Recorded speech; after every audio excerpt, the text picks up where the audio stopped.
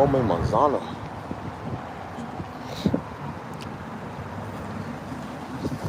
Come manzanas verde. Solo verde. Necesito. Que necesito que bien. Espero que te guste. Oh, wait, just doing something. What's up, y'all? The will present as always. What's good with you?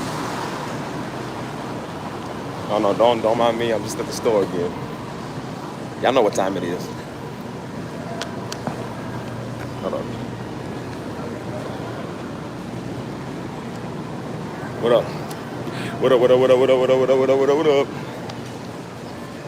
What's up, LG? Oh yeah. LG's the original OG.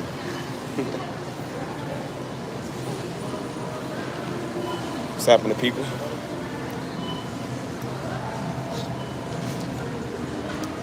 How y'all Sunday is? How is y'all Sunday is? I don't even make sense. Y'all know how we do it on Team Stevie. My bad, bro. Y'all know how we do it on Team Stevie. Ooh, check the fit. Check the fit. Ooh. Ooh. That boy red, green, and I was about to say yellow. I don't know my colors. What a dumb Negro. Red, yellow. I said yellow. Red, white, and green. That's what I meant to say.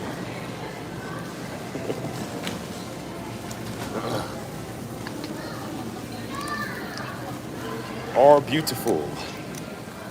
I know who that is. I know you. Hold on. Let me see what y'all say. Oh, word? Okay. What's up, Jet? Beautiful. That's what's up. Come on. That's what's up. Okay. Good day. Good day. Hey, you know, it's funny, Lou. I was about to call you dude again. That's what's up, dude, man. I forgot. It's dudette. It's not man. It's ma'am. You're dudette. Hold on. I need some. You know, every time I come in the store, I don't never know what I came here to get. What I even come here to get?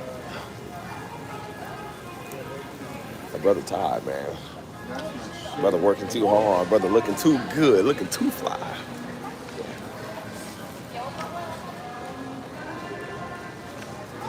Hold on.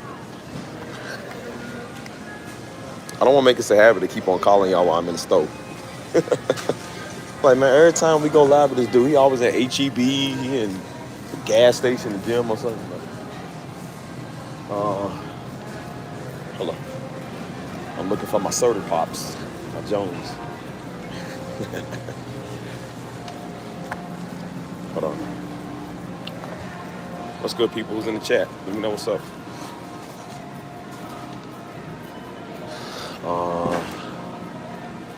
Okay, we have a tough decision to make. Hey, I got a crazy story today, man.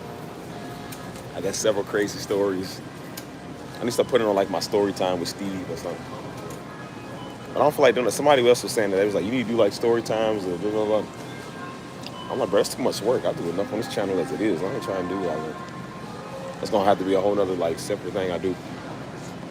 Hold up. Here we go. Here we go. Hold on. Ooh. Jones.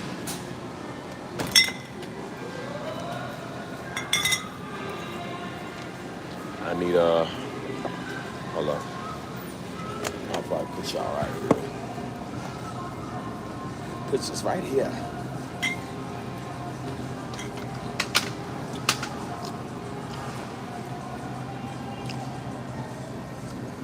Right there.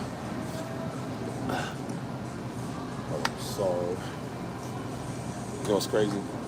I had one of these. These are pretty good. I ain't gonna lie, they not half bad. It's pretty good. We gonna get it.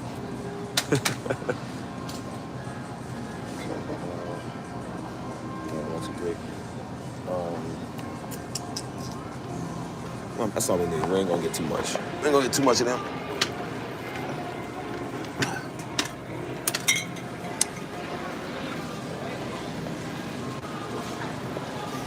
What up, man? What it do? What it do, Minute Maid crew? Waiting on my main peeps to get in here, man. Where my peoples at?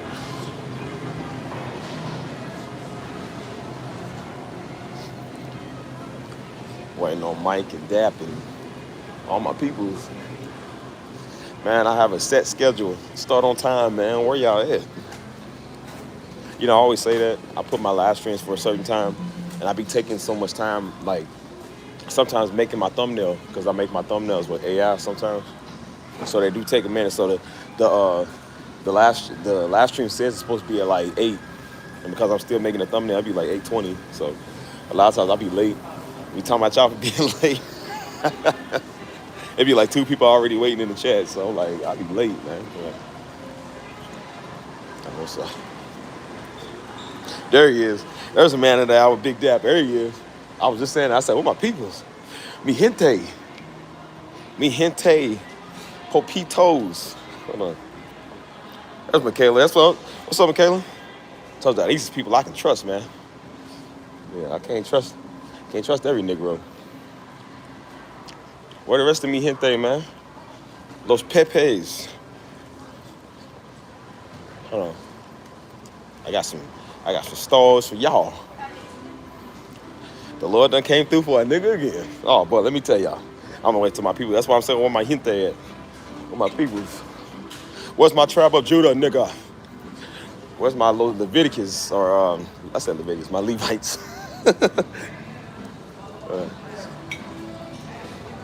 My Levites, my Canaanites, my nigga rights. And niggas got rights. Where are my peoples? I need something for tomorrow. Oh, I need some milk because I got to drink my whey protein. Hold on. Nigga about to be on swole again. All types of swole. Excuse me. You were like just ahead. He needs some milk. Oh, somebody, somebody, oh Lord, he needs some milk. I got juice. Hold up, y'all. Let me check real quick. Yeah, you never are this early. Where y'all be at, man? You know what we getting? We just getting the usual. Same old usual. The box of no goods. The no good Negro starter kit. You wanna know if a Negro's good? Look at his shopping cart. Whatever he got in there, he's a no good Negro. Ladies, if you see a man like me walking with a shopping cart like this, run. Don't stop to talk. We will ruin your life and your credit score and bank account and mental and prayer life. Hold on. You tell a lot about a man's character when you look at his shopping cart.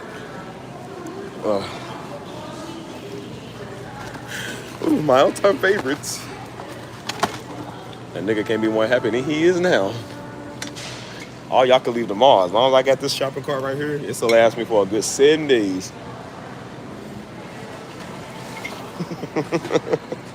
Let me get. Okay, so I don't even know how much that is. Bro, I got a crazy story, man. I got a couple of crazy stories. Man. This one just happened today, so that's why I said like that's the crazy thing about it. Like this one happened today. And no, don't worry, it's not about beating somebody up. I didn't want to run the fade and the 2 hands, 2 steps for people. I've actually been pretty good. This room requires sacrifice. That's just what I'm gonna say. As a lesson and a lesson. You know what I'm saying? And actually, I think I want that. That's why I was coming here to get earlier today. I was gonna make some of that before I took a nap. Didn't feel like it. Hold on. I nigga need some bananas. That's the only healthy thing we're getting is some bananas. I think.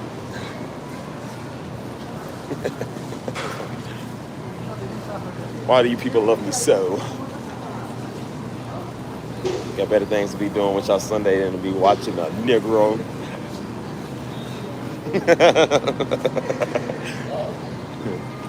Hold on. We're getting a salad. I never eat salads, bro. Salads are disgusting. If you eat salads, man, get off my channel. I'm a friend, and everybody on my channel that eats romaine lettuce and iceberg lettuce and stuff. You are not friends with me.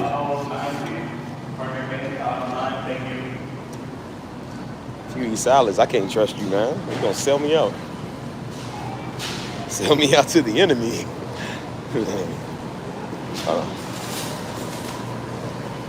Nah, Tank ain't got no snacks. He got food. That boy got in my trash, man. I came home, my trash was all over the place. He's just sitting there looking like don't look like you don't know what you just did. Like, nigga, just got in my trash, man. Tore everything. But he got in the old bread that I threw away. He got in the Chick-fil-A bag. But he just tore it. He tears when Tank does stuff, man. Tank tears everything to shreds. So it's like little microisms and stuff. And I'm like, dude, you would have just had a better chance of just tearing it in half and licking it. He just tore it all up into micro shits. I don't know if it's like dog anxiety or something. But it's like he'll do stuff to know he's about to get in trouble. And then when I come in the door, he already look like he done did something. He just like, he put his head down and look. And I'm like, hold on, what you done did? I turned on the light, everything ripped to shreds. I said, this daggone dog, man, I'm tired of him. And I just sit there and look at him for a little bit. His tail start going crazy, and then he'll lay on his back. I'm like, nah, don't try to look all stupid. Nah, you ain't getting out of trouble. Don't work on me like that. Steve expressed no mercy for no man or woman or dog. Hold on. What I come over here for? Oh, let me get some cups. Plastic cups.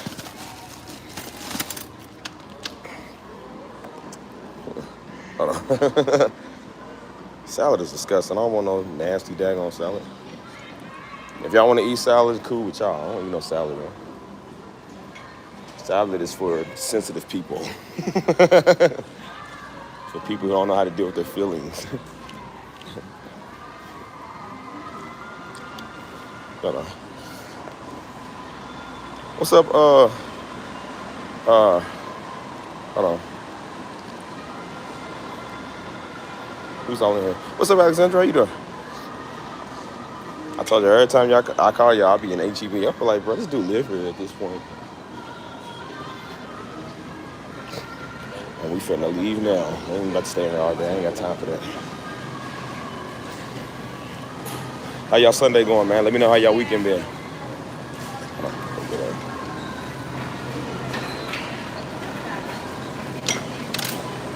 Hold up. Excuse me. We're gonna make a collage tonight.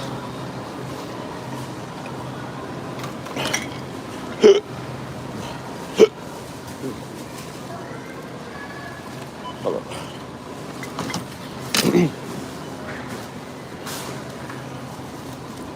Why does tank so close?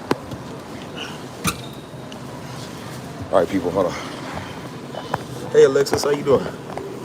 See, I can trust Alexis. I can trust people like that. I can't trust everybody in my chat. Some of y'all I ain't never seen before. I'm already getting suspicious. Who sent you? The devil? I don't know everybody. I don't trust nobody friend request.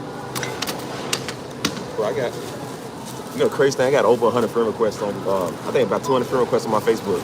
That's all people I don't know and don't want to get to know you. So.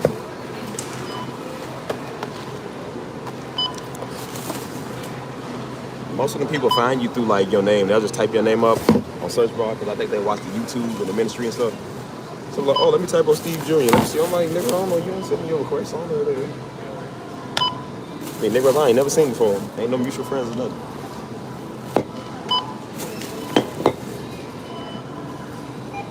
Somebody resent the request because I didn't accept it. I'm like, nigga.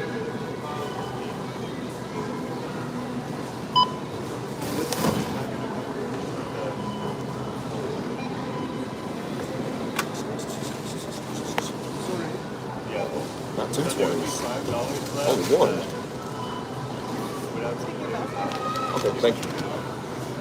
I got 22 cents. I gotta spend $20 good.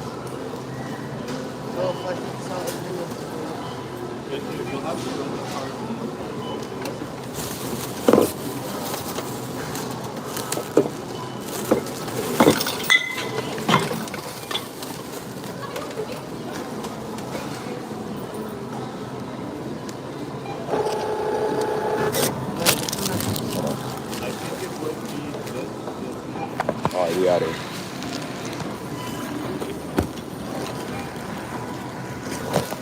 Hold up. How you say it? Zenobia? Bro, far back looked like it said Zombie Land. I was like, who's Zombie? I was like, bro, who's Zombie on my page? But that person definitely not a child of God. They name it Zombie. I probably done butchered your name. I'm sorry. Please don't be angry at me. I need your view for the money. Can't afford everybody going off my page. Nobody watch old Steve. Steve won't get a check. We can't have that. Because the only thing I love more than you people is Benjamin Franklin. Nah, I'm just playing. I love y'all, man. Those of y'all that act right, even the ones that act wrong, I love them, but sure don't like you. Christ has the unconditional love, because I don't. I said, Christ will love you and bless you. I'm just going to love you, but I have to fade you if I need to.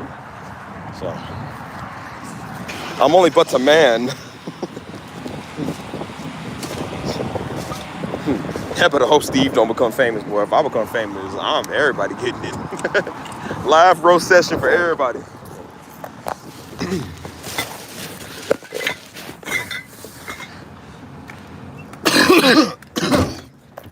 Bro, you know what's crazy?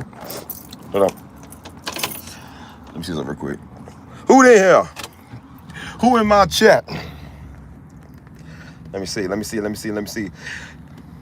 It's Aubrey! Oh my gosh. I told you every last room I say she's one of my favorite people. Because she is. You know who's not one of my favorite people? Nah, we gonna be good. We ain't gonna bring them up. Like I said, I've been chill, man. I've been feeling a lot better than I was the last 2 weeks for real. My throat's clearing up. Starting to get my voice back slowly. I still can't hit my high notes, so don't expect no singing. Cause I got a song, bro. I got a song in my head I want to do so bad, man. And I can't record it yet because I ain't really had too much time. And my voice is still kind of gone, so I can't hit the high notes that I want to. So it still sounds kind of like scratchy because my voice still kind of being like in and out, whatever. Still adjusting to everything. So yeah, I got some. All I'm doing right now, man, I'm getting back on everything I was doing at first. Getting back on the channels. If those of y'all know, man, my main channel was A Steve. That's where I did all the music at. And then I did another one with A Steve Keys. That's where I did like the piano music. And I had those two channels first. And then a couple of months ago, like 3 months ago, that's when I decided to come out with, or 4 months ago, whatever. I came out with this channel because this one was just the vlog channel, you know, just talking. Because at first I did vlogs on my A Steve channel. And I said I can't fit I was doing everything on the main channel. I said I can't do everything on here. I can't put piano music on here. I can't put my ambient music on here. I can't put vlogs on here, and you know, like I can't do all that on one channel because it's gonna mess up the algorithm. Because YouTube will kind of mess up your algorithm if your content is scattered all over the place. It's kind of hard for them to push it out to people. So I said, well, and I was looking at other YouTubers. They like just make separate channels, and so I made a separate channel and made this one. And didn't realize how successful. I knew this was gonna be successful. Didn't know how successful it was gonna be. And now everything I do, because I was doing live streams on the A Steve channel at first. And you know, it was cool. I get some views and stuff, but not like this one. This one is where all y'all is, you know. And so, like I said, I did the live streams on here to test the algorithm. It was pretty much by accident. I was just doing it on this. And now look at us. We all community. Everybody in here. Everybody know everybody and their mom. Like everybody cool, man. You know what I'm saying? Like, so. I definitely don't regret doing it that way, you know. So now I got 2 more channels I've been working on. I got a whole 2 channels I've been kind of having in the making. So I'm getting back on working on everything, man, because work has took me away from what I love doing a lot. And you know, dealing with foolishness lately, man, like that takes you out of the zone and everything, you know. So I'm getting back to that slowly but surely. So that's why I said it's all patience, man. And that's what I want to talk to you about today was patience in due time. Because that goes with my stories I got to tell, man. Like, I'm trying to tell you, man, like, I think it's just a season I've been in, man. Like, God trying to show me something that's just, you know, just what I've really been kind of dealing with and going through.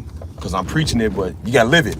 And so I lived it. Oh, boy, believe me when I tell you, I lived it. Because, man, it ain't been easy. I ain't gonna lie, it ain't been easy, man. These last couple of weeks, man, have been challenging, bro. Like, with work and Negroes and everything, man. You know, so yeah, man. Like I said, you know, it's my vlogs are not just for talk, man. They really for living. Like I really live what I'm saying. You know what I'm saying? So yeah, man. That's why I be asking y'all. Like, you know, I know we a community, and I know y'all come here to see my pretty face because I'm so handsome, and y'all can't get enough of moi. Yeah, y'all can't get enough of the Nubian king, but. You know, I know other than that, this is really a community, man. And I care about y'all too, man. Even though y'all probably don't think I know y'all, think about y'all like I do. I care about y'all too, man. Y'all my peoples, man. Mi gente. That's why I keep saying mi gente. That's my people in Spanish, I think. So yeah, man. That's what's up. Hold up. Get out the car. But don't worry, beautiful people. You don't have to look at my beautiful face all day. Tell me what's up with you. Tell me what's up. I get this stuff to go in the house. What's good, man? What's good with your play? What's good with your mind? I'm gonna talk like young boy. What's good with your mind? Hey, man. You know, I be doing my last stream, man. And saw that nigga on there talking about something, man. Where y'all be at, man? We some real headhunters over here, man.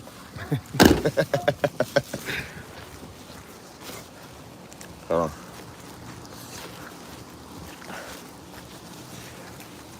I'm gonna go inside and check the mail. We gotta check the mail. See, we got check in there. I think old Ratburn delivered my check the other day. Ratburn, when I go to this mail and my check ain't in there, I'm reporting you. But he talking about he the mailman on my page. He a mailman for the word, but ain't got the mailman in his real job. But ain't brought my check yet. I'm starving, man. I've been waiting on my check for 3 weeks. Sorry, when I catch him lacking with his mail bag, I'm gonna beat him up and dump the mail bag on him.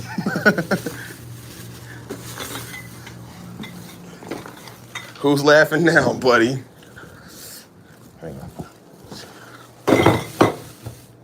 Hold on.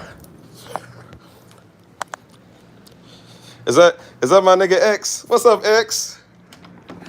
X is my younger, man. Where X at, man? I ain't see X in a minute. That's my younger man back in the city. Hang on. What's up, Sashina? How you doing? I got a lot of people in here.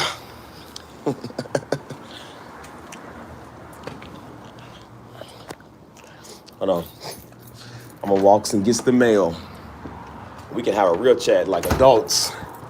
I ain't got no immature people in the chat, do I? Because if you're immature, get out my chat. Because the roast session will be coming to you. The roast has been building up. I've been having some good jokes lately. So if you come in here talking crazy and being silly, I'm going to let you know what's up. All right, I'm going to get off Rat Boy and we just going to keep it on you. Nah, but what was I saying I wanted to talk to y'all about? I forgot already, man. You know, a Negro's attention span is short. Can't remember everything. Hold on. What's up, Derek Gang? I actually have not had a health smoothie yet. I ain't had time to make no smoothies or even my whey protein. I ain't had time to do nothing. Oh yeah, I got some stories. Yeah, don't worry, man. I got some music coming out, man. I got too much music coming out. But that's why I said I'm getting back to doing my channels, man. I told you I got stuff that before I even had this channel, before I'm even on here like doing this channel, like before I started it, I got stuff I haven't even uploaded, man. I got months and months worth of stuff. So everything is already ready to go. I like to have stuff planned out in advance. You know what I'm saying? So I got at least a couple of weeks worth of music just already there. I just never uploaded it. Because I was trying to do some algorithm studying with the channel to like see if I can grow it first and get more views on it too. You know what I'm saying? Like, what's up, Becca? But I was trying to see like how I can kind of experiment with it. And then I got to the point where I was doing this channel and then I started working and everything else. I ain't had time to upload nothing. So I looked at my channel. It was like, it's been like 45 days since I uploaded the last thing, or like 100 something days. I'm like, ain't no way it's 100 something days, man. I don't upload something. But, it's Derek, man. Hey, man, you see I'm in a t-shirt, man. I got a shirt on today. Okay, I learned my lesson from walking around in tank tops when it's cold outside, it's chilly. Because, boy, my voice was gone, man. Talking about a Negro was like, I was hoarse, man. I ain't had no voice, no nothing. Couldn't speak. Still can't even hit my high notes. Like, I'm able to kind of do that a little bit. My voice is still kind of gone. I can't hit my future today. Nah, but that's what I was saying. So, man, I had what was the first story I had? It was something going on, man. I can't remember. It was a lot of drama going on at work too, man. And you know me, I don't like drama. I don't like nothing that, you hear me? And so like we had a mass quit. Like there was a lot of people that quit. Even though we get people in every day, but a lot of people had quit because some drama was going on. And yeah, so one of my homeboys here came to and he's the only dude I know that want to run the fade more than me. And I'm like, I found somebody who want to run the fade more than I do. That's really unreal. So dude came to the job because one day he was still pretty new. So I worked with him that day. And while we was working, he had his wife waited in the car. And so while me and him was out there working, she was in the car, you know, just chilling, whatever. So, you know, it's always like a rat in the office. Speaking of rats, it's always a rat messing with somebody, a rat-a-tat, scatty-scat, like messing with people for no reason.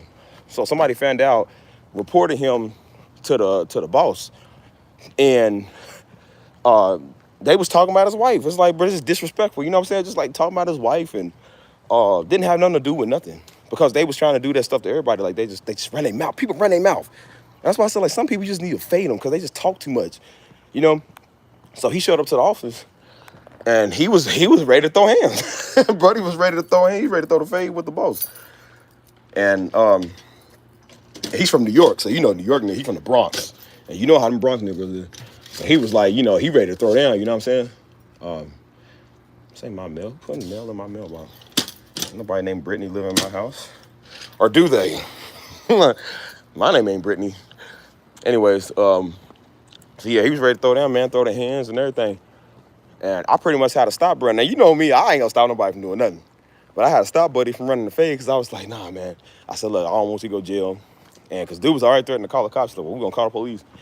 And I said, bro, look, I said, think smart. I said, think smart, brother. Even I'll be saying that. I'll be ready. When I get in that situation, I ain't thinking about it. I'm like, move. I'm going to knock him out. Move. So Buddy was ready to run the hands with the boss. And so we hung yesterday. And it's crazy because we went to this like little sports bar grill, like outdoor grill, like little grill bar place or whatever. And you know, we was catching up. We was sitting outside. Like the patio. And so my wallet fell out of my pocket. And I didn't know my wallet had fell out of my pocket. And so it was funny because like some people was outside and they went back inside to go get something. And they left their purses and wallets and everything on the table. You know what I'm saying? I'm just like, y'all Negroes must. I said, look, where I'm from, Louisville, Negroes will run your pockets before you can blink. I said, you leave your stuff on the table, it's gone. And they said, yeah, bro, in New York, your stuff is gone. You know what I'm saying? So I was like, they better be so glad. I said, they better be glad a brother saved and a brother redeemed. I said, if I wasn't, boy, it would have been some sweet moolah. But, and so funny in saying that, I left my wallet. Hold on. Let me check what y'all said. Oh, yeah. Maybe I should wait till Mike and Mystery show up, man. Because I want to tell this story. But, which I can tell it again. I always tell my stories like twice. Because I'm so dramatic. It was crazy, but it's a lesson. That's why I say that's why it's important, because it's a lesson in that story, man. It's a lesson that I have pretty much been on, like telling y'all and preaching to y'all. Like that's pretty much like what I've been on. And so I realized when I applied it, because I don't just say it, I live it. So I realized when I applied it in my life, it worked for me. You know what I'm saying? It's one thing to tell somebody to go do something. It's another thing when you live what you tell other people to go do. And it's the same thing with Daddy, man. It's the same thing how Daddy was, man. Like Daddy didn't just preach the word, man. He lived it. You know what I'm saying? He wasn't telling people live holier than thou. Like he lived holier than thou. Like he was that's just how he was. You know? Because, you know, wasn't nothing hypocritical or fake about the man. And that's one thing, like I said, I always respect about him. I think I said y'all about a poop.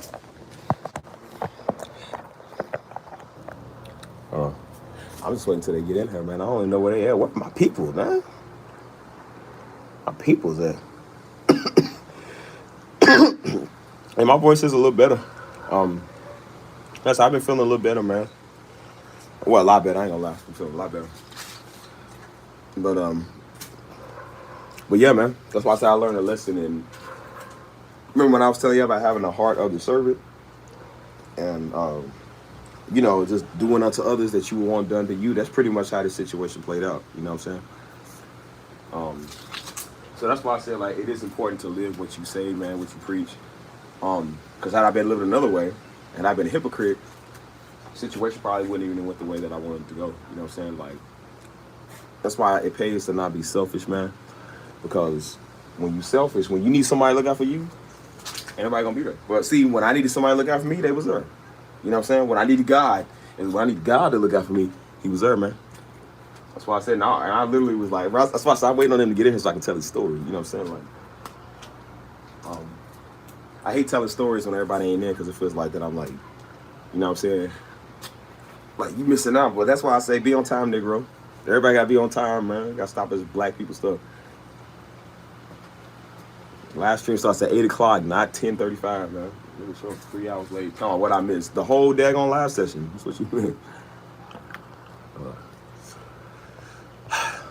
Well, until they, I see one of them come in, man. Until I see one of them come in here. Hold on.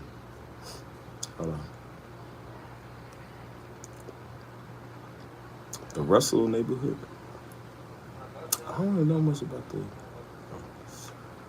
I ain't been to Louisville like 2 months, man. I don't figure out half of what's there. I don't even be paying attention to Louisville no more. Cause it's. I think I ain't been back in 2 months, so I think I'm gonna go back. I didn't get to go back last year for Thanksgiving. That was the first Thanksgiving I missed with my family, man. Like, cause the tickets was too expensive. Everything was, and I did it last minute too. And I don't really care too much for Thanksgiving. I'd rather come back for like Christmas, like, cause that's when my niece and my sister and them came into town and stuff. So I'd rather just go for that. But I think I'm gonna go back into town this year for Thanksgiving and go back for Christmas and whatnot. You know what I'm saying? Before you get a nigga on here talking about the holidays, I can't stand niggas like that. It's all, I mean, it's all time to really hang and give back to people and hang with people. And it's always a nigga. Oh, we do Christmas is pagan, and I'm like, nigga, so I don't care. And since when do we not give to people every day? We don't just give to people on Christmas and Thanksgiving, my nigga. We give to people every day. It goes to show you them selfie stingy niggas, and they ain't never gave nobody nothing. It's like you looking for one day out of the year to complain why we give people stuff. Like we supposed to give people stuff every day. Like, you don't just wait for the holidays, man. Like, in my last video, no matter what you do, you sitting there. I said, bro, I don't care if people don't celebrate holidays. I do. And I'm going to keep celebrating. Ain't nothing you going to do about it, Negro. I'm going to still go give to people because that's what you do. No, it's pagan. I'm like, nigga, you pagan. Your mama's pagan. Oh, yeah. I'm like, nigga, you was conceived through pagan practices. You talking to me about paganism. I'm like, boy, your whole family pagan. I don't know, your mama be into some phallus. When we worry about a nigga giving people stuff on the holidays, I'm like, well, you know what? Well, I don't care if it's Christmas pagan. I don't care. Ain't nothing you gonna do about it. I'ma still celebrate it. You ain't gonna do nothing about it. So, it ain't me celebrating. It's just me understanding that's the time of holidays that people can receive. That's why I don't even want them for Christmas. I don't care about gifts. I don't even like gifts no more. Unless it's money. I mean, Benjamin Franklin is always welcome over here, baby. But I'm like, I like getting people gifts more than I love giving gifts. Because it's just the holiday cheer, man. It's the holiday spirit. And I don't just do that on Christmas or Thanksgiving, man. I do that all year round, man. Like, people talking about, it's not godly practice. You know what's not godly practice? It's being a nigga. And being what you is a nigga. God don't like niggas anyways. Like, brother, nobody like y'all. I was like, why don't you stop worrying about pagan practices and go do something for somebody? Then talk about pagan practices. Like, you ain't reach nobody with your ineffective word, boy. You want to know why you don't like Thanksgiving? Because you can't afford a turkey. That's probably why you don't like Thanksgiving. You can't afford the 6-course meal, so nobody should celebrate it. Yeah. Boy, you don't. All you got is a can of yams, boy. You ain't, and you can't even get the brown sugar to go with the yams, boy. Nigga don't know what that's like, boy. Nigga eating stofers. Nah, buddy, you making mud pies for Thanksgiving. I realized that. I was like, it's always the broke niggas. They the main ones that don't like celebrating or doing nothing. You can't celebrate birthday parties because don't nobody like you. That's why you ain't getting no birthday party. Because don't nobody want to come to yours, Negro. You don't like nobody. I said I wouldn't come to yours. Like, you the only person I wouldn't give to in the world. Like, boy, you could starve for your birthday. That's why I said, like, bro, people are literally out here starving. I would switch you for them. Like, let y'all starve. I don't care about you. Feed the people that need it. People need the word and literal food. And Negroes got plenty of food and no word. And they sitting there talking. Like, boy, shut up. Oh, I'll never celebrate holidays. Well, I'm going to celebrate holidays, Negro. And if you got a problem, come to San Antonio and I'm going to beat you up. And then we can celebrate the holidays together. We can Kwanzaa around you after you faded. Kwanzaa circle. We can kumbaya around your unconsciousness. Like a nigga gonna stop me from celebrating the holiday. I was like, well, I said, you know what, just because you said so, I'm gonna celebrate even harder. I'm gonna celebrate even more. Somebody was like, you can't do birthday. I was like, you know what, just for that, I'm gonna turn up even more on my birthday, just because you said that. And I'm gonna be sure to tell everybody that's turning up on their birthday. What's up, Mike? That's my people. See, my people's in here now. Now I can tell us the story. Let me get off the fade. We're gonna be okay today. Yeah, Rat Boy. He working up a word now. His unseasoned word, boy. It's unseasoned like his mama's turkey. His mama probably make the lean cuisine Thanksgiving dinners. The fake stuffing. Buddy's stuffing probably hard as a rock. I'm like, it's organic. Yeah, his teeth broke while he eating. His buddy got little peppers in his stuffing. I don't know. Yeah, man. So yeah, man, I was telling the story. About to tell a story. All right, look. Let's stop talking about Thanksgiving dinners because a nigga ready to eat. I'm ready for that day. That's why I'm going back in town because Mama and Hannah gonna do it right, man. Like, but especially when Daddy. Oh man, when Daddy would make oh my God, bro. Everything Daddy made was fire. When he made the Thanksgiving, I'm talking about, boy, you had the itis so bad, you be sleep while you eating. Like everything Daddy made was good, man. You know what I'm saying? Like, even Mom and Hannah like it, man. Especially Hannah. Hannah makes everything big. She makes everything in big portions. And so, like, her cookies don't be little. Her cookies be thick. Her cake be thick. Like, everything she make is, like, you know, like, real. So you already feel it, like, right there in your gut. And you pretty much sleep by the time you done eating it. You know what I'm saying? Like, this dog. So, yeah. Basically what I was saying, man. So, I was telling the story about last night about my homeboy that wants to run the fade more than I do. Because he from the Bronx. So, you know, they be doing that all day. And ain't nothing soft about them cats. Ain't nothing soft about them. So, basically, he had quit because they was talking about his wife. And it's crazy because he's Puerto Rican. He's like half Puerto Rican, half black or whatever. And he loved him a sister, man. He got him a sister, man, for, you know, his wife. And they a good looking couple too, man. They a real good looking couple. He said, oh yeah, I love my sisters, man. And so he don't play. He do not play about his woman. So he was serious. He was like, yo, man. He said he came into there. He came in with his New York. Came with his New York Yankee hat. He came in with the do-rag. I said, oh, but he about to. That looked like a Bronx nigga. I said, he about to just throw down. He came in with the J's and the tracksuit. I said, oh yeah. I said, what, he about to throw down? So I said, he said, what's up, dog? I said, what's up, man? And he was just like, yeah, hold on real quick. I gotta go talk to them real quick. he talked with that Brooklyn. He talked like a New Yorker. You know what I'm saying? And I said, yeah, that's the original fade talk. That's how they talk. So Buddy was like, after that, man, he was like, yeah, his wife came too. His wife, they both are military. So, you know, military niggas crazy. So he's crazy. She's from the street. She crazy.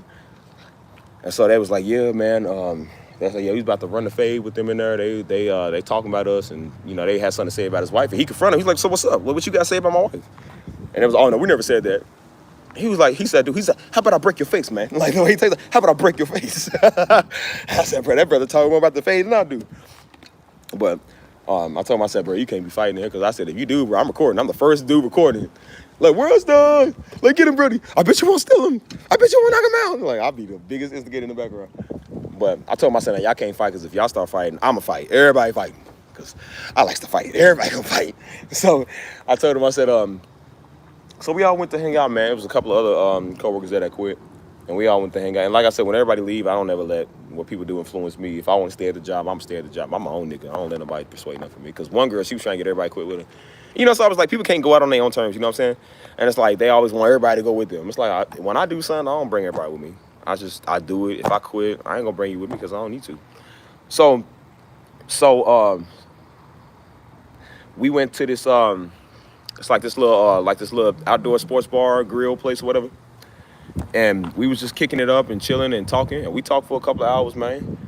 And I was sitting on a stool outside, and one of like the little stool chairs, and I kept like leaning back and swaying back and forth, and my wallet fell out. My wallet had fell out of my pocket. I didn't know my wallet was gone. I didn't know my wallet. Keep in mind, I just found this out today. This was last night. We all hung out. I didn't know my wallet was out of my pocket. You know what I'm saying? So, day I left first, I was on the phone, and I got in the car, left, came home, you know, everything cool, whatever. So, oh yeah. So I'm getting ready for church this morning, and I'm looking for my wallet. I'm like, I can't find my wallet. I was like, where my wallet at? Because a lot of times I misplace my keys, my wallet, everything. You know what I'm saying? And so I'm like, oh, it's probably. So I said, I gotta go. I gotta leave. You know. So I went to church, man, and which is also I'll tell y'all something about that later too, because it was pretty good at church today. And so I came back home, and I'm like, all right, let's go get some food so I can take a nap, whatever. And I'm still looking for my wallet. I'm like, bro, where my wallet at? So I'm retracing my steps. I'm going to the car, looking through everything. I looked at everything like 3 times. You know how you look when a nigga can't find out. We looking like, bro, wow. Like, we looking in all directions. You know what I'm saying? I done tossed clothes over, tore up the bed, tore the inside of the car out, the couch inside out. You know what I'm saying? And so I'm looking. I'm like, bro, where my wallet, man? I can't find it nowhere. And so usually when I can't find my stuff, I got a temper. Like, I remember one time I couldn't find my keys years ago. This is right when this is like I think 2 years after that passed, and I was still dealing with that angle, and I couldn't find my keys, man. Cause like the keys just got up and walked out. I still never found the keys to the day. The keys just like got up and walked away, and I was so mad. They was doing remodeling in my apartment. They had this big old solid metal furnace they just took out. I was so mad. I took my fist, and just punched the furnace, and it didn't even hurt. That's how mad I was. It didn't even hurt till like later. And then I cooled up. I was like, ow. I was like, oh, Lord, my hand hurts. But yeah, usually when I can't find my stuff, I'm heated. So I remember what I was telling myself. Lately, I've been on some. It's okay, man. Just calm down. Just relax.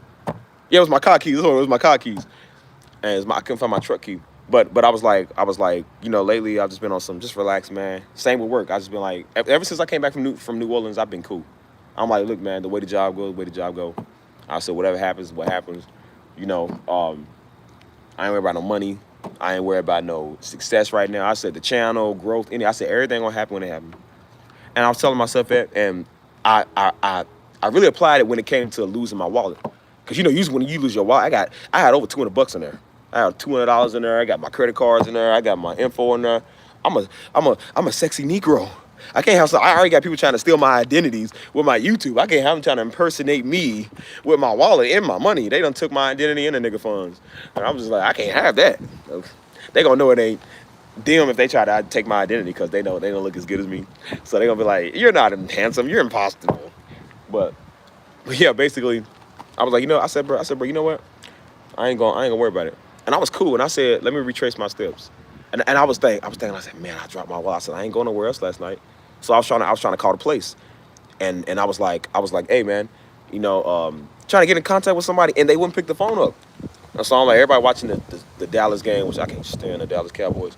But I said, I'm about 13 minutes away. So I got in the car and drove over, and I'm thinking I'm gonna get there, and it's just gonna be chaos. And so I was thinking, I said, now, because I'm thinking about somebody pick my wallet up, took my money. Because Negroes do it. They'll pick your wallet up, won't call you, won't say, hey, man, I found your wallet. And I said, Lord, out of all the times I done return people's stuff and ain't nobody gonna return mine. I was like, oh, no. I was thinking about running hands. I'm like, oh, no, somebody gonna have to run these hands. I don't know who. But I was like, somebody gonna have to run hands. But I told myself, I said, bro, be cool, be calm. So I went inside. And I went inside and I went up to like the little counter place. And something told me, it was just like, look over. And I was like, let me just look to the right and see if it's possibly still. Keep in mind, these people in here, these Cowboy fans, which I can't stand. These Cowboy fans, everybody's in there. Everybody and their mom. It's broad daylight. Cowboy fans, everybody in there. I look over, and sitting right there in that corner outside, the wallet's still there. The wallet is still there. Nobody picked it up. Nobody touched it. And I'm looking, I'm like, I said, I know. So let me show you. Hold on. Let me show you. So I got a Marvel wallet because I love Marvel. It's a gift, somebody bought it for me. So it was faced on this side. So people probably thought it was like a card or like a piece of trash or something. So it was still sitting right there in the cut. Hold on, let me shut up. But like it was sitting there in the cut.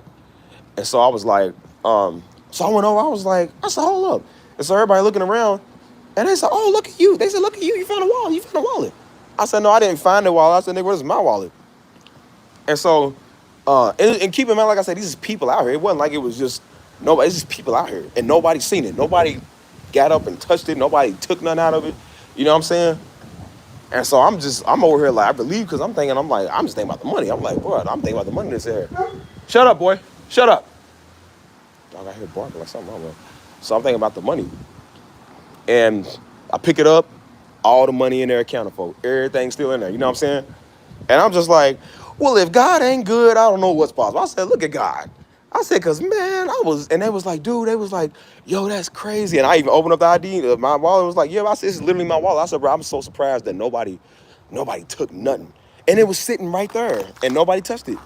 And I'm like, either people just blind as a bat, can't see nothing, or either it's just God was just like, you better not touch this wallet, or I'm going to let him run that fade with you if you take my son's money.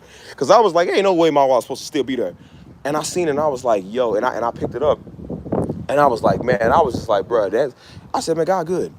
I said, because he could have let somebody take my stuff, but it took me back to when, remember I told y'all that story where dude dropped his $100? He dropped his $100 outside, $100 bill. And I picked it, I didn't know it was his. I picked it up $100 off the ground, put it in my pocket, and it was an older white man came looking around. He was just like, he said, hey man, I dropped $100. Like, you seen it?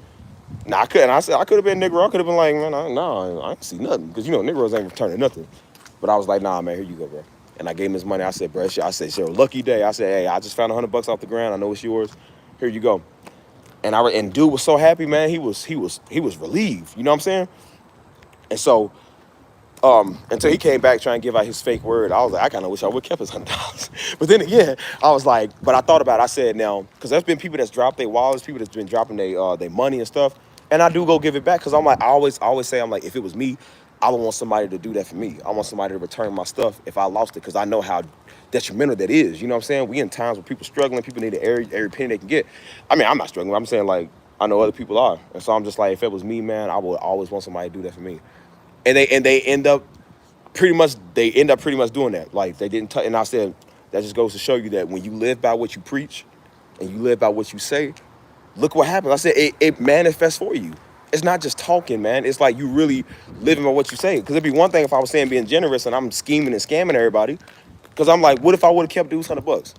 What if everybody that dropped their stuff, I would have kept it? You know, people drop their phones, I go return it. Like, what if I would have kept it? I said, when I got in this situation right here, what if somebody decided to do that same thing? What if God was just like, you know what, I'm not going to protect your stuff just because you did that to them? And somebody would have took my wallet and stole my money. You know what I'm saying?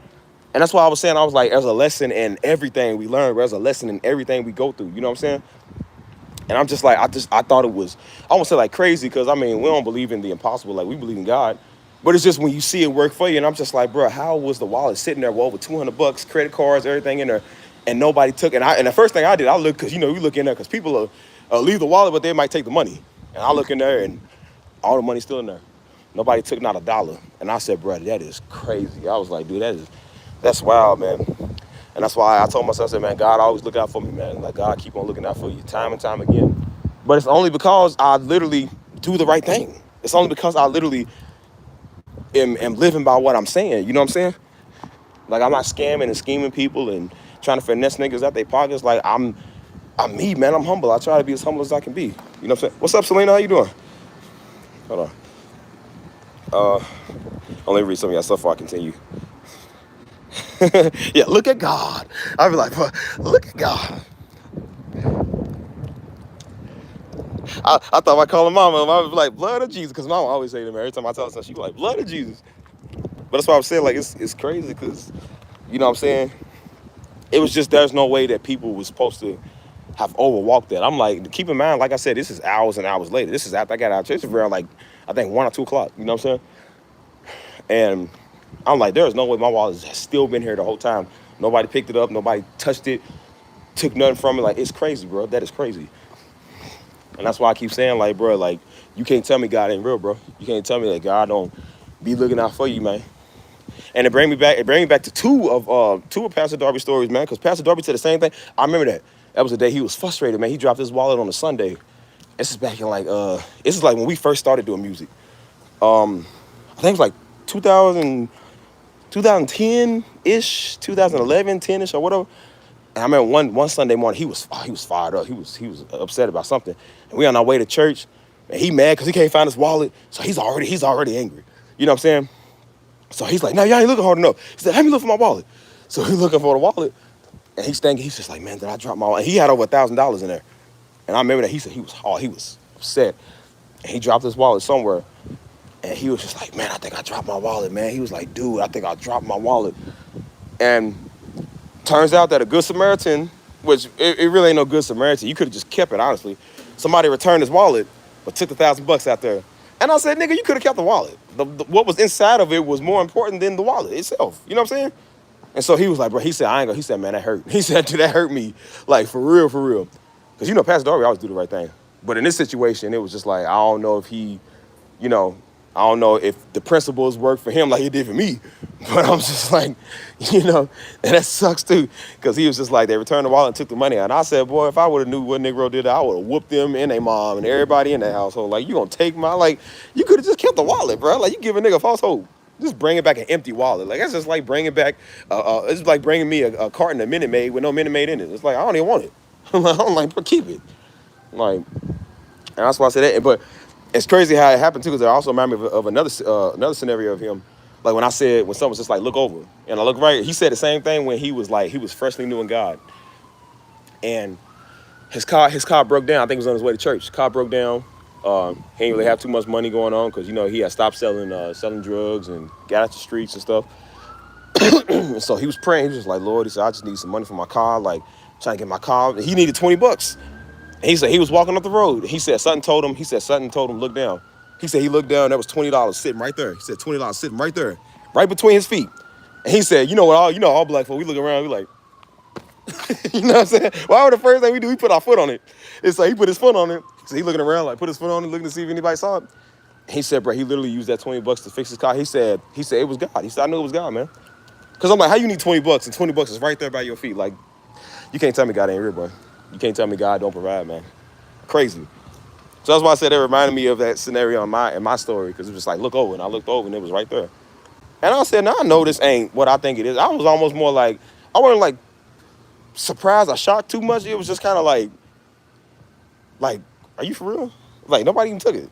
Like, nobody even, like, that was the crazy part, because I'm like, it'd be one thing if it was empty. Like, there was literally sports fans in there, man. People was in there with their dogs. All right, it was like an outside area. People was out there with their dogs. People out there drinking, and you know what I'm saying? Like, and nobody saw nothing. You know what I'm saying? And I just happened to pick it up. You know what I'm saying? I happened to come back, and it was right there. Because I wasn't even going to say no. I wasn't going to go back to that spot. And I probably would have been thinking I dropped it at the gas station or, you know, something like that. So I was just like, oh, Lord, I always knew if I do the right thing, it'll pay off. I said, that's why it pays to do the right thing, man, because when you do the right thing, it pays off, man. Because you be gritty and stingy and stealing people's stuff. I said, when you get in that situation, you might not be so lucky. You might not be as lucky as I will. Hold on. Yeah, man. And so that's why I said, like, some of the stuff I do, I mean, it's just, like I said, you knowing God for yourself. You knowing life for yourself. So a lot of stories I be talking about, like, you know, I realized some of the same things Daddy went through, man. Like, I mean, we all go through it, but it's just like when Daddy would talk about it, and it was like, hey, I went through that same thing. You know, it's kind of like the same situation, scenario, or whatever. Like, he literally needed $20, and God was like, look down. And he had $20 right there by his feet. Like, it's ridiculous. That's crazy, man. But then again, that's why I said I wasn't really like shocked or surprised, because I'm like, bro, it's been the same way when it came to my life, man. Like I said, I could have lost my life 3 different times within the last 8 years, man. And every single time my life was in danger, man. Like I said, God always made a way where it didn't happen. You know what I'm saying? He made a way where the bullet didn't kill me or cripple me. He made a way where the car accident didn't take me out, even though it was a bad one, you know what I'm saying? He made a way when them waves was overtaking me, you know what I'm saying? He made it to where it was a rock out of nowhere. I had a flat surface in the middle of nowhere. I mean, come on, man. That's why I was like, you can't tell me he ain't real. Dude, I don't care what a nigga say. Like, bro, he real to me. He real to me, because every time I needed him, that's why I said, I don't care what his name is. I don't care if it's Yeshua, Yah, Yahweh, whatever, nigga. I said Jesus showed up. So I don't care what you call it. Every time I call that name, man, he came for me. So I don't know what you Negroes talking about. Like, he must not never did nothing for you personally, because he did something for me. So I'm like, I don't know what you talking about. You ain't gonna never get me to change my faith ever. I don't care if you got an AK-47 at me, nigga. You ain't gonna never. I already been shot before. So it's like, you ain't gonna get me to persuade. You ain't gonna persuade me to do nothing. I ain't changing that for nobody, man.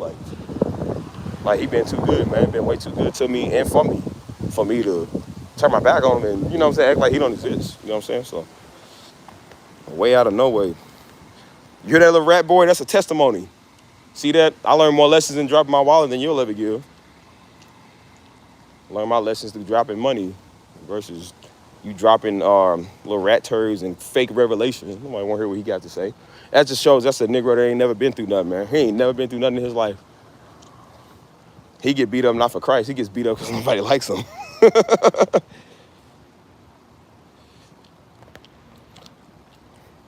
Hey, Clarissa, you can shut up. You can do that. Nigga, nigga, nigga, nigga. I'm going to keep saying nigga, nigga, nigga, nigga. I'm going to say it. So if you don't like it, you can shut up, get off my page, nigga. I don't like you either. So I said, see, it's always one of them. It's always somebody I don't know in here. If you don't like it, get off my page and unsubscribe to my channel, nigga. I don't know you. I don't like you either.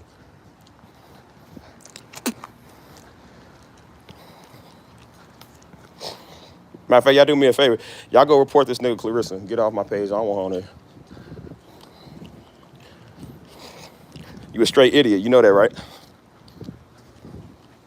I'm gonna keep saying it. Nigga, nigga, nigga, nigga, nigga, nigga, nigga, nigga. Don't tell me what to say, boy. I'm gonna say it just because you said it, don't say it.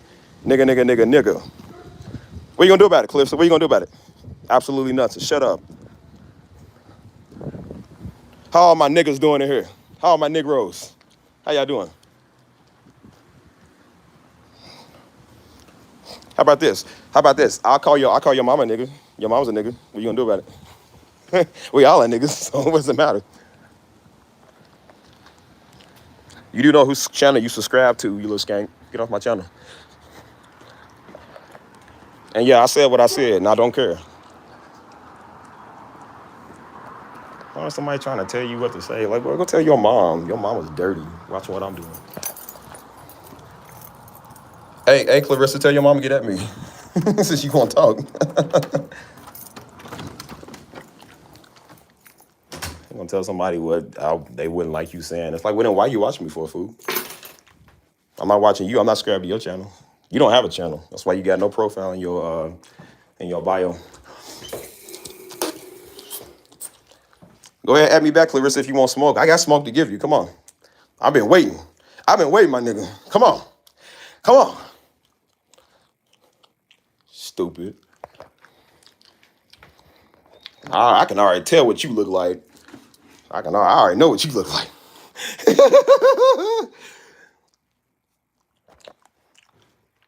That just goes to show you right there what type of nigga that is.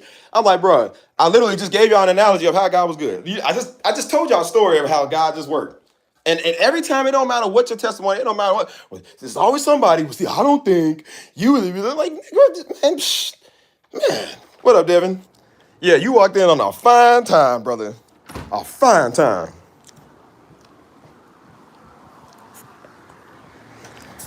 It's always a nigga like that. So I said, no matter what words you give, what type of revelation you give, niggas, always somebody got something weird to say. Well, I don't agree with that. Well, then why are you watching me for, you stupid fool? That type of nigga, man, if I had hot dog water, I'd throw it at you.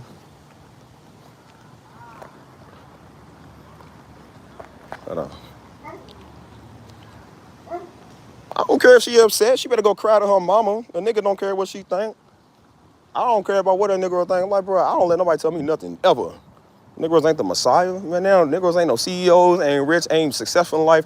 That's why half of them niggas watching me, because they trying to figure out how I did it. Niggas will never have a subscribers, man. What kind of name is Clarissa?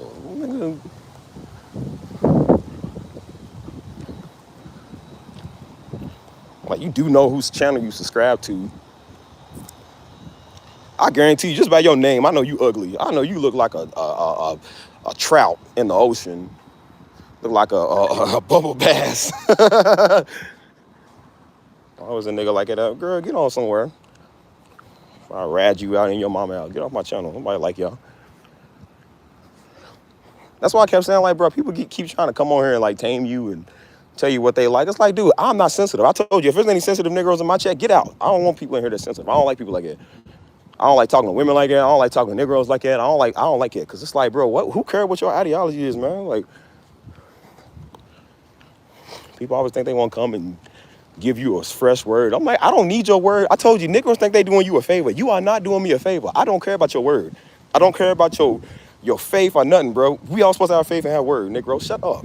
We don't want to hear what you got to say. I don't play with nobody, man, woman, child, alien, devil, anybody. I don't like nobody. Like, I don't have time for that. I told you, I got 10,000 subs. I want half of them Negroes gone. I want half of y'all gone, and I mean that, half of them. Take them. Probably take a 75th of them. I don't want that's why I'm starting new channels, because I don't want half these niggas on here. I don't like y'all. I don't know y'all. A lot of y'all cool. The ones in here, y'all cool. But everybody else, I don't know you, man, and I don't want to know you. I didn't do this for no fame and recognition. I don't even want 10,000 subs. I don't like 10,000 people. I'll be good. Like I said, like when it came to Gideon had 30,000 soldiers. All that nigga needed was 300 soldiers. He didn't need no 30,000 men. He got rid of the ones that just wasn't it. That's the way I'm doing. I'm winging you Negroes out. Get off my page. I'll be good with 300 subscribers. I didn't ask for my father's audience. And he didn't even want half his audience either because he knew you Negroes was crazy. Subscribe to my channel, man. Looking like a can of discarded pork and beans, man. Eating spam out of can, ain't even cooked. Dirty Negro. And I said Negro, and you ain't gonna do nothing about it. Nigga, Negro, and I'm gonna keep saying it. You ain't gonna do nothing about it. Nigga try to tell me what to do, man. I'm just gonna, you know what? We're gonna have a National Nigga Day. For that, we're gonna have a National Nigga Day. Just because somebody wanna talk, let's keep saying, what up, all my niggas in the chat? Comment my Negroes. National Negro Day, just because somebody talk. I'm gonna go live tomorrow. We're gonna have a National Negro Day, just because somebody talking. So thank y'all. Y'all get some of the best live streams of your life, because Clarissa, dirty, man.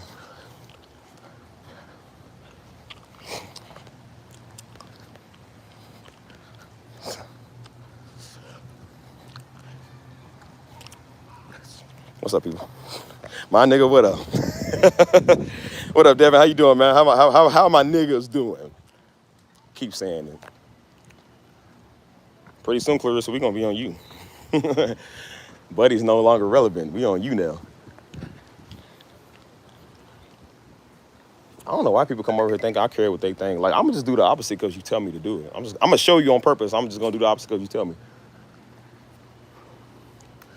I'll say nigga every sentence, like, man, I'm gonna go against the grain type of nigga. I'm gonna keep saying it. You ain't gonna do nothing about it. I wish somebody would. What you gonna do to me? Unsubscribe? Unsubscribe from my channel? Please do. Report me. Make a video on me. I don't care. I'm not here to prove nothing to nobody. I ain't no pastor. Ain't looking to be no pastor. You can expose me all you want to. Even if I was doing something wrong, you ain't gonna do nothing to a nigga. You ain't gonna do. I ain't doing nothing. But I'm just like, even if I was, what you gonna do? Make a video? Gonna report me and tell on me you have half my subscriptions? Go. I don't care. That just shows you I don't do it. Like I said, I don't do this for money or recognition. I got 10,000 subs. I should have $10,000. If I was scamming and wanted something from y'all, I would have asked and begged every last one of y'all for some money. Have I asked and begged anybody for some money yet? No. Even on my birthday, I said, if you want to support the channel, I got Cashapp, I got PayPal. I'm not even the one doing that. People are coming to me. People are literally hitting me up. What's your Cashapp, man? I don't see it in the bio. What's your PayPal? I don't see it in the bio. And so I had to make an announcement. If people want to donate, that's cool. I didn't do this for no donations, man. I'm doing this because this is me. I make money off another channel. I already got an AI channel in the making, man. I'm already getting a couple of 100,000 views off her. I don't need Negroes on this page. I don't even want this page no more, honestly. Just truth be told, I don't even want this page half the time. I'm on it because I got some good, loyal people like y'all. I'm about to make 2 other pages, man. You already got niggas on here thinking they gonna get a word from me. Like, nigga, you better go on somewhere. That'd be the type of nigga right there. It ain't, holidays are pagan. We don't celebrate holidays. Well, why are you watching what I'm doing there, Negro? That's why I said, there's some days, man, I thought about terminating this channel because I get tired of people. But I'm like, I ain't gonna let what 1 or 2 Negroes do stop nothing good. Because at first I was just kind of like, I was new to the YouTube and, I didn't want to have like no controversy going on. And then I was like, man, I always never cared what nobody thought anyways. Even when it came to mom and daddy, I love mom and daddy, but I was just like, dude, I had told mom and daddy so many times, I do not care what y'all think all the time. I'm not supposed to go off of what you think every single day. Like, we don't live in the biblical times no more, man. We grown. Like, I'm not gonna let what you think dictate, because there was stuff daddy liked I didn't like and things that I like daddy didn't like. It's like we just 2 different people, man. We had to agree to see differently. We had to agree to disagree. You know what I'm saying? It's the same thing with, like I said, mama speaks a lot about politics. I don't personally speak about politics because politics is not really my thing. You know, I think mama's more on the Kamala side. I'm for neither side. I don't like nobody. You know what I'm saying? But that's just, there's nothing wrong with that. Everybody has their right to think how they want, man.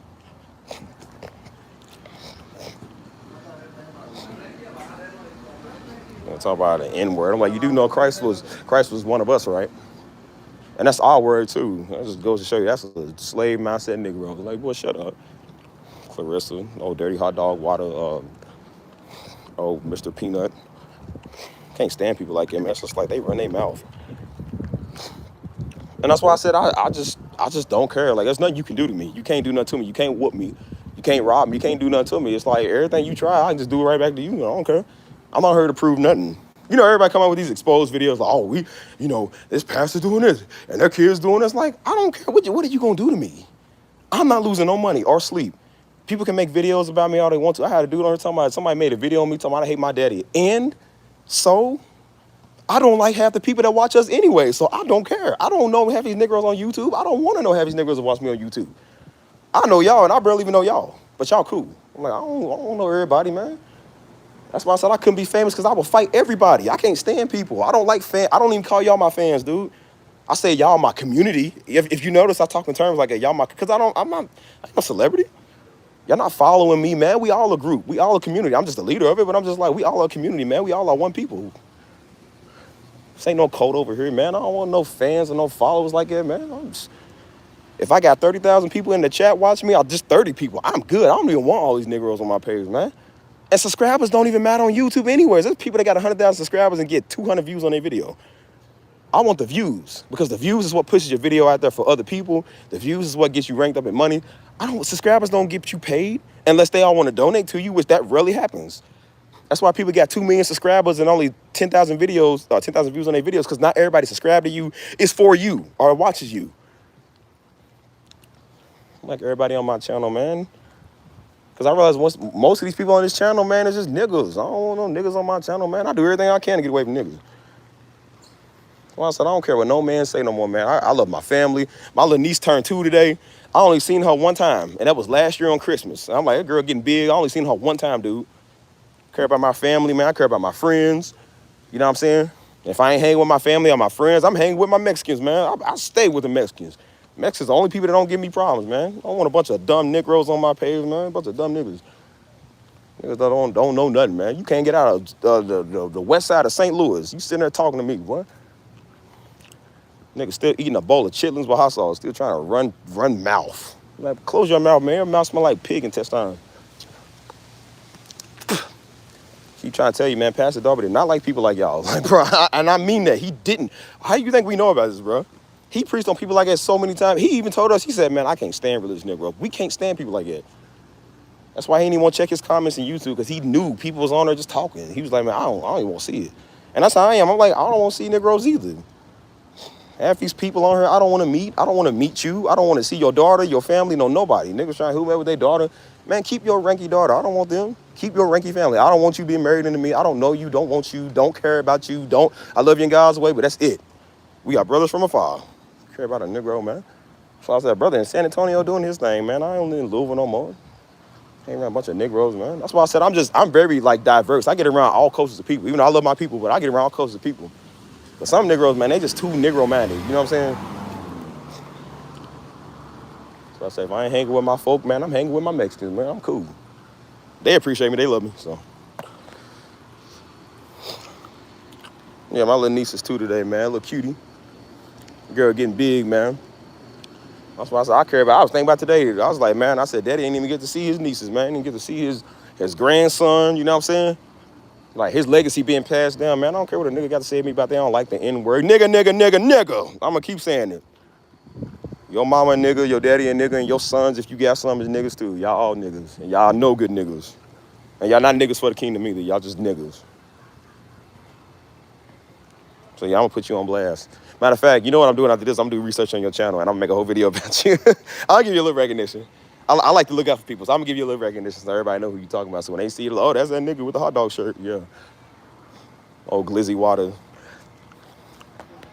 Appreciate y'all, man.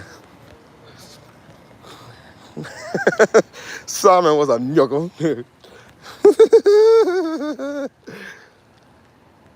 But that's why I said, like, even when I go off like this, like, it's not me going up. It's just like, when I talk like this, man, a lot of times I'm not worried about nothing. I just talk because I'm funny. And I talk to I told you I'm really rude to people like that. I'm extremely rude to people like that because I don't like them. I don't want them on my page. The only way to get them to go is if you be super, super rude to them. And people are like, well, you ain't no Christian. Well, good if you think that. I don't care. It's a good thing my salvation is not based off what you think. You know what I'm saying? Like, they thought the same thing about Jesus. They thought Jesus wasn't godly because he was calling himself the Son of God and he did stuff differently than his Pharisees and Sadducees. So if they hate our Lord and Savior, man, they gonna hate you. And I'm glad with that. I don't like you niggas anyways. I don't like, bro. Daddy couldn't stand Negroes. I can't stand Negroes. Negroes can't even stand Negroes. Nobody wants to be a Negro except Negroes who don't want to be Negroes. And that don't even make sense. Do everything I can to get away from Negroes, man. Like, and be the type of people you don't want to live in your community. Be the people with the community watch, putting papers on people's doors and reporting everybody to neighborhood watch and stuff. Then be the type of people that'll be the type of people that think because they are Republican that everybody like them. Like, man, people still don't like your Negro self, nigga. You still a Negro. Whoever you vote for, they still gonna look at you as a Negro. I never understood with this politics and debate stuff. Like, you can be whatever. They don't like, nobody like you. So it ain't gonna make it no better who you vote for. They still don't like you, nigga. You still a Negro. To them, and in your case, just you are. I need to go set you up somewhere so I can talk. We gonna talk tonight. Since we talking about that, y'all my niggas. We gonna keep talking about niggas. Y'all stop trying to come over here and tell me what to do. Like, y'all told me to take the medicine. I said no. And I never took the medicine because you keep telling me what to do, man. I don't like that. Don't speak to me like I'm a child.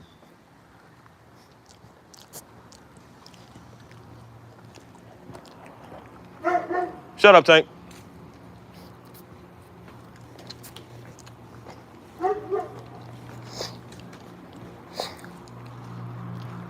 Yeah, I ain't done with you. I'm on you.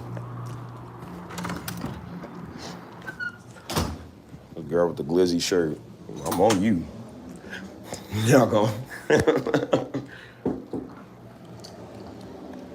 So how are my niggas doing? How y'all doing today? Mind me, I'm gonna make me a very stiff drink. Hold on.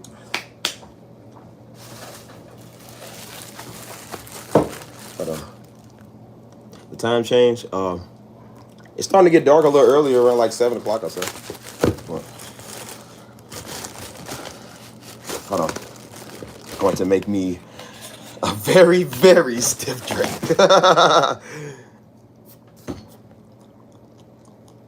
Yeah, man, I miss my little niece, man. Hold on. Let me. Trump wins. I don't think things are gonna be nearly as bad. I don't know, man. Like I said, man, I don't get into politics, because. Hello. Oh yeah, my bad, y'all. Hello. Oh yeah, my bad, y'all. This internet's weird, dude. This internet is so weird. It has a mind of its own. I'm starting to think the little AI bot that thinks he's a pastor is taking over my internet now. I can't let them know the truth. I think you shouldn't say the word nigger. It's offensive to all kinds. Yeah. But he's taking over my chat now because he's like, if I can't give out the word of God, nobody can.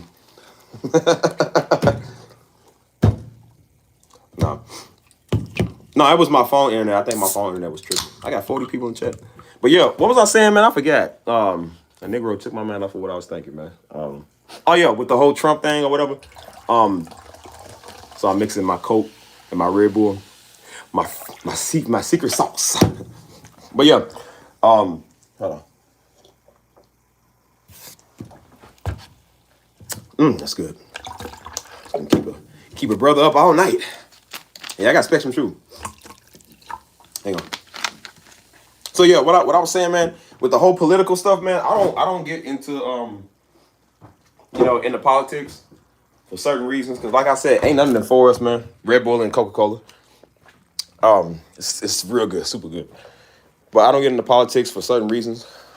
But I'm just like, there's truth to both sides, man. That's what I was talking to the peoples about last night when we went to that little grill place or whatever. And I said, bro, both sides got an argument, man. Both sides are, they make sense, but some of them don't make sense. And I'm just like, we all know they're not for the party of God anyways, neither one of them. So, and they ain't for the party of the people, so I'm not for neither, honestly, bro, just to tell you the truth. I said, we just know when it comes to Democrats, they do everything they can to soup up a Negro so they can get a vote. And even the Republicans, man, they do it too. You know, everybody go get these dumb celebrities to go speak on stuff that they don't know what they talking about. I don't need a country singer to tell me nothing. I don't need Cardi B to tell me nothing. And it just pisses me off because it's just like, bro, why do we need people who are just dumb as all I do is to tell us, like, at least go get another politician maybe to endorse them. Like, why do we need to know what, like, Plies, man? Who listens to Plies? Nigga can't even say charisma. He Grimo. Like, nigga can't even talk. And he talking about endorsing Kamala. Like, dude, why do I listen? I didn't listen to dude music, and I don't want to listen to his political stance. Like, why do we listen to the most irrelevant Negroes, man? People look scrappy and young jock. Oh, washed up 2006 Negroes. Nobody heard of since 2008. Like, why do we listen to dudes who listen? Like, they don't even know what they talking about. I can't stand people like that. It's like, dude. And then they like, why y'all go? I can see them probably get like Meg Thee Stallion and Cardi B. They pretty big. But y'all go get some old washed up Negroes who nobody even knew they was. I'm like, why do we listen to them, dude? And they like, if you vote for Trump, you ain't black. I'm like, when did we start getting our card mixed up because we can vote? I'm like, you ain't black if you don't believe in democracy, Negro. It's all about democracy. I'm like, I don't agree with either side, but if people want to vote for either side, it don't make them less of a color. You know what I'm saying? Like, people like, well, they hate their people. I'm like, bro, and I understand some people do hate their people. At the same time, even if they did hate their people, what does that got to do with anything? That's one Negro. It ain't the whole race. It's one, like, they be looking at the one or two Negroes that do that. And I'm like, he ain't affecting us. He ain't affecting the race. But it ain't stopping the Raza, man. You know what I'm saying? Like, every race got that, man. Mexicans got their people.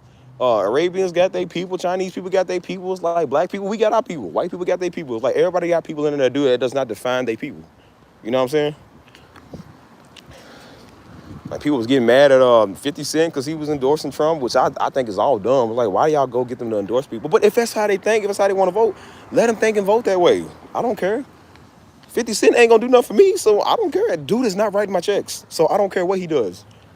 People get so offended. It's like, okay, and I don't know him personally. I don't know Trump personally. Never met the man.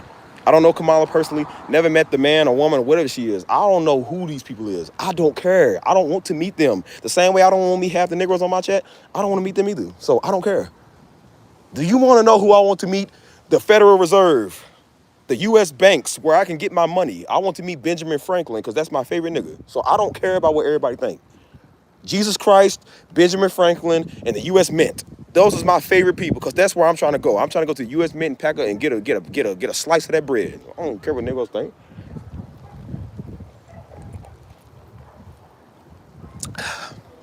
That's good. People make everything so political now. It's just like, when did that become a race? Because you can vote for who you want, man. I ain't vote for neither. That's why I say you screwed if you do, screwed if you don't, screwed if you don't want to get involved. People just look, it just shows you people look for a problem, man. They just look for a problem out of everything. And I said, it ain't true at all. I said, dude, I've been around conservatives that are cool. I've been around people with the Trump hats on all day, radical Trump people. I don't say radical, but they wear Trump stuff and they support Trump, and they are some of the nicest people that I've ever met. They're not bothering nobody. They ain't running up on people. And then I've been around some Biden supporters, you want to knock their teeth out because they can't shut up. And it's like, dude, anybody, I've been around some Trump people that just can't shut up either. It's both sides, man. People can't just be quiet. You know what I'm saying? Like, and it's like, bro, it used to be, it was called a democracy because that's what democracy is. That's what kept us from being tyrannical dictator nations, was that everybody had a right to, I'm like, did we not escape, allegedly, did they not escape different countries to come and have the right to choose and the right to vote, the right to think the way they want to, or just the right not to vote at all? So when you come in here telling people how to vote, do you know what that's called? A tyrannical dictatorship. That's why I said, what you think's gonna happen when, I'm like, the New World Order is not just gonna happen overnight. It's gonna happen because every nigga thinking the same. If you don't vote this way, if you don't join this clique, then you're a fascist or you're a tyrant or blah, blah, you know, they're gonna make you feel bad. So everybody gotta think the same way. I don't want to think the same way as everybody. That's what makes us human beings. We all got different views. We all got different races. We all got different points of perspectives. People are allowed, because I used to be an extreme liberal, I'm not gonna lie. Back in the day, a couple of years ago, I was extreme liberal. I didn't like nobody Trump, I didn't like Trump at all, blah, blah, blah. And then I realized, I was like, bro, these people are literally not bothering me. Do you know how I gotta wake up and fight? Niggas. I don't got my guns for these white folks. I got my guns because these niggas can't act right. That's it ain't just these white people, it's these niggas, man. We got to worry about them on a day-to-day basis. And I started really seeing eye to eye, start seeing like some real stuff, man, based on a political party. And most of the people talking about political party, they kids is out. Most of the freaking Democrat Negroes, most of their kids out here bothering everybody. I'm talking about white people. And I'm like, bro, your kids is a tyrant to society. I'm like, go. You need to stop talking about politics. Don't get your little Negro. No matter what side you for, man, they all bad. All Negroes can't shut up, man. White people taking it too far, black people taking it too far. Everybody just can't shut up, man.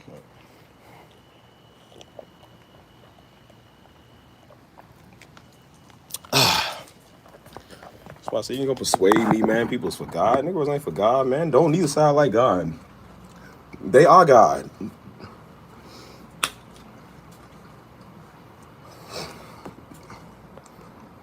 Every day, man. That's why I realized why I had all these rifles, man. I said, man, I don't got to worry about not a white person in my community, man. I got to worry about Negroes, man. They the ones having shootouts on your block. You got duck stray bullets.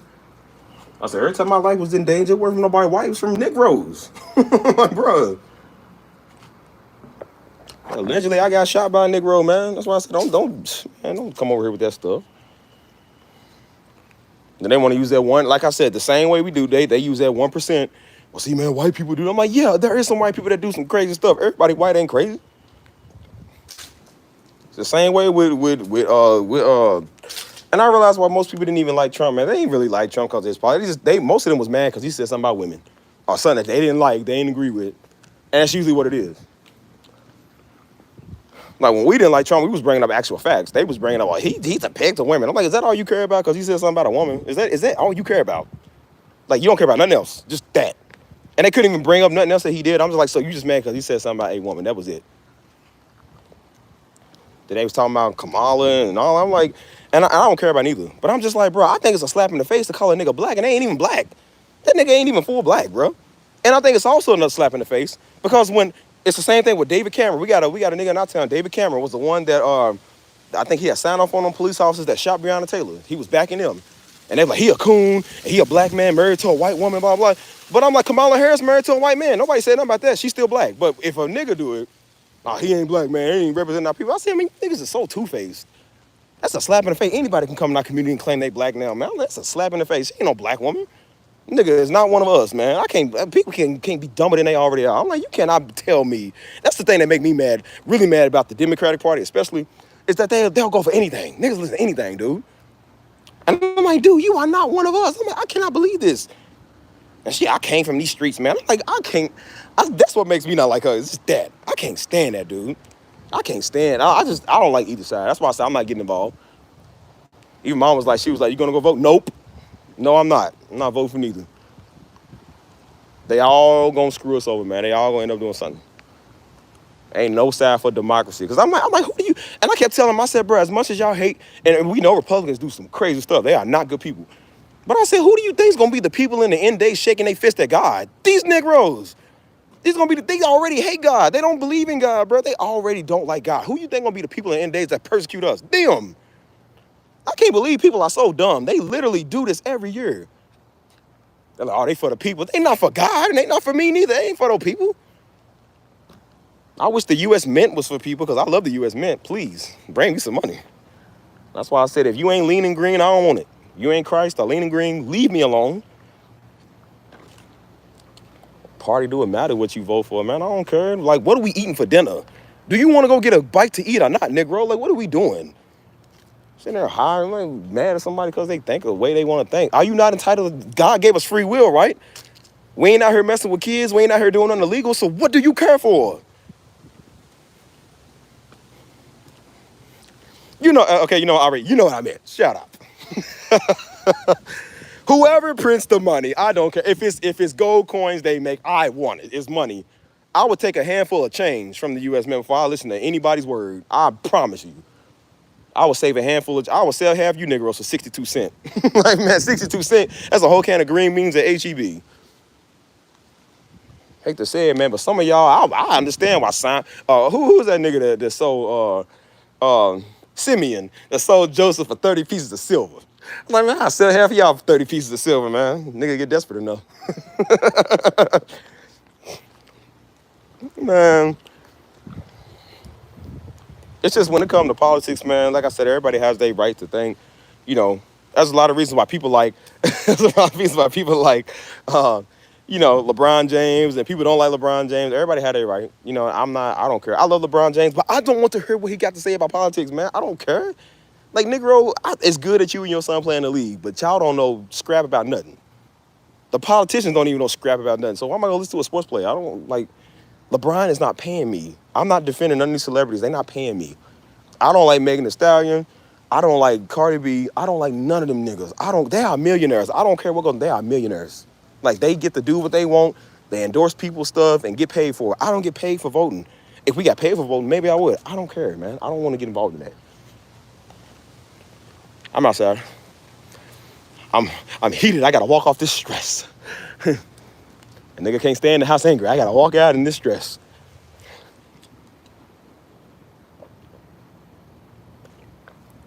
Like in Texas we got this. We going for the because they do their yearly debates with who are they again? The politicians in Texas. Like we got Ted Cruz, and then we got some, I don't know, one is extremely conservative, because Texas is a very conservative state. There's a lot, mainly conservative.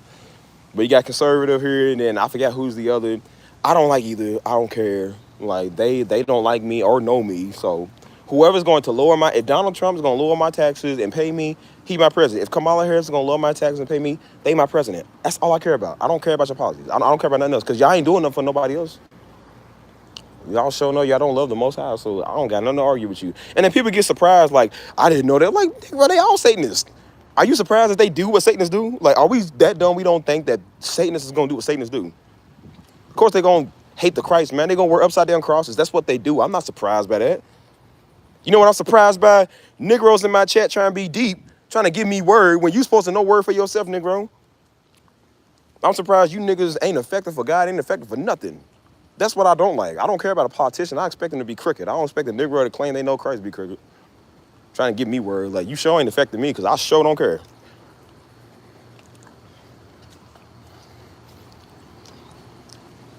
Trying to go take a tour of the U.S. Mint. I'm serious about the U.S. Mint. I'll get a job there. My only job, working with money.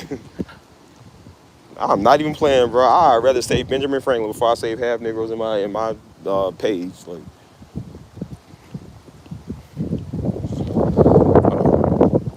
I read what y'all said. Brother got blocked from Steam. Aubrey, they only print change. Oh, whatever. It's millions of dollars worth in change. It's still worth more than some of these New Yorkers over there. Yeah, we all know how the story go, man. I don't get involved in that. I care about no, which I do understand, man. Race is important, like ethnicity, all of that's important. But at the same time, I'm not making everything I do about race and ethnicity, man. Like, that's why I said, that's why I said it's extremist. People took it too far. I said they take the camera phone too far, they take the race stuff too far, and everybody racist, everybody prejudiced. They be bothering white people who ain't even doing nothing. Like, white people just mind their business. They messing with them. I'm like, bro, leave them alone. You know what I'm saying? I said if they did the same thing to us, we'd be sitting here crying. So leave them alone, bro. Stop bothering people. I seen a black girl mad because a white dude had dreads. Talking about, you can't slap people's hair. And that's our people's hair. And she was blocking his way to move. Talking about, go take him out. I was like, how you gonna tell a nigga what to do? Like, bro, leave a nigga alone, man. And I said, ain't that weave somebody else's hair over in India? Ain't you still in Palestinian hair? Like, and you sitting there talking. You definitely ain't got no Indian in your family. So you a culture vulture, Negro. You ain't no Indian. You ain't 164th Cherokee or tribal or nothing. Like, man, taking everybody here and sitting there talking about somebody. Since we want to talk, we want to be politically correct. Let's go ahead and be politically correct. You ain't got no Indian in your family, so stop acting like it. Don't talk about no white people for no culture vulture and culture appropriation. You wearing Indian hair. A horse hair. You sure ain't got no nay in your family, so you ain't a tribe of yall. Like, you gonna talk.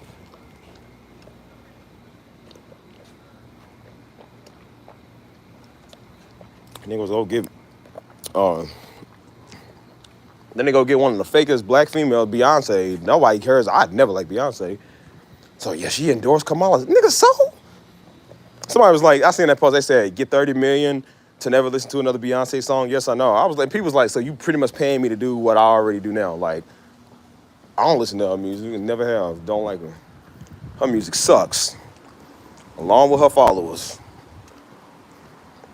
And I'm like, why y'all go get the dumbest of the dumb, man, to go represent stuff? I think that's the thing I hate the most, man. Like, stop trying to get people to represent stuff, man. Like, just think for yourself, bro. Like, people cannot be this dumb.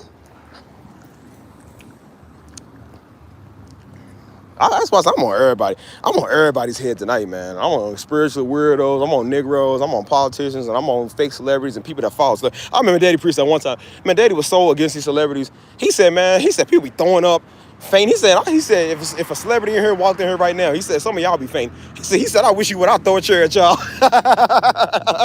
said, I'll pick up his chair and throw it at you right now if y'all faint over a celebrity. And I said, agreed. I can't stand people like that. It's like, dude, a celebrity is just like me and you. They stink like the rest of us, man. They got to take baths like the rest of us. They just a little bit more richer than all of us, but they do the same thing as us, man. They ain't God. Like, even when Michael Jackson was alive, people were fainting and crying, and I'm like, what's wrong with you niggas, man? Like, you act like I ain't never seen a human being. Don't get me wrong, man. Like I said, I love LeBron James. If I see LeBron James, oh, it's LeBron James. What's up, man? I ain't gonna be crying and throwing up. Like, ain't that serious? I'm like, man, people just, that just shows you gonna take the mark at the end, man. People will sell their soul to meet a celebrity. Like, that's usually why they call Democrats the dumbest party. Because it's like, bro, y'all, I'm not saying Republicans don't do it, but it's just like, my God. Like, they already know they got somebody voted. If they go get somebody's favorite entertainer or whatever to say something, they go, oh, yeah, sure, yeah. And every year, y'all gonna do the same thing. And I say that is just the most annoying thing ever, man. Like, I don't need anybody to influence me to do anything. That's why I keep saying, like, I don't need anybody to influence me how to think, how to vote. The only person you should really let influence you is a pastor, dude. Like, you listen to the word of God, you listen to them preach, how they model Christ after you, or for you, and then you take from that. You know what I'm saying? I'm not gonna listen to a celebrity that don't know nothing, man. Like, I don't listen to half the Negroes in my life that don't know nothing. I just don't really listen to anybody anymore. I don't, man. The only people I listen to now is successful people, entrepreneurs, and people that have a heart to do the right thing. Those are the only people I listen to now. I don't listen to nobody else. I don't listen to Negroes. That's why you're a Negro, because you can't get out of where you at. You can't get out of what you're doing. I broke the cycle. I got out of Louisville. I was like, look, I'm tired of living in the hood. I'm tired of living around Negroes, man. People can't act right. You know what I'm saying? I'm like, I want something else. People don't want to better themselves, man. They just want to sit there and cry and complain about everything. And then think that a daggone politician gonna do it for you. And even if they could, I don't want a politician to do nothing for me, dude. I'm able to do stuff for myself. I'm able to make my own money and understand how to do stuff myself. Shut up, Tank. Boy, I hear barking. Be quiet, man. Nothing wrong with you. Stop all that. That's the thing I realize. I'm like, that's the old Negro mindset. That's the mindset that Pastor Darby's trying to break people out of, man. Like, you always looking for somebody to do something for you. Like, they look for him to always pass. He said, bro, every week I got to tell people how to get saved. I got to tell people how to give them a new word. Because they just don't want to do it themselves. And I'm the same way, except I'm worse. I ain't doing jack for you. I ain't giving you nothing. What you get is what you get. You better go know God for yourself, Negro. You got the Bible. Go read your word, man. What's wrong with you? Move, boy. Negroes got 3 copies of the Bible and want you to interpret it better. No. I don't stand that, man. Negroes got all the word in the world. Looking on a new, fresh revelation. Our country going to hell, man. Everything going to hell. And Negroes are sitting here looking for a new way to interpret the Bible. I'm like, man, boy, you better go read your word. I know God for yourself, man. What's wrong with you? You ain't handicapped. You ain't slow.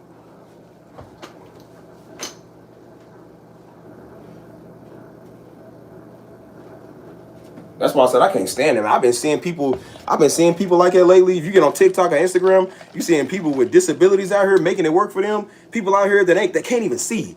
People can't walk. People can't talk. People can't do nothing. And they still making a way for themselves.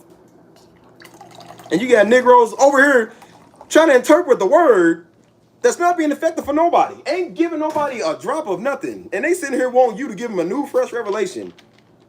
They crying about they little crappy relationships and they little crappy job and all. I'm like, Negro, are you serious? People out here got the worst life, man. Their life story is so tragic. It's like, how are you still living? And they still making work for themselves. And the Negro can't get a new word, they gonna faint because you don't give them a new word. Got Negroes in my chat, man, because I ain't gonna give them nothing. I'm like, Negro, I would trade you for half these people out here that's lost, that don't know nothing. I told you, you can't teach you can teach a person that's lost something.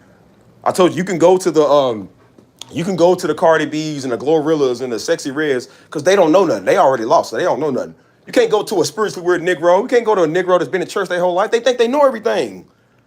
Daddy couldn't stand people like that, man. He never liked people like that. He even told us. He told us that back in like 2010, 11. He said, man, I'm trying to tell y'all. He said, these old Negroes, he said, them the ones you can't reach. He said, I'm trying to reach the young Negro, the ones that got a chance, because they the ones that's out here lost, the ones that's out here getting killed, ones out here getting pregnant, out here losing their minds, getting caught up by the devil. He said, I'm trying to reach them because they don't know. He said, it be their parents. He said, their parents is the ones you can't persuade. Negroes go to church for 20 years, think you can't tell them nothing.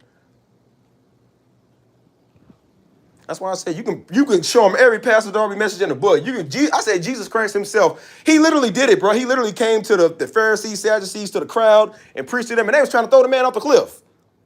If he can't teach him, you ain't gonna teach him. If Pastor Darby couldn't reach him, I ain't gonna reach him, so I ain't wasting not a splick of time.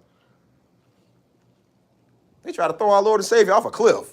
The only man in the world that was clear of sin, and they sit there trying to throw him off a cliff and bite him. Like, what you think they're gonna do to you? Pastor Darby preached every good revelation message I've ever heard in my life from anybody in the world, and people still got something to say about him, so they ain't gonna have nothing good to say about me. I'm a straight nigga when it comes to that. I don't like none of them Negroes. You ain't getting nothing to me. You ain't getting nothing from me. Can't stand Negroes like that. Ineffective for everybody. And that's why I know I be joking a lot, but I take that very personal. I do. Because I'm just like, bro, I can't stand it, dude. Our young people out here dying, man. Young people dying every day. You got a Negro like that trying to debate what the name of God is. Like, you dumb. You keep it up, you won't see God. You won't go see him. You gonna keep it up. You ineffective for everything.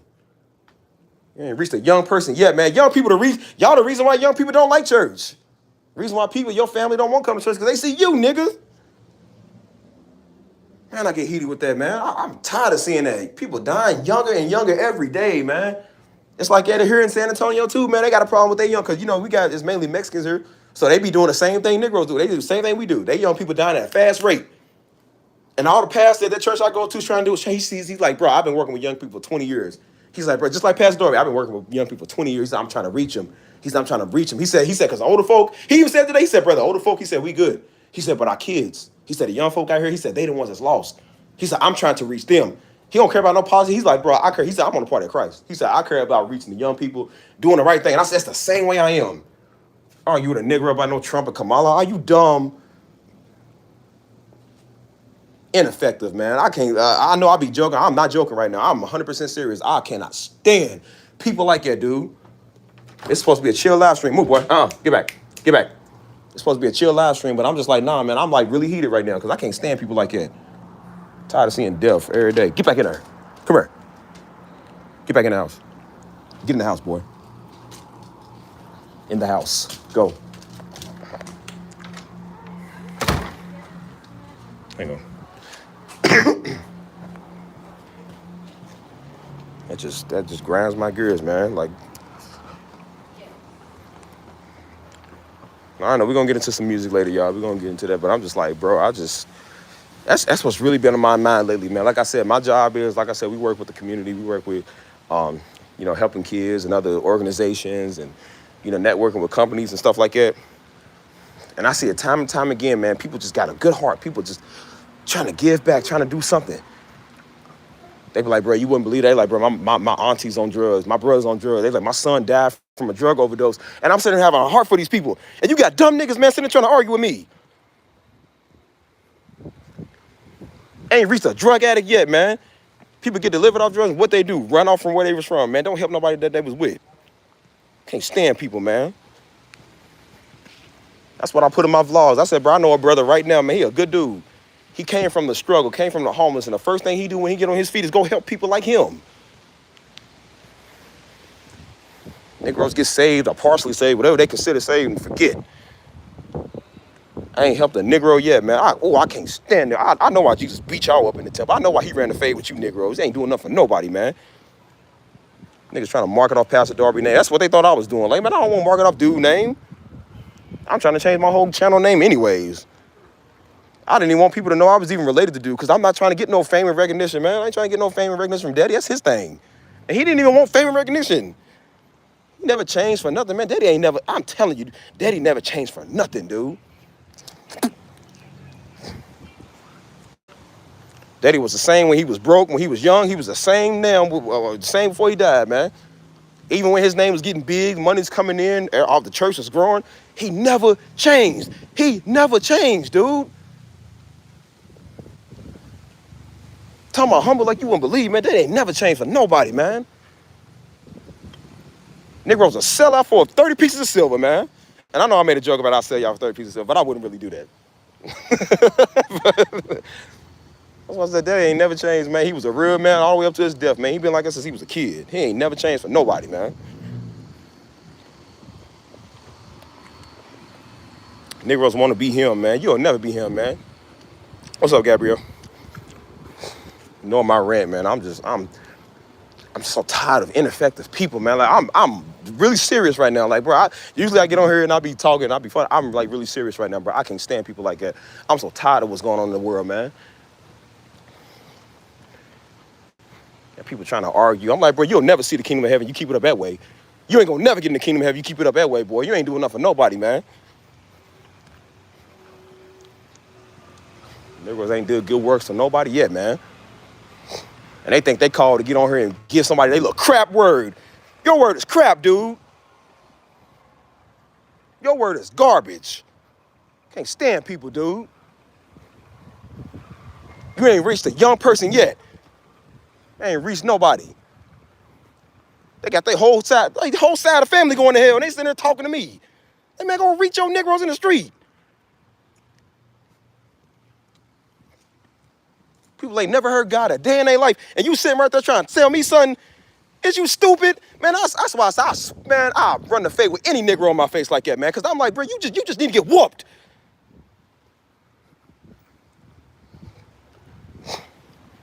Got your whole family going to hell. You sitting there trying to tell me something. Like, man, shut up.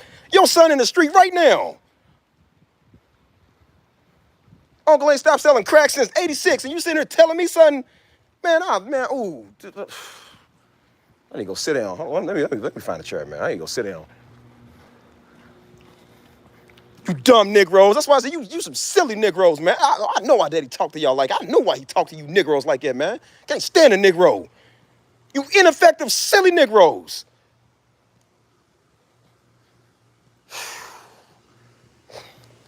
Ain't nobody ever liked you. That's why I knew them Negroes in the Bible was black, man, because you niggas are silly. They act just like y'all. Jesus had to deal with Negroes all day, man. I know everything wasn't recorded in the books, but I guarantee you he ran some fades with a couple of y'all, man. Negro try to throw you off a cliff because you ain't like what you saying. I knew he had to uppercut one of them fools.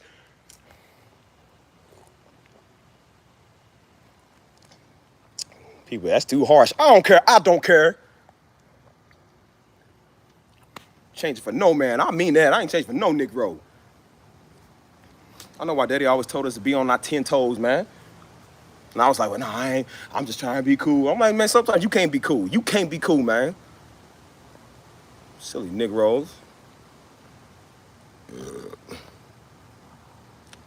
me read your comments, y'all.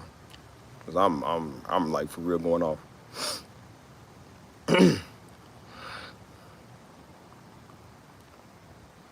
Hold on. I be so for real, man.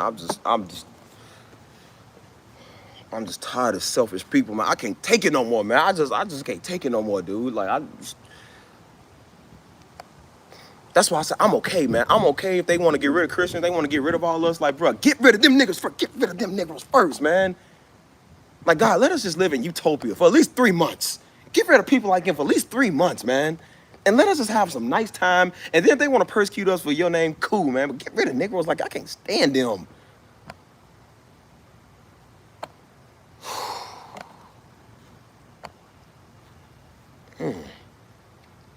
Man, it make your blood boil, dude. I just get so tired of that, man. Like, we got people People out here lost every single day, man.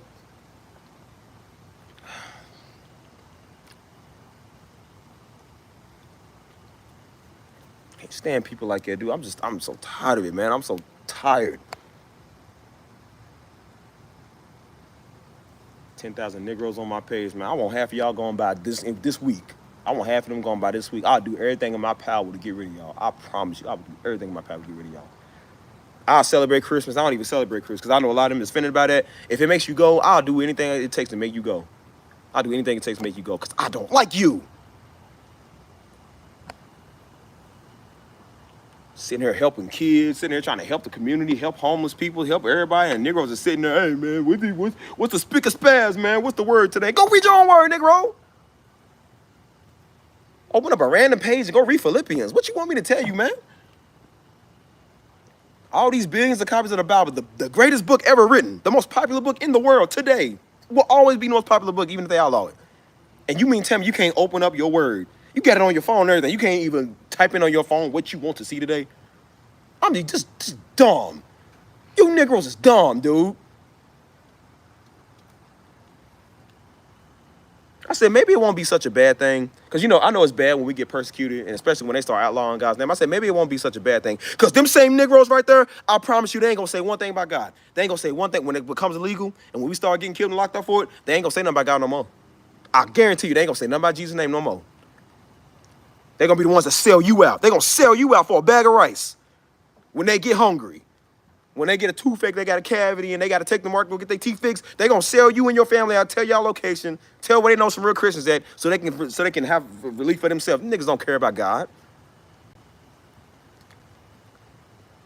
So I said, maybe it won't be a bad thing. We all got to get persecuted one day. I'm ready for it. I'm like, look, man, I mean, I don't want to happen, but if it's like, I don't care no more. If it gets rid of them, fine. And they'll be quiet as a church mouse. They won't say nothing else. Maybe that's how we shut them up. Maybe when they really got to go through something, maybe they'll shut up. Trying to be on Pastor Darby level. I guarantee if they had to fight half the demons Pastor Darby did, boy, they would jump off a cliff.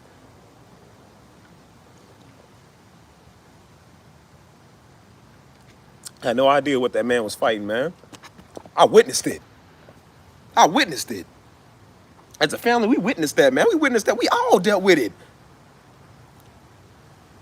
Demons attacking their marriage. Demons attacking him when he sleep. Demons attacking, like, bro, you don't know what that's like. Demons mess with us. Literal demons in human flesh mess with us. Like, bro, you ain't ready for that. And you gonna be effective with God, boy. You never will. I promise you, you never will. And I mean that. I mean it.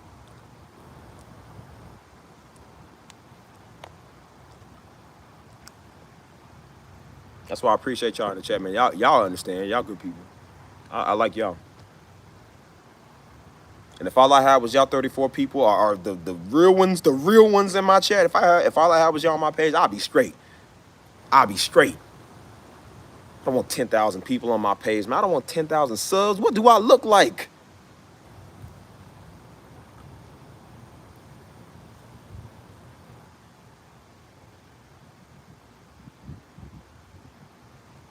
Sitting there trying to pray in church today, man. I'm just sitting there just trying to enjoy the word. And Negro mess with me. I'm like, bro, get off me.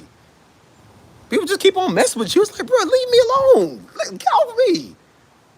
I'm in the church trying to pray, man. Brother come up trying to be deep. I'm like, but get off me, dude. Can't stand people like, bro, leave a nigga alone. Leave me alone. Everybody think they got a word for you. Like, you are not deep. You don't know who I am, dude. People don't know who I am. And they got something to tell you. Just trying to pray, man. I always attract the weirdos. I'm like, bro, I'm done. That's why I said I'm done. Anybody from now on, you're going to get it handed to you. I'm done. Tired of people. What's up, Truth Teller? How you doing? I've barely been reading my chat, man. I've just been going off. Because I'm like, no, this needs to be said, though. This needs to be said. This really needs to be said because I'm done with this. We talking about politics and race and everything else, and Negroes can't talk about this right here. That's why I said I got done talking about white people, man. Even though we know white people do some stuff, I'm like, who cares? Who cares? You know, white man made your son get out there and shoot up somebody's car. Negroes are shooting kids nowadays. What the white man got to do with that? What the white man got to do with that? Talk about self-hatred, but you mad when somebody go marry somebody white? You mad when a Negro go get a white woman, but you ain't mad about that? Oh, that made my blood boil. I told you, man, that made my blood boil. Back in 2020, that made my blood boil. I was heated. I'm in a city where they did it to Breonna Taylor. We all sitting here fired up. We mad, fired up, because it happened before the George Floyd thing. They covered it up. That's why I came out around the same time around George Floyd. And we all mad. We pissed off about that. And they shot that little girl. A couple of months later, they shot that little 3-year-old girl, killed her and her daddy. Nobody said nothing. Nobody said nothing. You can't ask people to say her name right now. You can't even ask people to remember her name because they don't even know what you're talking about. And I said, I guarantee you, if this was a white man that did this,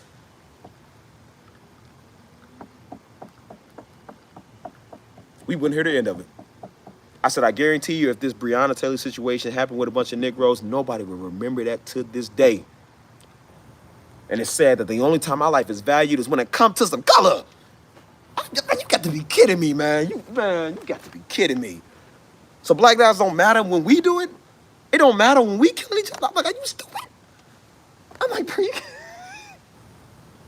and I said, this is how they get y'all vote. This is how they go get a bunch of dumb Negroes go get their vote.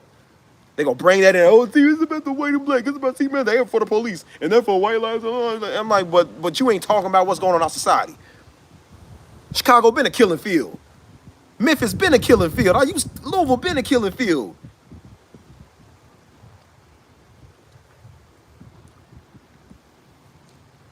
So them black brothers didn't matter? Them black lives didn't matter?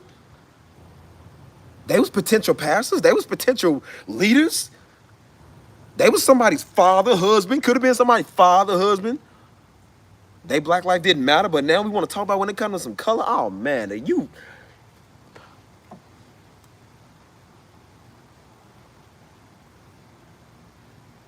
So we don't value our own life. We don't value our own people, but we want other people to value us. That makes no sense, man. I said, how we gonna be in the street hollering at white people and we don't even value ourselves? We don't even love us.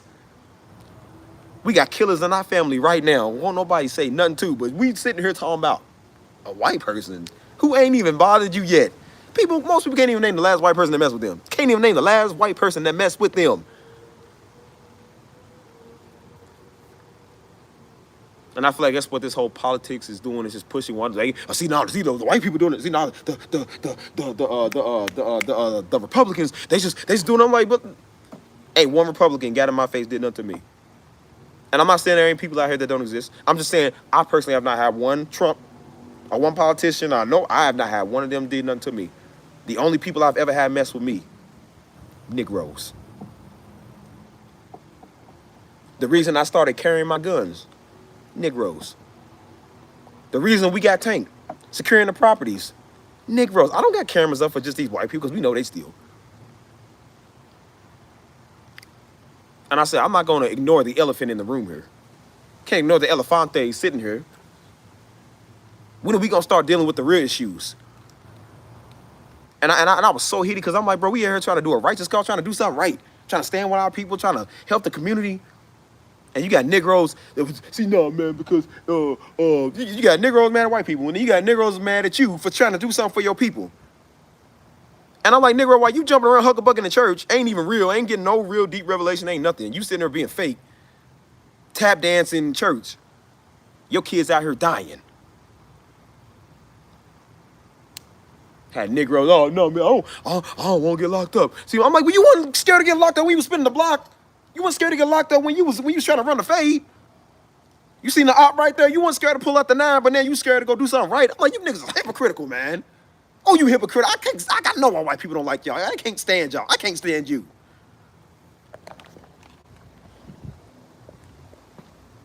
Niggas trying to catch the Holy Ghost. Ain't even got the Holy Ghost.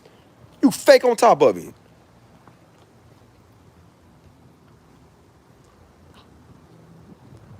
I put in my 2 cents. That's why I put in my 2 cents. I did something. At least I marched. I tried to do something. I tried to make a change. I literally took a bullet. I literally took a bullet for the cause, man. I put my work in.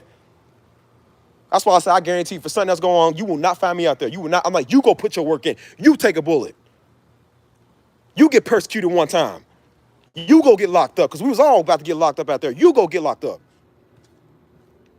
Silly Negroes.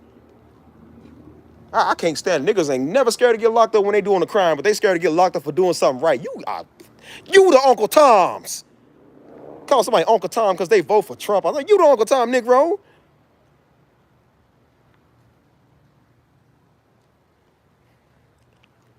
And think Kamala gonna fix something. Think Trump gonna fix it. Can't nobody fix a nigga.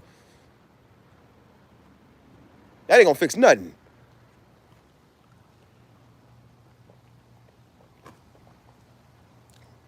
I know why Stinkman, man. Stinkman had the right idea, man. You bunch of Negroes, man. I'm the modern day Stinkman. I can't stand Negroes. Ain't nobody gonna fix nothing until you decide to start fixing something. Go listen to Michael Jackson's Change, or whatever that song called, Man in the Mirror. If you want to make a change, you got to start doing something, man. You can't wait on somebody to do something for you.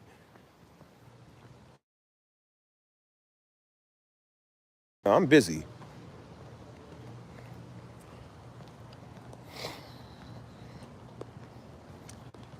Told you, man, Pastor Darby couldn't stand people like, y'all want to hear about Pastor Darby? I'll tell you about Pastor Darby. You want to hear about Pastor? I will tell you about him.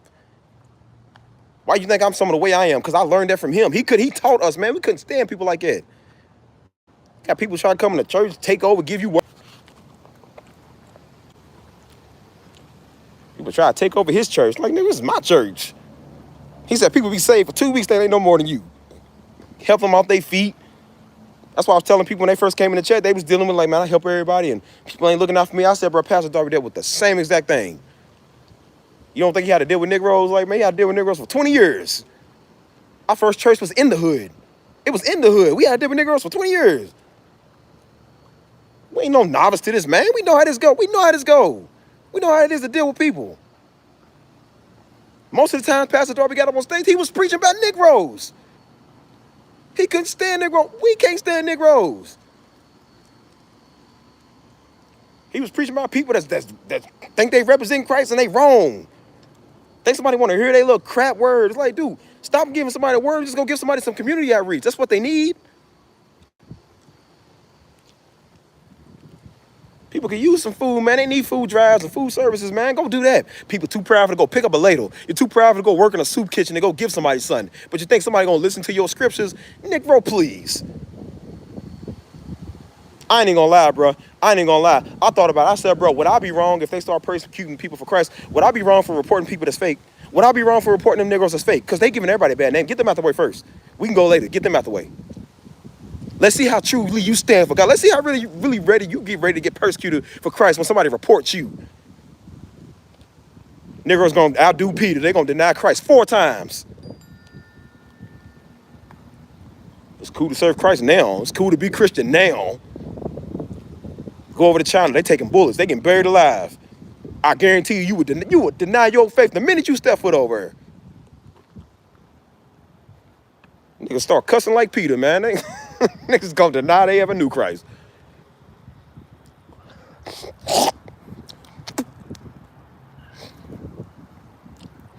I'm sorry, y'all. I'm sorry I had to vent, because I'm like, that's just some, I've been cool, man. I've been real cool lately, but I'm like, that's just some stuff I can't stand. I can't stand it no more. I can't take it. We literally in the holiday season, man. This is where the suicide rate going up. Like, it's getting worse and worse every time, man. And people just sitting there talking, just talking. That's why I said I can't talk to people no more. You're gonna have to run hands now. I'm not talking to nobody else. You're gonna have to run hands. I'm done talking. I can't stand people, man. Just run their mouth, man. People just running their mouth.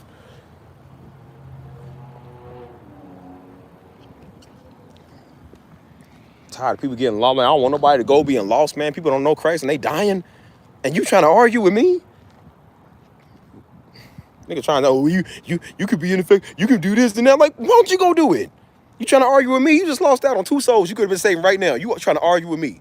That's 5 minutes of salvation you could have been giving to somebody. Worry about what a nigga doing. And I guarantee when you see me, you won't say it at all. You won't say nothing to me. I ain't trying to prove nothing. I ain't got nothing to prove to nobody. Not none of y'all, not nobody. I mean what I say. I ain't just talking about the fade on here for fun. I'm talking about the fade in real life. Like, bro, I will fade you. If you say something to me in real life, you won't say nothing to me. Daddy wasn't sweet. You came wrong and daddy will whoop you. Daddy will beat you up. We had to stop him a couple of times, man, because they came wrong, disrespectful to his family. Daddy was ready to put man. Mama had to stop daddy a couple of times because people disrespecting her, people disrespecting him. So I ain't got nothing to prove to a nigga. I would beat you straight up. Talk about word all you want to. That word's not gonna save you from getting whooped. You ain't even real in it anyways, man. Why you think on my channel, that's why I said I talk about the word, but I also talk about positivity, talk about motivation, talk about like real natural human things, because we all human, man.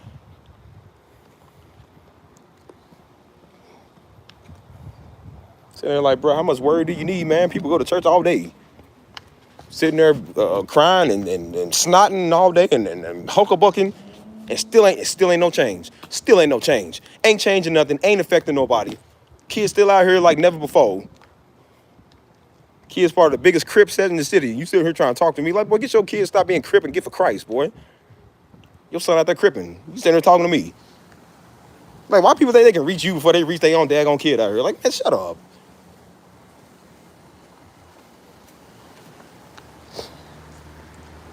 Talking to me, your son throwing up pitchforks in every photo he take, but you want to spread knowledge to me. It's pagan. He stole them gang signs, boy. Go reach them. That's why I said I could let you do outreach. You want to give your word for God? I could drop you off in Crenshaw and Slauson.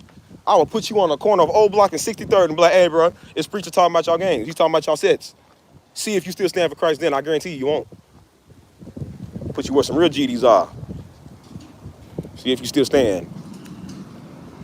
Well, I said, everybody gangster for Christ till it's time to really be gangsters. I'll put you with the gangsters.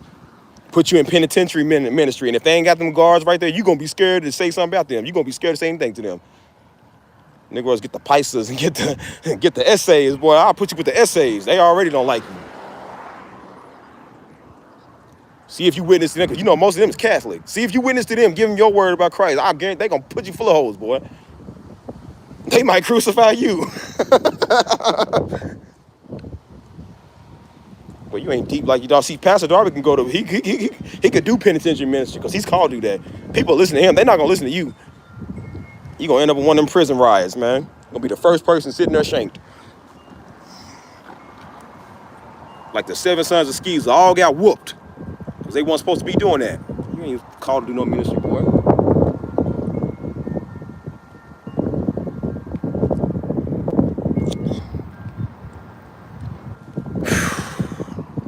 What else y'all want to know about Pastor Darby, man? Because I can tell y'all, man, if y'all want to know something. Ain't no games over here, bro. Real, it's all real. It's all real, man. Wasn't nothing fake about the man. That's what y'all don't understand, bro. Wasn't nothing fake about that man. That's where I get a lot of my realness from, man. And I don't even try to be in his demeanor, but that's just how I am. It's just like, because we was all real, man. We was all real growing up. Like the shoes.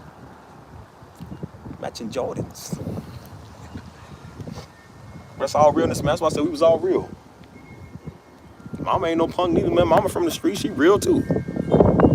And although I might not be from the streets, man, we lived in the streets. Everywhere we came from was the streets, man. We ain't slow, we ain't soft. I said, man, it don't mean nothing, man. We all pastor's family, but we had to fight. I went to school fighting, man. Walked around the neighborhood with a strap, man. I had to chase out drug addicts and heroin addicts and niggas at trap houses. Had to board up trap houses right next door to all day, and they're selling drugs. Negroes stealing everything. Had to pretty much fight the Negroes and the police, man. I had to fight everybody, man. I had to fight Negroes and police. That's why I said I'm done fighting. I said, bro, I'm tired of fighting, man. Tired of it.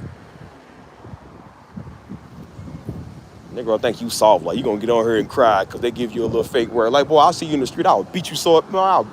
Boy.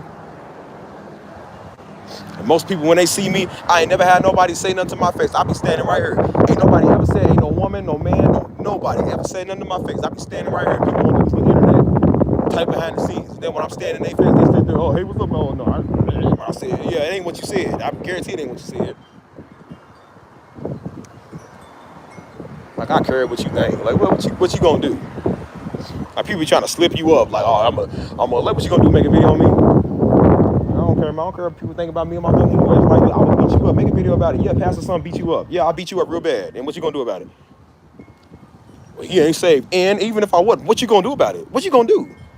When you realize people, this is why I try to tell y'all, when you realize people can't do nothing to you, what do you care? You ain't gonna do nothing about it. You ain't gonna do nothing to me. If I did all the wrong out here tomorrow, what are you gonna do about it? Nothing. So shut up. People making videos on Daddy, and I'm like, people was telling me about it. I'm like, bro, it don't matter, because if I seen that old bald head Negro trying to look like Pastor Darby, I would beat that dude up so bad. I would beat him up so bad, leave an imprint on his forehead. Like, dude, man, worry about this dude. He ain't gonna never be Pastor Darby. I can send you to meet him if that's what you want. But you probably wouldn't be going to meet him. He talking about mama poisoning his food. I said, well, you know what? How about this? How about I beat you over there while your jaw shut? You can't eat your food.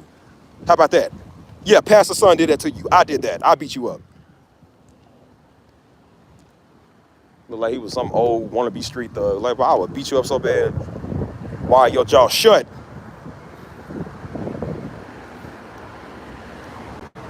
Yeah, I'm like it now. That's why I said I don't care no more. I don't care about people's feelings. I don't care if I'm rude. So what? I'm rude. I'm very rude.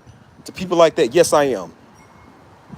I've seen enough, man. I lived in Louisville, man. Kids dying every day, man. Kids are the ones doing the shooting, everything. And people sitting here trying to be technical. I've had it, man.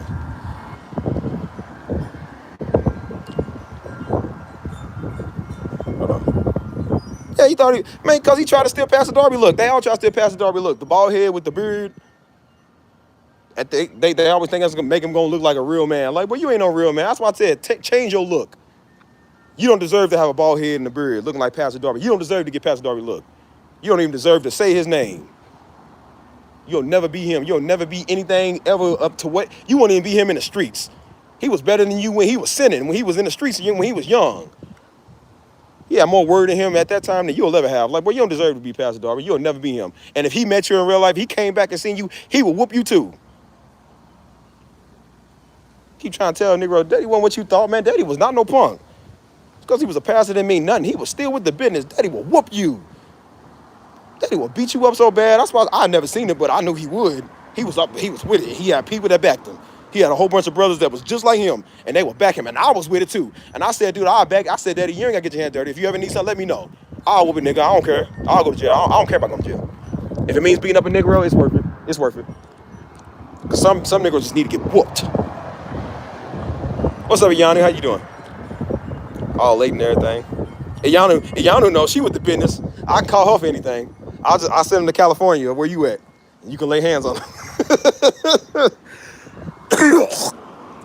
That's why I said, I know my people's in here. Y'all ain't soft. I know y'all from the streets. Y'all got some military background or something. Y'all ain't gonna let nobody try y'all family. See, y'all know about the business, man.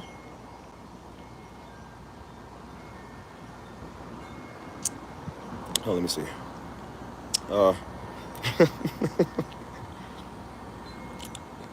Yeah, buddy trying to look like Pastor. He wish he was Pastor Darby. No, I still keep my Jordans in the box. I keep them in the box in the closet. I don't have them under the bed because it's gonna catch all the dust. Like, I got over like 10 pairs of Jordans, man. Like, and I'm about to get some more. Yeah, that's right. I'm gonna get some more Jordans. I don't need them, but I'm gonna get them. That's why I said they're a coward, man. That's why I said I make myself purposely. That's why I said I always make myself purposely. If I got something to say to somebody, I'll go tell that person. I make myself get up and do something like a man because I'm like, bruh, I'm not no sissy. I'm not no punk. That don't mean I got to be tough. I got to fight everybody. And I'm just like, nah, man. Like, if people got something to say, what's up?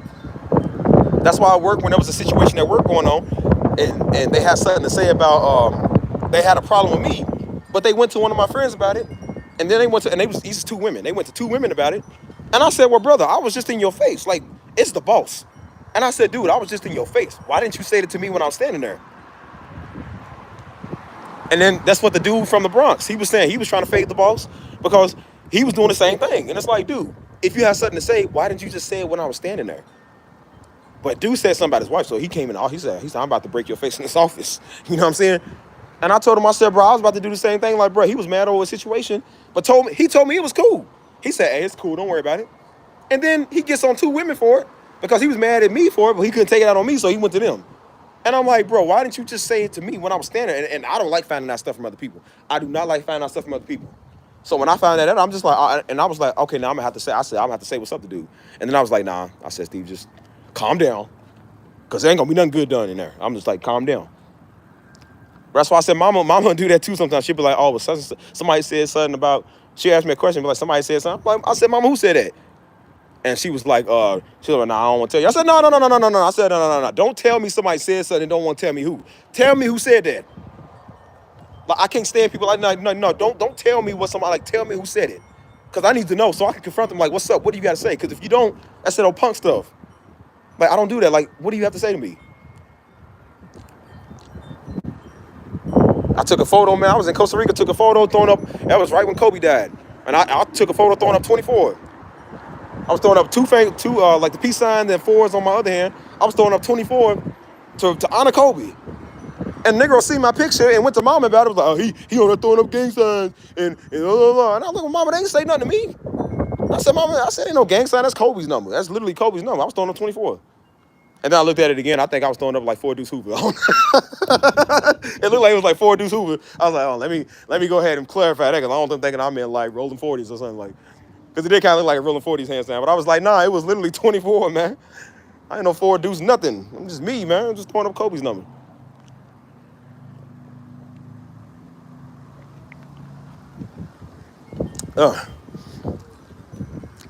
Because I think I threw the twos upside down, so it didn't look like a Hoover sound. So I was like, nah, I ain't no Hoovers. Definitely wouldn't be in the Hoovers. Them was some booty bandits over there. No disrespect to anybody that's Hoover, but I've heard a lot of stories about Hoovers, so. Nah, but that's what I'm saying, like, that's why I said I just learned to be real now, man. Yeah, man, if I sit outside, it feels good out here. I know I'll probably do some music later, man, but, let's break the fit. That boy got on the 6 rings. The 6 rings, no sir. Yeah. Boy, looking fresh. The 6 rings. Look, it's got the same colors as the hat. That boy all Mexico'd out. But no, I'm not Mexican. I just love mi gente. Mi los pepes. Los negros.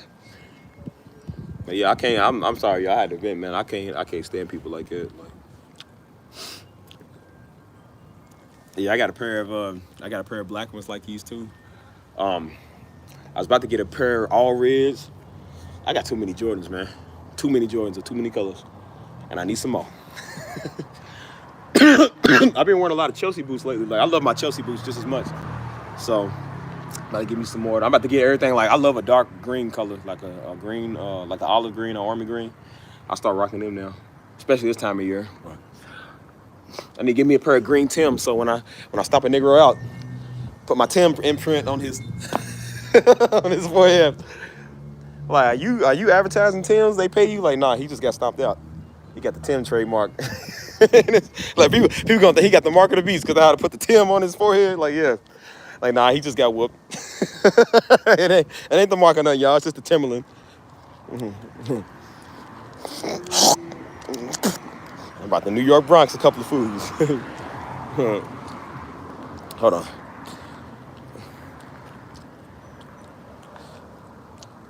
No, these ain't. These are Jordan. These are 6 rings. Ain't no Jordan 12. These are 6 rings.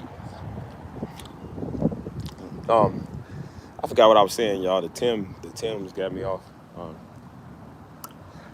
But yeah, man, I just had to rant some stuff, man. Like, I really don't. Like I said, I wasn't trying to get on live stream and do that, but there's just been a lot of stuff on my mind, bro. Like, I'm just tired of foolishness, dude. I'm tired of it, man. I can't stand it.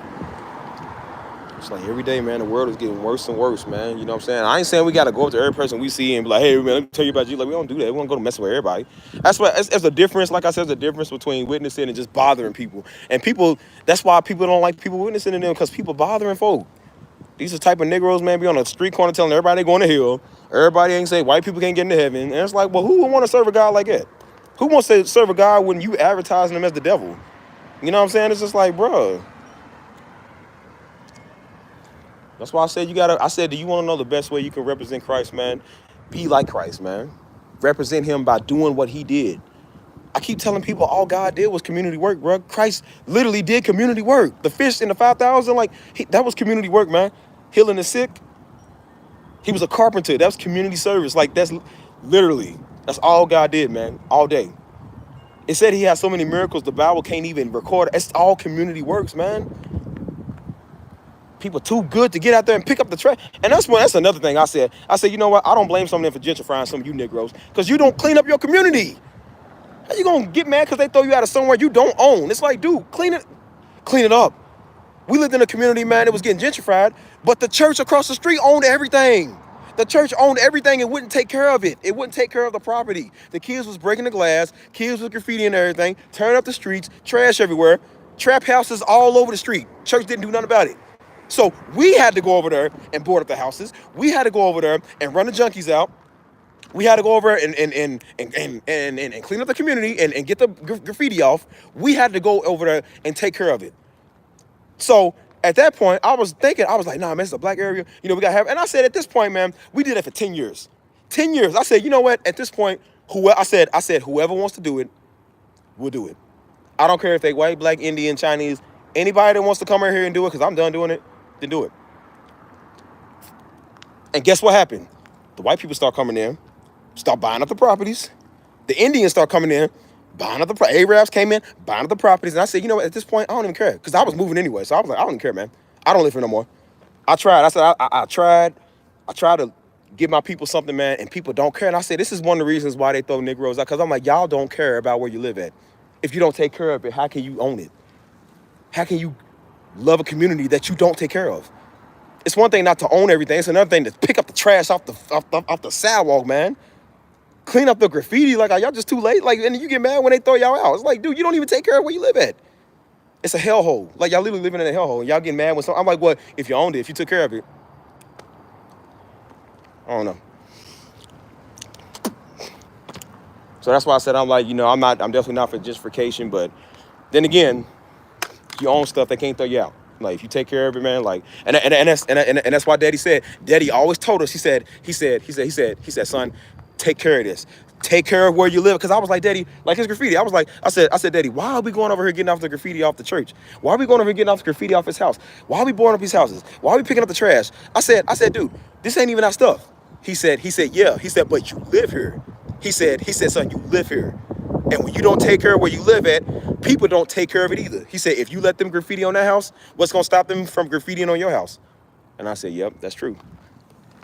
If you let them throw trash over there, dump trash over there, what you think they ain't going to do, throw trash over your yard? He said, if you let them steal from that house, they going to steal from your house. And I said, yep, that's true. And I noticed it. And that's when they was trying, and that's when we ran them out, they never really messed with our property. That's why I kept Tank outside all day. I kept the other dog outside all day. And they knew, don't come over here. We only had like maybe 2 incidences over here within like the 10 years we lived there. Like 2 incidences. But I was just kind of like, I mean, I don't know. And I said, you know what? If you want to be, and I said, since people get mad at church all the time and talk, I said, that would be a great time to get mad at that church, because that church did not take care of nothing. That church owned all them properties over there, didn't take care of it one time. We had to go over and do it. So I said, if you want to be mad at that church, be mad at them. They the reason why y'all getting gentrified, because they're not taking care of their community, what y'all all are going to, they not taking care of it. So I'm like, get mad at them. They the ones that's getting y'all gentrified and thrown out, because they won't just buy up the community, buy up the property. They won't take care of it. I'm like, so that's on y'all and them. So I'm like, I don't know what you want. So hold on. I appreciate that, truth teller. I'll take the three internet hugs. A Negro just need a hug. A Negro just need a hug and some Minute Maid and some zebra cakes. So I'll be straight. My temper will go down. I just bought strawberry shortcake, so my temper's gonna go down and just a little bit when I go eat some. So y'all see. I just like to vent, man, because I just be tired of stuff, bro. Like, hold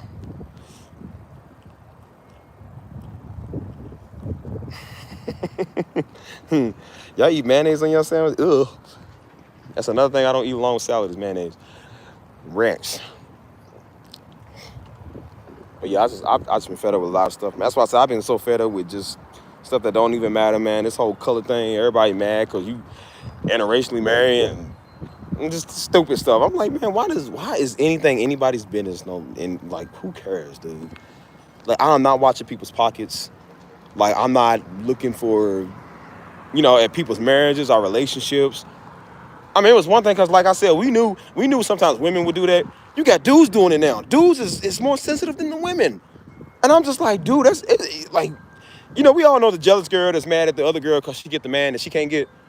But Negroes is doing it too, and I'm just like, bro, what is wrong with you, Negroes?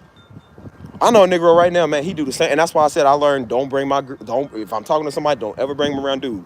Don't ever bring him around them, cause he do that. He be getting mad because the girls want you, or he can't get them, and I'm just like, it's funny because one day, hold on, one day we went salsa dancing, and so we went salsa dancing, and so um it was these two Mexican females, very beautiful, very attractive. And so, of course, I'm goofy. So when I dance, I be all cha cha cha cha cha. I be dancing, be over here having fun, and I'm just goofy. So people naturally take to you. That's how my other friend is. Like we both are goofy. People naturally take to you. We both can dance. So it was cool. But dude, standing over on the wall, and I'm like, bro, the man that stands on the wall, stands in the background, he don't get nothing. I'm gonna just tell you that now. Ain't no woman gonna feel sorry for you. Ain't nobody gonna come and be all like, bro, it don't happen like that. So, um, he seen it. He was telling because I wasn't paying attention to him. I'm over dancing, and so he was like, hey man, those two girls over there, they laughing at you dancing, they eyeing you pretty deep, and I was like, oh man, I don't care.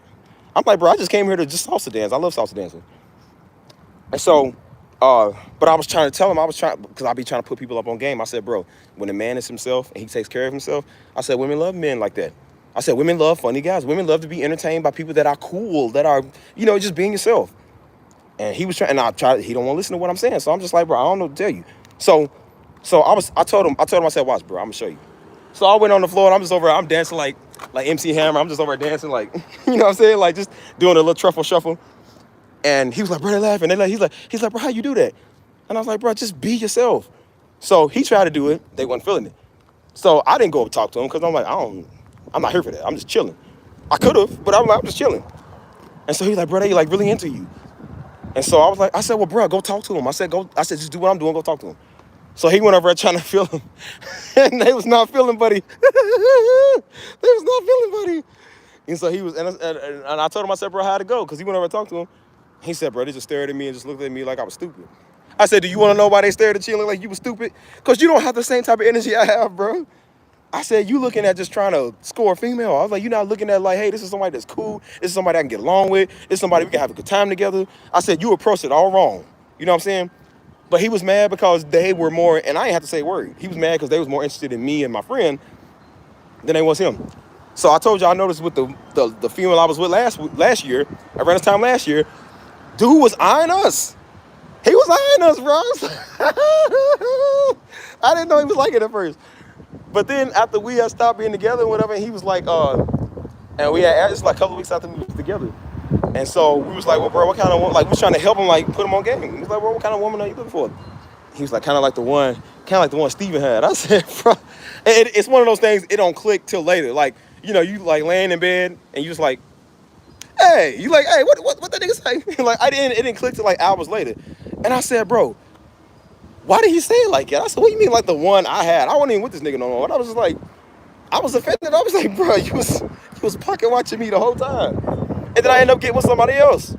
And he was doing the same thing. And I was like, bro, I was like, bro, you giving off real fishy vibe. I was like, bro, that's some real fishy vibe. And then I realized, I was like, you know what? Maybe I'm just going to stop bringing people around you. Maybe I'm just going to stop, like, because like, he kept asking, like, oh, how they doing? How y'all doing? Where they at? I'm like, why you care? It's like, bro, why you care? Why you asking? It's always a nigga in the circle, man. I was like, oh, nah, his brother done went on the other side. I was like, oh, nah, I don't like that. So that's why I told y'all, man, if you got a woman, men, watch your women. And women, if you got a man, watch your man, because there's somebody that's eyeing them. Because for men, it could be the women and the men now that you never know. There's a lot of ditties. Boy, they get invited to a ditty party and will never be the same. You wonder why he won't hug you no more. Like, yeah, buddy got super violated. You better watch your man around men and women. Because I'm telling you, man, people are strange nowadays. Like, people are really strange. Like, man, like y'all don't, like, what's wrong, man? You don't, like, baby, you don't even touch me no more. You don't love me no more like you used to. Yeah, buddy, got. All I'm gonna say is Johnson and Johnson, a family company. That's all I'm gonna say. Buddy know what that means. He getting a flashback now with a tear coming out his eye. Good night, Kimberly. Hope you have a good night. Much love from North Carolina. Love y'all too. Love y'all too.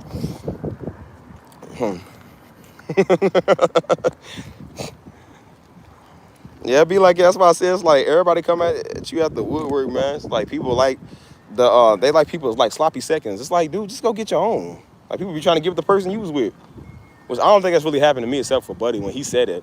And I told him, I said, bro, what does that mean? Like the woman I had. I'm like, what you mean? He like, oh, nothing, man. She was just cool, man, and just the way she was. And I was like, what you trying? I was like, bro, what you trying to say? And then what was weird about it too, what the other thing was weird about it, because she was on a app called Hinge. If y'all know what Hinge is, it's like, like a dating app, or like an app where you can get to meet people. Like it's a pretty cool app. And so, he had brought it up when he was at work, and he was like, "Oh, I ain't want." He was asking how we was, and then he came back the next day, and I think it's the next day, and he was like, "Oh, I ain't want to say nothing." I was like, "Say what?" He's like, "Oh, well, I seen her on Hinge. She always keep popping up on my feed," and I was like, "And?" He was like, "Oh, no, I ain't sending like no messages on no rose or nothing," and I was like, "And why would I care if you did?" I'm like, "Why are you telling me?" I said, "Why would that be something you would be scared to tell me?" He's like, "No, I want you to think." I'm like, "I didn't think nothing until you said it." I was like, "Why are you telling me?" I said, "Bro, there's a reason why we're not together." I said, "If you want to try to shoot your shot at it, fine." I said, "Because I can tell you now, she don't want you." I already made that very clear. Like, she don't want people. She's very independent. She don't want people like you. So I'm just telling you now. I'm like, no offense, but you definitely don't have a shot. But I was just kind of like, why you said, like, bro, why you telling me that? That was weird. And I was like, bro, and I was like, something's up about this brother. I was like, something's up about this guy right here. Yeah. And it's the way he did it. And so I told my homeboy that. And he was like, you know what, bro? He did the same thing to me. He was like, bro, he did the same thing to me. Like, he be mad when I be like talking to women. Women come up and talk to me. He get jealous. I'm like, bro, that's the stuff that we used to think only girls did. Like, dudes is doing that stuff. And that's weird. It is really weird. So that's why I said I don't like being around dudes. If you don't get women, you ain't talking to nobody or something like that. Like, not that you don't want to talk to nobody, but if you can't, or you just can't score them, I'm like, because either you gonna want mine or you gonna want me. And I'm a very sexy man. So I don't know what your type is. So I'm just like, no, I don't want everybody around me, because some people are really, really weird. And so and that was the thing, like, too, like his mama, and I said, I understand why you the way you is, brother, because your mom. And his mama had spoke on me and that girl's situation. And it wasn't even the fact. It was just we had an internal disagreement. It was just like we had a disagreement about something, and we just decided we just not gonna be with each other, and that was fine. It was like we just not gonna be with each other, and there was nothing wrong with it. It was just like we just ain't gonna be with each other, whatever.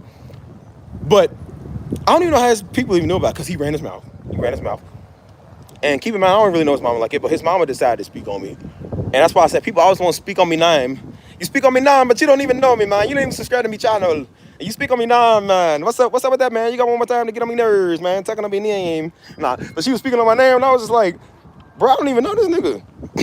And so she was like, and then he was like, oh, my mama said. I'm like, bro, don't ever come to me as a grown man and ever say your mama said. Don't ever do that. I said, that right there is. I was like, don't ever do that. So he was like, oh yeah, my mama said, you need to get with because the girl was Mexican. She was like, she said you need to get with a black woman because she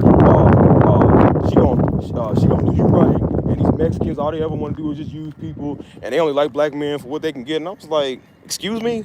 And I was like, bro, first of all, I don't care what your mama said. Your mama don't know me. Your mama weird as hell. And I'm like, second of all, what? I said, bro, what?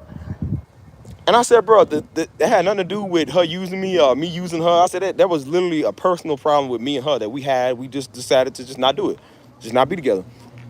And I was like, and I didn't think about it till I walked away and thought about it. I said, what did he just say to me? I said, bro, wait a minute, wait. I said, what did he just say to me? And I was like, I had that 50 cent, like, what this nigga just say to me? Like, bro, what'd he say? And I said, bro, why is your mama speaking on me and don't even know? And I said, while she was talking about my situation, I said, your son is literally sitting here single, jealous of other niggas. over some women. And I'm just like, but you talking about me. And I'm like that. I said, you know what it is? Your mama want me. That's what it is. Your mama want me. That's what it is. Your mama can't stand to see a young, fine, black-skinned Negro with somebody that ain't her. That's what it was. And I said, that's why she spoke on me, because she want me. I'm like, dude. And I was like, bro, something up with that. So yeah, like I said, when I see men that do that stuff, I'm just like, nah, man. Like, that's why women would tell me, they was like, are you the jealous type? No. I don't have time to be jealous, man. Like, I don't do what these other dudes do. Like, I don't got time for that. And most of these dudes that be doing it, they already got somebody. They already got like a woman or a baby mama. And they sitting there, man, and she was just like, what is wrong with y'all? People's just extremely too territorial or something. So that's why they be like, oh, you ain't gonna get mad if they're like, you ain't gonna check in with me? No. That's like, oh, you don't care if I hang with my friends? No. Like, what's wrong? Like, what's wrong with y'all? That's like, oh, well, you don't mind if I use social media? No. I was like, bro, what is wrong with you? They're like, oh, well, the last guy, I'm like, well, I'm not the last Negro, I'm me. They're like, well, people just be so weird. And I told them, I said, there's no way men are doing this. I said, there's no way that men are doing this nowadays. And she said, dude, men are worse than the women. And I had to see for myself, and I said, these brothers are worse than the women. I'm like, bro, what is wrong with them? Like, I can expect, because, women are usually more emotional than men, so I expect them to kind of be like that. But the men, I'm just like, brother, what is you doing? The men is sending, they were sending, they were sending the women pictures of them crying when she leave. I'm like, I said, he didn't do that. He didn't do that. She was like, bro, this man literally sent me a picture of him crying. Like videos of him crying and making crybaby faces when she left. I was like, oh no. I said, because the men I knew, I grew up around the street niggas and thugs. So I'm like, dudes usually didn't care. But I'm just like, there's no way that dudes is doing this nowadays. And these be the street niggas and the thugs. And I'm like, everybody's so effeminized nowadays. I'm like, that is sad. I'm like, am I the only normal Negro out here now? Yeah, to share the locations and stuff, man, that's why I said I've been single. Just like you, Aubrey, I've been single. Because, I've never had to really deal with that. Because I already told a woman, I told the female, I said, I ain't giving you nothing. She's like, well, I need to know where you're at. No, you don't. I said, I ain't telling you jack. And I stood on it. I said, I'm not telling you who my friends is. I'm not giving you my location. Not that I was doing it. It's just, I'm a grown man. Like, I pay my own phone bill. What do I like giving it to you? Until you start paying my phone bill, then you can start talking. And I was like, well, you don't love me. No, I don't. So I don't know what you want me to do. I ain't giving you nothing. So yeah, that's why I said it's all about insecurity, man. All I said is just like, when I'm with somebody, I'm just like, all right, bro, let me know what's up. Let me know what you're doing. Let me know you safe. And that's it. Like, let me know you okay. You still alive. You ain't gonna ghost me. And let me know what's up. I don't care if you're gonna hang with people. I don't think you out here messing around. And if you do, that's on you. If you mess around, that's on you. That ain't got nothing. I ain't doing it. So that's on you. Like I said, I'm 100 times sexier than you are, and I can pull so much more than you can. So I don't care. So you gonna do you? That's on you, my nigga. That ain't got nothing to do with me. I sleep just like a baby. Even if I'm stressed out, I sleep really good. I got a queen size bed with silk sheets. They're gonna be in there drooling and slobbering all over the place. I'll be in there sleep. I put my YouTube on, got my strawberry shortcakes and my snacks. I'm good. I ain't worried about nobody. I'll wake up and deal with it in the morning. As of nighttime, I put my funny on. I'm going to sleep. Know what's wrong with people, man? I ain't losing no sleep over no female, over nothing. Unless I lost some money. That'd probably be the only time I be. If I lost some money, I'd be like, oh Lord. Like, I remember Joe said that Joe was doing. Joe was like, he was into them stocks, and he was about to win 64 grand, cause he did the stocks for like a company that was like blowing up overnight. And he said he forgot to put something in. And he said, bro, I ain't gonna lie. He said, I had a nightmare, man, cause he was like, he could have got 64 grand back. He said, I got a nightmare, man, that he said, that was bugging me, man, that I didn't do this right. And he woke up and lost 64 grand out of the stock he was gonna get. And I said, bro, I was crying for him, and that wasn't even my money. I said, bro, I was crying because I was thinking about the 64 grand. That'd be the only time I lose sleep. Other than that, I'm like, man, women outnumber men. Like, I like you, but I'm not gonna lose sleep because you don't like me. Like, come on, man. I care more about this bread. This dinero, man. That's the dinero's gonna pay my bills and let me go to Italy. Like, I'll meet one of them over. I ain't got time for you. But yeah, that's crazy, man. That's what bro, I told you some of my best times I realized is when I was single. Like, when I was with my ex at the time or whatever, like years ago, before I came to San Antonio, like, we had decided to stop doing it. And I told her, I said, look, because I knew I was gonna go, and I told her, I said, look, don't do this. Like, really don't do this. Because I was saying it for her sake. I said, don't do this because you know you're gonna regret it. And no, I swear to God, I'm done. Which was no big deal. It's never a big issue, but I'm just like, okay, well, and I said, I'm gonna let you have like daddy, like Pastor Darby, he just let you go. And I said, all right, I'm gonna let you do what you want to do, fine, whatever. And I thought I would be upset about it, and bro, that was some of the most calming peace I've ever had. I'm not like in my life. That was some of the most calm because that was around the time that like I said, it was a couple of years after Daddy had died, and so it was hard to really have peace. That was some of the most peace I really had in my life, dude. And I mean, I'm talking about wasn't no tight chest, wasn't no, I woke up and it was like you know how you wake up and you feel good and you feel smooth and you ain't thinking about nothing. It's almost like stress free. That was some of the most stress free moments I had in my life. It felt great, and I was like, I didn't know being single could feel this good. And I was going to bed every night watching my YouTube, playing my video games, get up, go to work. I was going to Costa Rica because that's when Stisha was getting married over there. I was going to Costa Rica, had a blast. I went on a date over there. Our brother was straight. I mean, a nice Costa Rican. I said, brother, I got my Costa Rican coffee with my Costa Rican woman, with my Costa Rican bagels. I'm straight. Our brother was good. And I was just doing me, and we went to the little resort. I was having fun over there. Man, I wasn't thinking about not a nigga. I was good. And sure enough, when I come in 2 months later, well, I was thinking now, are you messing with somebody? And are you talking to somebody else? And hey, we should go to San Antonio. I'm like, where you come from? I was like, who's this? I was like, who's this? Now they want to make plans. Oh, we should get back together. No, I'm good. My peace is too. And I realized that, I told myself, I said, if you get back with her, you don't know what's gonna happen. They don't change. People they swear up and down. I said, you can swear to God as much as you want to. You just using his name in vain because you sure didn't change. Sure didn't change nothing. And I said, you get back with him, you know what's gonna be. And guess what happened? You get back with them, and they end up just like I said, when the devil leave, 7 more to come back. Like they end up 7 times worse. And I'm talking about this is a person you already didn't know him at first, but you really don't know. Like, man, I should have known you was never gonna change. And then you sit right there, just like staring out my window. Had an old Charlie Brown meme with my hands behind my back, just looking out the window. I was like, boy, I can't believe I'm a sucker. Yeah, hold on.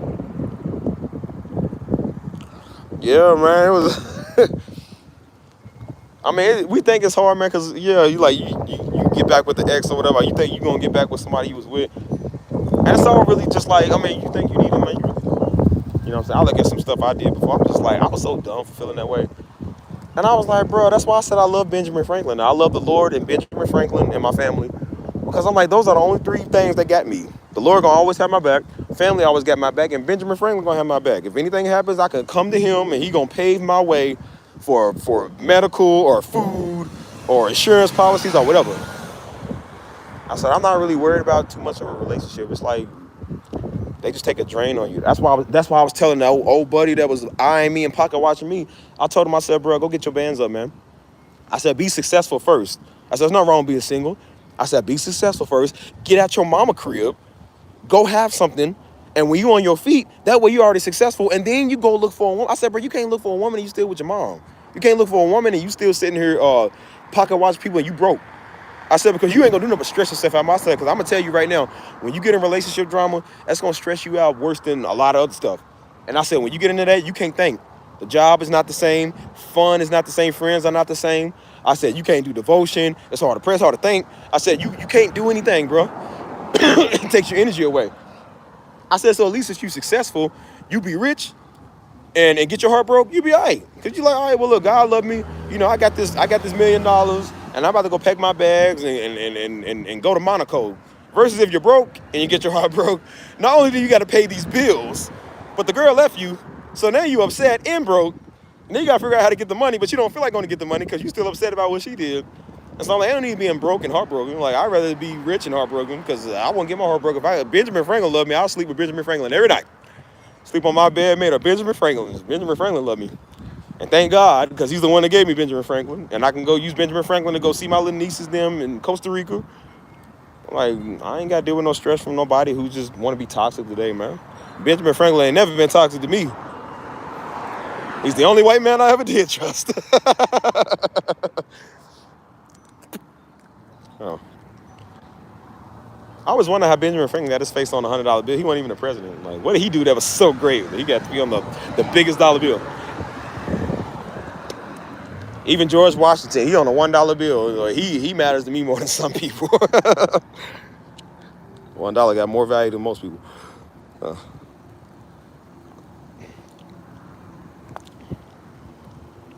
yes, sir. Have a relationship with God. What can I bring to her? What can she bring to you? That's why. That's what I'm saying. That's all it is, man. It's just the relationships are really an exchange. That's what it's all about. It's an exchange. Like, what can I do for you? What can you do for me? That's what it's about. It's not about like, because people just get into it one-sided. And I told people, I said the way that divorce works and the way that breakups work, it's usually one person that's not willing to work. It's not that both people don't want to. It's usually one person that's trying. They want to work it out. They love you. They care about you. But it's always one person who don't want to. And I said, if that one person's unwilling, it takes two to tango. You can't have one person doing all the work. And that's why I'm like, I'd rather just be by myself before I beg somebody to talk to me. You ever try to talk to somebody with such enthusiasm, you can't wait to talk to them, can't wait to see them, and they just don't even care? They just, it doesn't matter to them because it's just common. So I realized, I'm like, sometimes, man, you got to stop giving people all your enthusiasm because people will not do the same in return. That's why I said it's okay to just be single, man, for a little bit if you need to. Eventually, we all want to get with somebody, and if you don't, that's just your preference. There's nothing wrong with having a preference. Just staying alone or staying single. If that's what you want to do, that's fine. But at the same time, it's like I don't want to be single forever. I'm okay being single right now, but I don't want to be single forever. Like, eventually, I do want to get with somebody. You know, and it's tough because you see it's the holiday season. You know, it's the season in the fall. Everybody getting booed up. Everybody going on dates and, you know what I'm saying, with their little boo thing or whatever, which I hate saying that word boo thing. But, like, everybody, like, with each other. And so sometimes you're like, oh, man, that's nice, you know. Now, I ain't desperate because I can go get one. It's not that it's just you don't want everyone. You know what I'm saying? I don't want everybody. I want that one. You know what I mean? You know, some people worry about, you know, cooking and cleaning. And I'm just worried about, don't be spiritually weird. Like, please don't be spiritually weird, because you would not talk to me. Like, don't be weird in general or spiritually weird. I can't stand that. But it is nice to have, you know, everybody wants a nice relationship, man. Somebody they can come to, but it's not the end of the world if you don't. That's why I never understood why people get jealous and people mad. It's like, dude, it's not the end of the world if you don't have one. Just be yourself. Be who God called you to be. If anybody don't love you, God love you. God always gonna love you, man. And that's why I said, as long as God got me, man, God can literally make $1 million appear in my account if he wanted to. I don't got to worry about. I would rather that than anything about some woman right now. I'm not even lying to you, man. Because it's like, you think it's cool, man. Like I said, I was in my early 20s, and, you know, that's when I started getting into the dating game, talking around. And it's like, hey, let me talk to such and such, because I thought it would be cool. Like, hey, you know. And then you realize you pull them left and right, but it's just like, I don't want them. Like, I don't want half of these females, man. Like, it's not cool no more. It's like, dude, I want success. I want to pack my bags anytime I want to. I ain't got to clock in no more. I ain't got to work for the man. I work for myself. That's the new exotic thing to me now. Like, not having to work for nobody else, making your dream work for you. That's what you want. Like, I'm not worried about no relationship, no woman. I ain't worried. Like, I like that stuff, but I ain't worried about it. I said, bro, my thing is having success. I told mama this time last year. I said, because me and mama was in Detroit, and I said, mama, I'm gonna make this work for me. And mama had faith. I said, watch, you gonna see. I said, mama, my thing is doing the music, doing the content. I said, I know it's small now. And that's when I started my HD channel. I started my HD channel around that time, and I was working hard on it. I said, mama, it's small now, but I said, I guarantee you next year it's gonna be big. And I said, eventually it's gonna take care of me. I'm gonna monetize it. And guess what? It's starting to do that now. Almost a year, not even a year later, it's starting to do that. And now my channel's getting big. Y'all know me. Y'all watching me. And I told mama, I said, mama, you have faith in me. You didn't doubt me when I told you that. And I told her, I said, I respect that. Like, you really encouraged me to do that. And I said, because me and mama love traveling all the time. We love going everywhere. And I said, mama, eventually when it takes care of me, I said, people do this as full-time careers.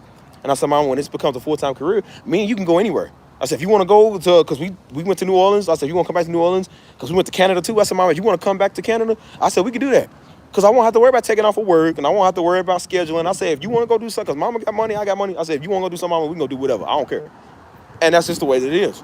And I said, mama, right now, mama's single. I'm single right now. I said, we can go do wherever, go wherever. It's cool. You know what I'm saying?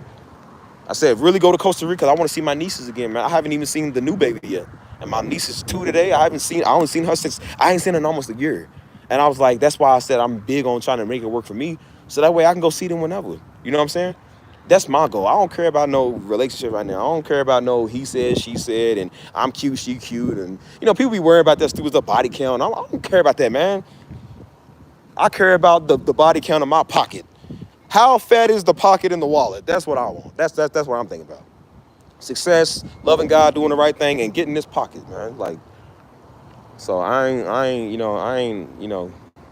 that's why I said sometimes people psych up relationships and marriage more than it really is. I'm like, bro, calm down. Don't worry about me getting married. Worry about yourself. Like, people in the marriage now that's hell. Like, you ain't gonna talk me into that trying to be like you. No, sir. I ain't just gonna be walking around choosing just because I'm desperate because you want me to. No, I don't get with everybody. I don't get with everybody. And that's the reason why. I know dudes now that got with the wrong female. Their life is a living hell. And I was like, Lord, I couldn't. Because as much as I want to run the fade, man, if I ever had a baby mama, she gonna run that fade too. And her brothers and aunts, uncles, and everybody. Like, I said, I couldn't do it. I said, hey, well, that's the reason why I ain't did it. Because that right there. And I said, brother, and I told him, I said, bro, if you was busy, I hate saying chase the bag because I ain't like, we don't worship money. We don't do that. But I'm just like, if you was busy focusing on your career, focusing on yourself, you wouldn't have had to went through that, man.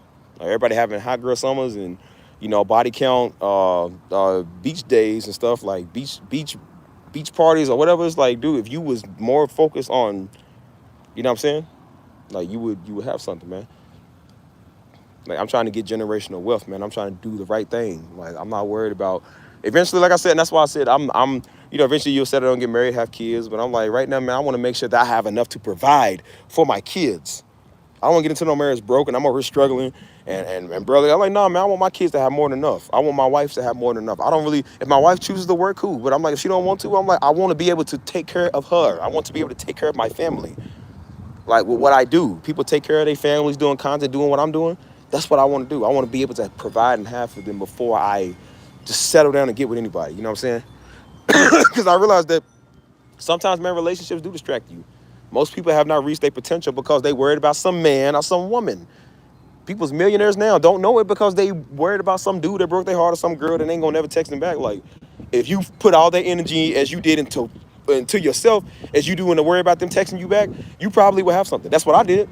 I stopped worrying about what somebody was thinking and started focusing on my career, started focusing on my content, and that's why I'm here with y'all. That's why I got 10,000 subs. It's monetized. I get a little bread off of it. Like, you know. Wait, is it daylight savings today? Is it an hour back or no? Tank's in the house. He can't come outside right now. All this channel is doing, man. Like I said, I know, I'm about to go to all this channel. Was it yesterday? No wonder it explains why I slept so good. I got an extra hour. I didn't even know my phone did it. I just thought the Lord blessed me with sweet sleep. Like that too, but blessed me with another hour. And thank God nobody took my money out of my wallet when it fell. So that's why I said I'm good, man. Lord been good to me, so I ain't worried about, and that's the best thing when you realize you ain't got to prove nothing to nobody, man. You like I'm straight. I don't have to be, That's why I'm saying for years, like people want you to be like a role model, which I have no problem with being. But at the same time, all I'm gonna do is just teach you what I do. It works for me. It may not work for you. It may work for you a different way, but it worked for me. I don't have time for crybabies or people that's just not willing to try or people that's trying to be deep all the time. Like that's just not my thing. So that's why I told you in the earlier videos I did on my vlogs when I started the channel, I was like, this channel's not for everybody. It's just not for, and I don't want it to be for everybody. I don't want half the people on here that's on here. Like, I mean it. I really don't. Y'all cool, but everybody else ain't. And so I just let people know all the time, like, I just really don't like you, and I really don't want you over here. So, but that's okay. I'm like, it's cool because my goal is not to really be. My goal is mainly to just do live streams on this channel. I'm mainly doing live streaming and, over here. I'm not gonna be putting out vlogs. Everybody, good night, Truth Teller. Love ya. Ciao, ciao. But like, I like Truth Teller. She's one of the real ones, originals on this channel. I like them. But that's why I'm saying, like, my goal really on this channel is mainly doing more like live streams. I do vlogs every night because I was gonna do vlogs like every day. I was like, no, I don't need to do a vlog every day. I don't need to motivate you every single day, man. It's the same thing with the word. You don't need a word every day. Like, go read it. Like, give you something good to hear and say, but at the end of the day, go read it, man. Go just do the right thing. And even live streams, I don't live stream every day because you don't need to live stream every day. I don't want to live stream every day, But I'm already working on other channels. I got other channels in the works, that I'm doing. I'm just a content creator. That's what I do. You know what I'm saying? Hey, you back? But yeah, that's just what I do. Hold on. Let's rate the fit one more time. They're like, ooh, that boy got on the J's. Brother Fresh with the J's. Look at the J's. J-check. Yes, sir. Don't step on my J's. I'm gonna have to do something to you. But no. So yeah, I got big plans, man. Big plans for the future, and I'm planning next year, man. I don't really know exactly what else I'm gonna do, but I didn't even know 4 months ago. I didn't even know I was gonna do this channel. I was just gonna do music, but I was like, nah, man, do a vlog channel. Like I just want to talk to people, tell people about my life. But apparently, Negroes think I'm gonna give him a word on here, like unnecessary.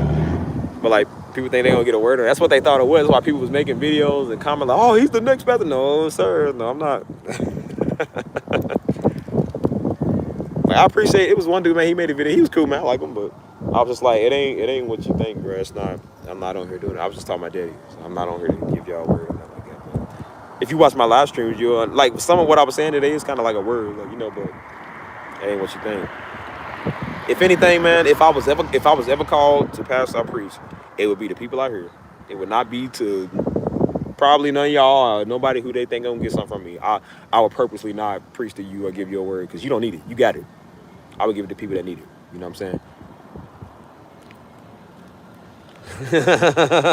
Yeah. Now see what you need to do. See, like okay, you know what you need to do. Go give your mom a bath. Do that. Go bathe on oatmeal and worry about yourself. Don't worry about it. So, like I said, I purposely just show people on here. You ain't gonna make me do nothing. I'm gonna do it. If I want to wear a tank top every day on this channel, I'll wear a tank top. If I want to wear flip-flops every day, not just on Fridays, I'll wear flip-flops every day. I don't even like sandals, but if somebody told me don't wear them, I'll wear them just because you said not to. Like, go ahead and try me. Yeah, that's what I was saying earlier with the Keys channel. I was thinking about uploading like some more videos on the channel. Because what's up, man? How you doing? Doing good. Yes, sir. I'm doing good. I like it. We're gonna have Mexican hat for. What? A Mexican hat. Yeah. What about it? Was it Kamala? Nah, man. I ain't with no Kamala. I ain't with none of that, man. Election night. I ain't in no election, dude. I ain't doing none of that stuff. So she win. I don't care who win. I don't care. Kamala she win. I don't care who win. I don't like none of them. None. What does it make you mad, brother? What? What does it make you mad? Don't make me mad. I'm just on live stream, bro. I'm on my phone. What's up? It can fund me a bitches and get some money. Yeah, you want to go down there? That's where they at. Straight down there. Which one? Straight down there. Around the corner. In the corner? You'll find everything you looking for down there. By Valero, right? Valero, yeah, you know about Valero. It's all right. I know. You know about it? I know. Alright, bro. All right, bro. You take it easy. That dude, I see that dude all the time, man. He be tripping. Some African. Told you, man. All these Africans, man. Everybody messing with me, man. Leave you. Nah, but I see him all the time. What was I saying, man? I don't remember. Dude said Kamala and my mind went blank. That just shows how dumb she is. My mind went blank. Like Trump. My mind go blank when I hear his name, too. I be in these streets. Okay, guys, we need to vote. I be in these streets. Is anybody voting for me?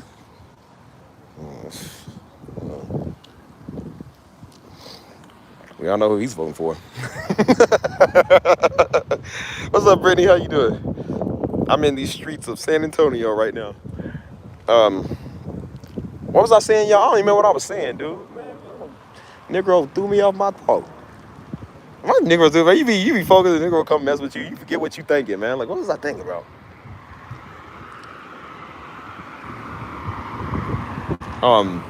Refresh my memory, people. Yeah, you looking for some girls, man. Like, dude, go over here. What, bro? Why do everybody ask me that? Everybody ask me that. They be like, bro, where the hoes at? Or where the like? I know, like, bro, I don't look for them. I'm looking for Jesus. I don't know what you want me to tell you, brother. Um, Man, I'll be looking for the De Niro, the Benjamin Franklins. I'm not looking for no women. I ain't looking for none of that, man. Brother, at this point, you need to look for some Benjamin Franklin shoes. Don't worry about where the girls at, because you ain't getting them. Those shoes with that shirt? No, sir, brother. You ain't pulling them. A vlogging? Okay, that's what it was. Yeah. I'm sorry. I was bothered by a Democrat. Anyways, don't Republicans come over here neither. I don't want none of y'all over here. Or spiritually weirdos, Republicans, Democrats, everybody. I don't want to talk to y'all. I don't want to talk to y'all. If you work at the U.S. Mint, U.S. Treasury, Department of Treasury, please let me know. Anyways, I don't know, what was I saying? Oh yeah, the Keys channel. I was just talking about that earlier. I was talking about um yeah. So I guess I'm gonna get back to work on that because I haven't been uploading on there lately. I haven't been uploading on no channels. Um, which I already got. I already got plenty. I think the Keys channel is the only thing I don't have stuff that's already pre-made. Because most of the stuff that I do on that channel was stuff I made early in the morning, like usually before I go to work. And y'all think it's just like I've been practicing and I'm like, bro, most of the stuff I came out with was made early in the morning before I even went to work. I just put it to the video, uploaded. I'm like, I don't even know what I'm gonna play, don't even know what I'm gonna do, but I just put it on there. You know what I'm saying? And so the A Steve channel with like the rest of the music and stuff, that stuff I already kind of had pre-made. So I got plenty of those like made that I ain't even uploaded yet. So I'm still like in the process of pretty much like uploading on there and putting stuff on there. What's up, dog? But like the vlog channel, I have vlogs every now and then that's like kind of already up and whatever. But there's some vlogs I haven't posted because I don't know if I really want to like post it. If I really like want to put it on there yet. I got a vlog from a month ago. Oh no, from like I think 3 months ago that I did at the workout park that I haven't posted yet because I don't even know if I want to post it. It was more like a pump and grind, like I was gonna call it motivation for the men because we was out there like doing workouts and just kind of like I was out there it's called hustle and grind, and it was like know what you grinding for, know what you're doing. So I was like real crunk, real pump, and then I was like I don't know if I want to post it because I feel like I can do better. It's older and I kind of waited to do it, so I was like I kind of want to do something else. So I don't know. I might put like a flashback, like it's a flashback vlog or something, but. I don't know. That was when I kind of like first started the channel, so I was still thinking or whatever. But yeah, man, I got a lot of uploads coming on, man. That's why I said like just taking a break from work and taking a break from Negroes and stuff. Like I can finally think. I can finally think again. You know what I'm saying? So I'm about to really just get back on doing that. Get back on doing what was important, man. What I love doing. Because I got focused on this channel. And that kind of took me away from the other channels, Like even on here when I was doing live stream, I was doing like 30-minute morning worship, like I haven't had time to do that because of work. I don't have time to get up in the morning and do those again, but I kind of miss doing that. I was like, I was sitting in church today just thinking about it and I was just like, the music was beautiful and I was just like, bro, that's my sound. That's what I do. And I was like, I got to get back to doing that because that's what made me me. You know what I'm saying? People loved it. I didn't realize how much people was really inspired by that, so I gotta get back to doing that, man.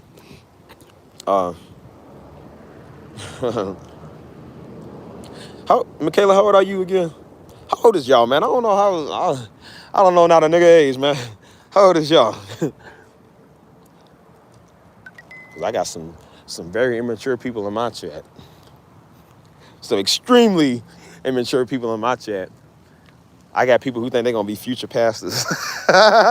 Some of y'all probably, yeah. And the ones who ain't saying nothing that ain't bothering nobody, yeah, y'all gonna be, yeah. But the ones who think they call it tell me a word, I'm gonna tell you right now, I'm not listening to a spick or spaz of what you said. You know what I think of your word? That's what I think of your word, because it came from you. Trash. 37, 29, 22, okay, that's what's up. Okay, so yeah, y'all pretty young. I bet you that girl named Clarissa, that girl probably from she probably from like the Cosby Show era. Like she probably already like 59. Well, I'm not offended by that. They probably call, if she black, because that's not like a black name, they probably called her that word all the time catching the bus. That's probably why she don't like it. The girl was sitting on the bus with Rosa Parks. 27. Okay, yeah, I got some young ones in here. Me gentes. Me gentes. What's up? People really be thinking I worry about what they saying. I'm like, bro, you know how many people I know? Like I be cool with so many people, man. I ain't worried about a soul, man. I told you, y'all heard me say I went salsa dancing. Like, bro, I be going salsa dancing all the time. I hang with the Mexicans, man. If I ain't hanging with my people, I'm hanging with the Mexicans, man. It's mainly Mexicans out here, bro, and they always cool, bro. My church I go to out here is mainly, like, they mainly Mexican. And they cool, and they love you. They treat you like you cool. They love you and treat you like you cool. And then my friends, like I said, I got a lot of Negroes, man. A lot of my Negro people. You know, most of the black people in San Antonio stay on like the east side. They stay on like the east side over here. But I said I got a lot of black friends, man. Then I got a lot of Mexican friends. Like, bro, we be cooling, man. I ain't worried about a Negro. I ain't worried about nobody stupid. Like, I go salsa dancing, samba dancing, and the brother look good. So I ain't worried about what somebody's saying, man. Like, either you can run the fade in the streets or you can have me in a dance battle. I'll whoop you in both, so it don't matter. You can't keep up with these feet. These moves. Ooh, ooh, ooh, ooh. You can't keep up with these feet. Shuffling like Ali when I knock you out. Shuffling like I'm Rico Suave. Yes, sir. Hold on. Percentage of my 18. I tell you, I don't know. What y'all know about me? What y'all know about me dancing, man? I don't know about that. Y'all can't handle Steve's moves. How old is you, Aubrey? Yeah, Iyanu's 19. She's a high schooler. A high schooler from the streets. You know what's funny? It's funny because I talked to Mama in New Orleans. We was on the highway. I was talking to her while I was driving, and I told her we had some '80s music playing in the background. And I told her, I said, Mom, you remember when some of this came out? She was like, yeah.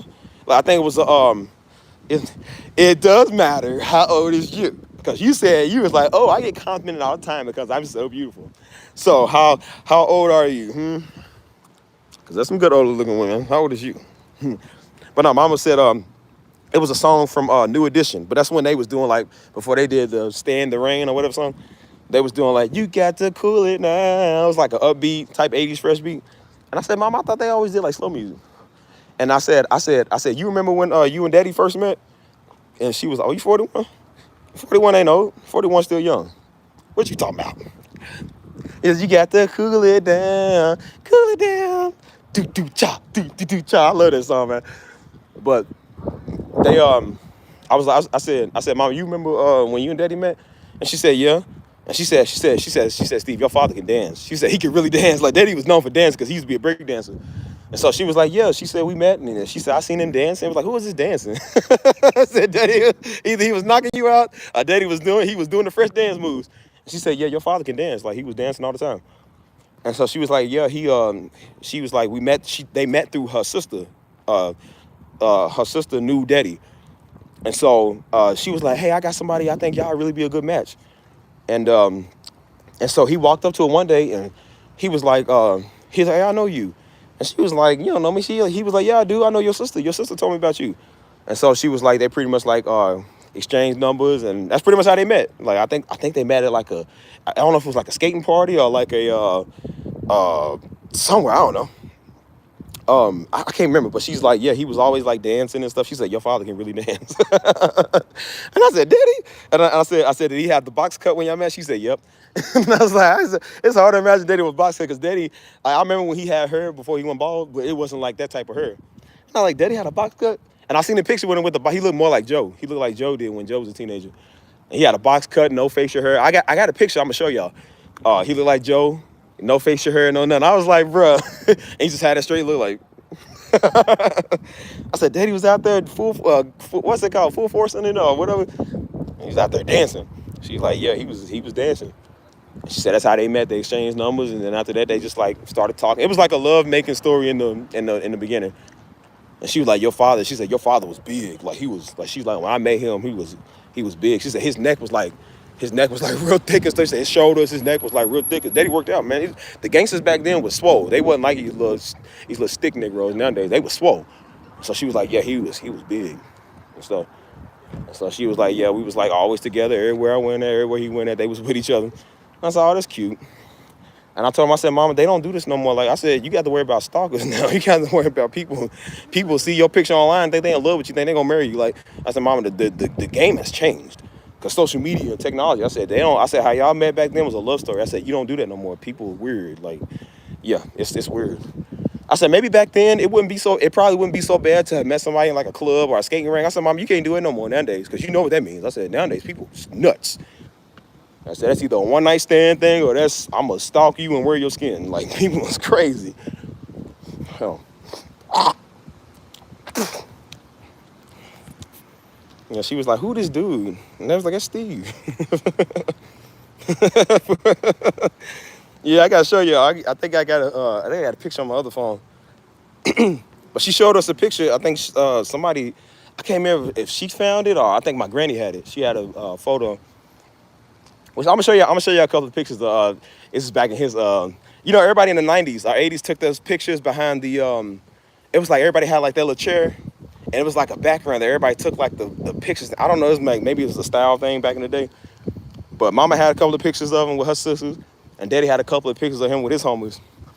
And I'm talking about like this is the people he ran with in the street. This is like before Pastor Darby would say like he had some people with him in the street. And I'm talking about he was sitting in the chair and Daddy he had that mean look on his face. Like he just had that look like, and he was wearing like a ring, and he was wearing like a jacket and the ring. And he was sitting in the chair. He looked like he'll steal you too. Like he looked like he was with the business. And everybody was like, yeah, he was like, yeah, your father was with the business. You know what I'm saying? So yeah, I'm gonna see if I can. Let me go in the house real quick. I'll see if I can find him. Cause I remember Daddy saying that like he was like they used to break dance when they was young. That's before like all the the guns and all that stuff came in. You know what I'm saying? Like everybody was dancing. He said he remembered when gangsta rap came in. He said they was listening to I don't think it was KRS-One. It was more like Fight the Power, like the the original rap. You know what I'm saying? And then he said like once Ice Cube and them came out, he said he heard that. He said once the gangsta rap came out, and he seen people bopping in the car. He said that's when everybody started wanting to be like it. And then when the movie Colors came out, y'all remember Colors? Like Colors came out, that's when everybody was blood and cripping it. So that's when they started doing that. And it spread like a virus. So yeah, it wasn't no more dance battles. It was like gang rivals. Hold on. That's why I said that conscious rap was clean, man. And it was fresh. That's why I said I like the old school, I Can't Live Without My Radio by LL Cool J. I said that beat was fresh, man. That beat is still fresh to this day. I said they don't make music like they used to, man. Like, but it's true, man. It was like most of that stuff, man. Most of the people came from church, man. A lot of stuff originated from gospel. Like people, they had a little bit of more fear and reverence of God than they do now. Like people nowadays don't care. Like seeing black folk doing stuff that they doing stuff that white people do. Like stuff is getting out of hand, man. Like, and people don't fear God, man. They don't care no more. It's just like so they don't really, That's why the sound changes. Like even though you can still hear some soul and some gospel and soul, it's just it ain't the same. You know what I'm saying? That's why I said the '90s, man, was like one of the greatest times to be alive, man, for music and culture because people was natural, man. Black women was natural, black men was natural. Everybody, you knew what a man and a woman was. Like you don't know nowadays. Nowadays, you don't know what people is, man. Like what none of that back then. So. Let me set y'all out. If you haven't seen my picture with mom and pop on the what's it called? Let me see if I can find. This thing not charging up? Maybe not. Y'all should have just told me to go get my stand, bro. I would have got the stand. Prop y'all up. Let me see if I can find it because I don't know where that is. Yeah, we always we got a lot of pictures of get off me. We got a lot of pictures of mom and daddy when they was younger. I'm trying to see because I got over like 5,000 photos on here, so I don't know where these is. I need to start making a photo and just like put my stuff somewhere. Try to see if I can find it. Cause he really did, man. He looked more like, cause Joe used to kind of have like, before Joe had a straight cut like he do now, Joe kind of grew out his hair like a little fro or whatever. So he was looking more like Joe, like when he was a teenager. Like everybody think me and Daddy look alike. I think Joe looks more like Daddy than I do. I look more like my uncle. So. Yeah, I don't know where that photo is. Yeah, Daddy had there was a couple of photos of him. I think Granny got him, man. My granny got him. Actually, I need to go over Granny's. Let's see if Granny got some stuff she can send me. She got all the original photos, like of a young Pastor Darby. Like Daddy was young. You know what I'm saying? He was young. You know what I'm saying? I don't know. Y'all looking. I can't find it. Hold on. Let me go up to the early ones.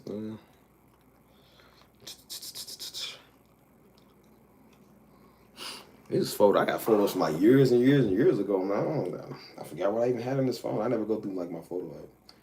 It's all like family and stuff like that. Let me see. Shh, quiet. Oh, let me show y'all. I got a photo of. I'm trying to brighten this up. Yeah, I got a photo of like when Joe and Michaela got married. Like that was on their wedding day. Look how happy they are. And Joe, like I said, Joe done kind of bulked up now. Like Joe's kind of like on the little small side now, but he was kind of small back then. Joe was always kind of a little small. Let's see. That's what I do. I need to start going through like my memories with y'all, man, because I know y'all sit there and watch and listen and stuff. Yeah, like even we took some photos with at the wedding.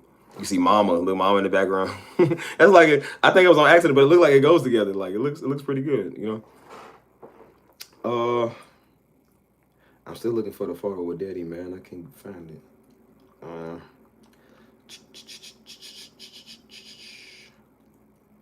I got so many pictures on this thing. Like I don't know if y'all can see that.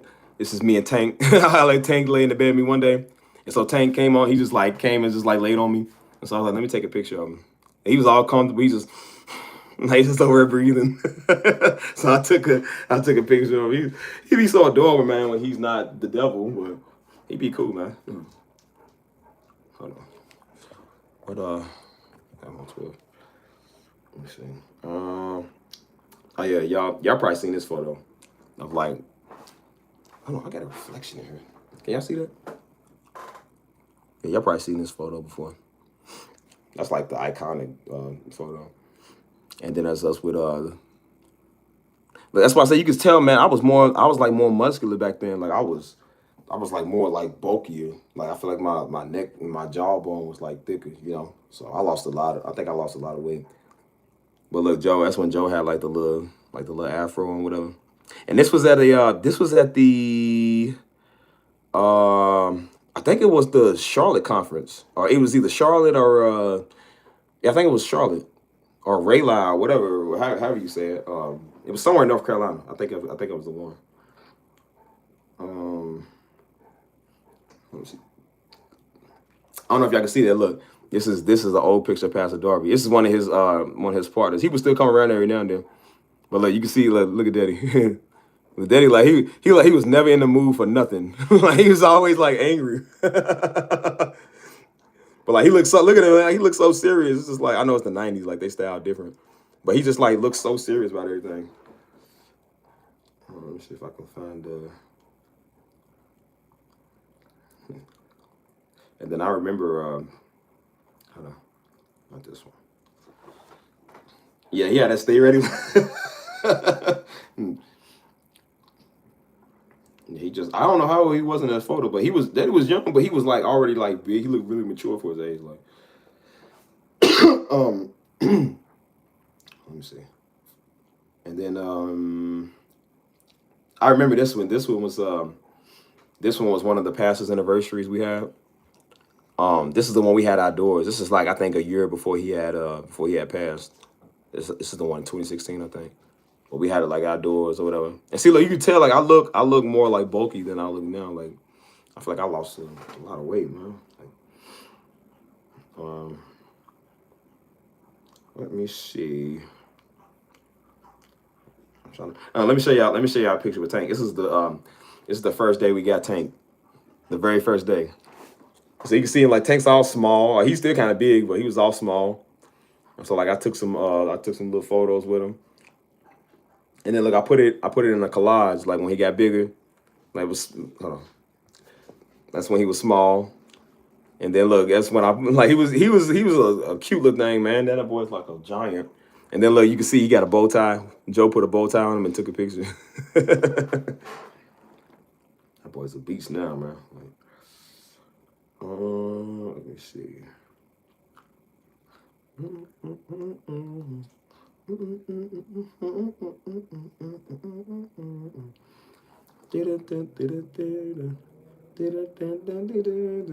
then let me show y'all. Hold on. Get off. This is a I can't remember if Mama had made this, but this is what she used to have like hanging up in her house or whatever. Like we put like all like a picture collage or whatever. Like you see, look, you see Pastor Darby. I forgot where that was, but you can see like Pastor Darby and her. Come on, man, stop. It's like her, Pastor Darby, and then look, you see Daddy with his daughters. You know what I'm saying? Like these were some iconic moments, man. Because I remember a lot of these pictures. You know. I'm still looking for that one picture of him with the fade. It says what does it say? Let me go back. I didn't get the full photo, but it says something about it's talking about like moments that take our breath away, like they're measured by numbers or something. I didn't take a full picture of it, so I think I'm getting close because this is starting to look familiar. And then look, this is after Pastor Darby and Mama got married. Like this is after they got married. So I don't remember this. But this is after they got married. And she was like, your father had to go to work right after. I think she had to go to work. So they got married at like the courthouse. So that's like them literally getting married. Look how young they was, man. They was so young. Like like they still, that's why I said Mama still look good, man. Like Mama was very beautiful when she was young, and Daddy was still good looking. Like, and of course, that boy, right? Who's that boy? Hold on. Who's that boy? That boy right there is, yeah, that's the sexy man. And look at Stisha. Look, Stisha was a brat, man, when she was young.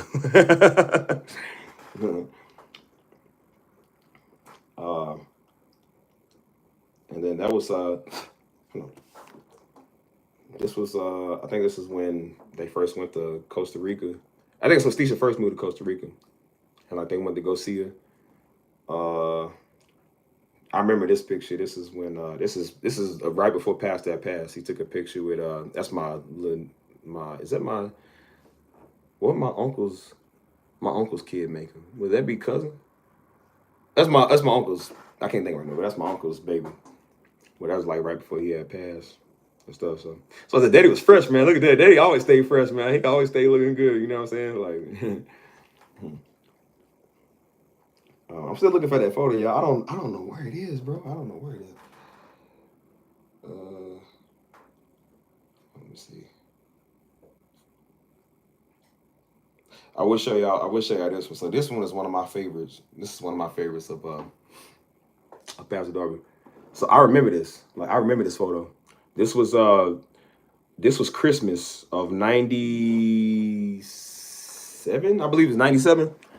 I don't know how I remember this day, but I remember this because I remember I got like some little toy trucks, and what I had was a little remote control fire truck, and Daddy had bought it for me, and I remember I was playing with it, and that's when you had the big old cameras with the the Polaroid cameras, you know what I'm saying? And so Mama took some pictures with it, and I don't know how I remember this day, man. I was only like 2, I think, 2 or 3. Hold on, let me. How much energy I got on this? Okay, I'm good. Let me find. I'm still looking for the. I can't believe I lost that photo. Oh, here it is. Okay, here it is. So I think this is. Hold on. This was Daddy when he was in high school. This is what he looked like. Look, he looked like Joe, don't he? Y'all think he looked like Joe? Because I feel like he looked more like Joe than me. Hold on, let me see. Yeah, I think he was either like in middle school or he was in like early high school or whatever. That was Daddy, man. Look, he got the box cut and everything. Like, that's what I said. The style, bro. The style was like so. It was fresh back then. You know what I'm saying? I'm trying to think. Hold on, let me zoom in. feel like, who am I seeing? I feel like Stisha, man. Like he kind of look like Stisha. What y'all think? He kind of look like Stisha, man. Like, or maybe it's just me. I don't know. But every photo he took, man, he was always serious. He's just like, I think that's why he used to get on me. Like when we would take photos, and I would kind of just be sitting there. He'd be like, "Boy, why aren't you smiling?" And I'm like, "I don't know." I think that's why he was like it, because he never smiled in like any of his photos. I'm trying to see if I can find the one where he was sitting in the chair with his homies. I don't know where that one is. Let me see. I got a ton of photos on here, man. Ton of photos. Like this is one of the more like iconic photos right before he had passed. Like this is a very iconic photo of him and Mama, you know. So I said, him and Mama, man, they look good, man. They look good together, you know.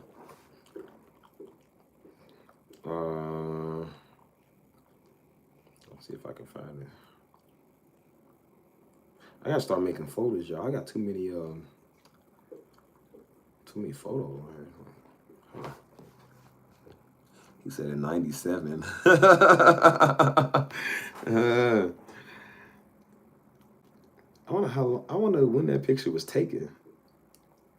I'm trying to think, man.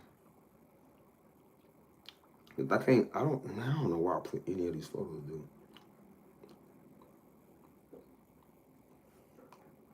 I'm coming up on so many memories, man. These was good times, man. These was good times.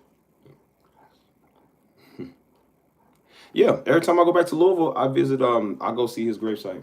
I made it a thing, you know, because like I said, when we lived there, I would go see him every now and then. But it just got not like common, but it was just I was always there. You know, I was there a lot, and so I was like, let me kind of give it a break. But now that I don't live there no more, like every time I go back, I'll make it because my hairstylist is like literally right around the corner from that cemetery. Literally around the corner. So I'll go see him a lot of times while I get my hair done. But have some words with him and just sit there and talk or whatever, or just sit there and shoot the breeze, you know. But let me see. So I remember this photo. I remember this event. I think my auntie was getting married. Somebody was getting married. But I remember this event right here. Can y'all see that? I remember because I used to love my suits. Daddy would buy me like little clip-on ties and buy me because I used to dress like him. I was like, oh, I want to dress like Daddy. So I would like wear my little suits like his. I used to have my favorite ties, and so I would clip it on and act like I'm Daddy. Like bro, I used to idolize, well, not idolize, but I used to just like really like be like Daddy. Like look, like I remember those, man. Like I remember this day. I remember taking this photo. I know it's kind of brightest camera, man. Like Stisha. Like Joe used to suck his fingers all the time. Joe was always sucking his fingers. That boy, I used to get on him for that because Joe was just nasty. look at me. I look mischievous, like I'm about to do something. Like I look like I'm about to do something, man. Yeah. And like still, Daddy's just sitting there barely with a smile. Like he barely got a smile on.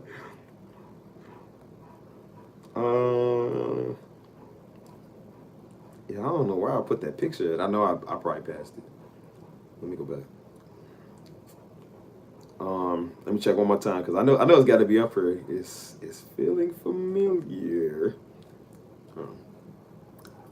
Oh, you got jokes. Oh, she got jokes. Oh, you got jokes. Okay, I see how you like I can't see you because if I since we doing okay, you got jokes. Okay, well, wait till I see what you look like. I'm gonna do you like Clarissa in my chat. You better stop. Hold on.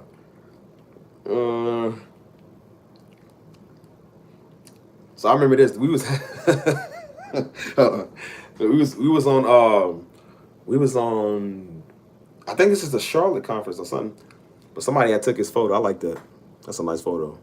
Like of me, Joe, and so you could tell like I was bigger, man. Like I was bigger back then. I don't know what happened. Like I thought it was just a hairstyle, but yeah, I was a lot bigger, man. This is a real good photo. I'm gonna use this for something. Probably one of my thumbnails. I might use one of my, if I ever like do a topic on him or whatever. I might use that. Here it is. Here it is. I'm gonna show you. So I don't know. Hold on. I don't know if y'all can see this that well. Can y'all see that? Hold on. I'm gonna zoom in on Daddy. Y'all see. So I know it's kind of like blurry, but can y'all see? That's Daddy sitting right there. Look how serious he look, man. He about to knock a nigga out. Look at and he was only like, I think he was only like 22 or 23 or something in that photo. No. He was like I think he was like 19. No, that's what I'm saying. Like, look, hold on, let me zoom in on him some more. Hold on. But look at him. Look how serious he look, man. Like, dude, look. I'm talking about like you see how big his hands is. You see how like big his fingers is. And he wearing a ring. I'm talking about, dude, Daddy would knock you out. Like he would straight knock you out. And that's why people kept saying, they was like, bro, your daddy was knocking dudes out. They was like, bro, for real, like he was knocking people out. So I'm like, you see that face, like you see now, like he looks he looked the same way, just what I heard now. But I'm like, but back then he had heard. So it was like, I think the Pasadena now looks scarier than he did in the streets. But I think he was like half his homies in his pictures gone, man. Except dude is still here. I know him, and I think that other dude's still here. I don't really know these other guys. But everybody had like that backdrop when they did these old photos. Like maybe it was just like a 90s or 80s thing.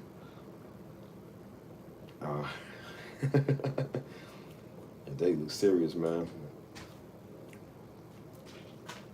I really wish he would have, I really wish he could be here to like, see his grandbabies and stuff, man. Like, seeing what he produce what he spread, So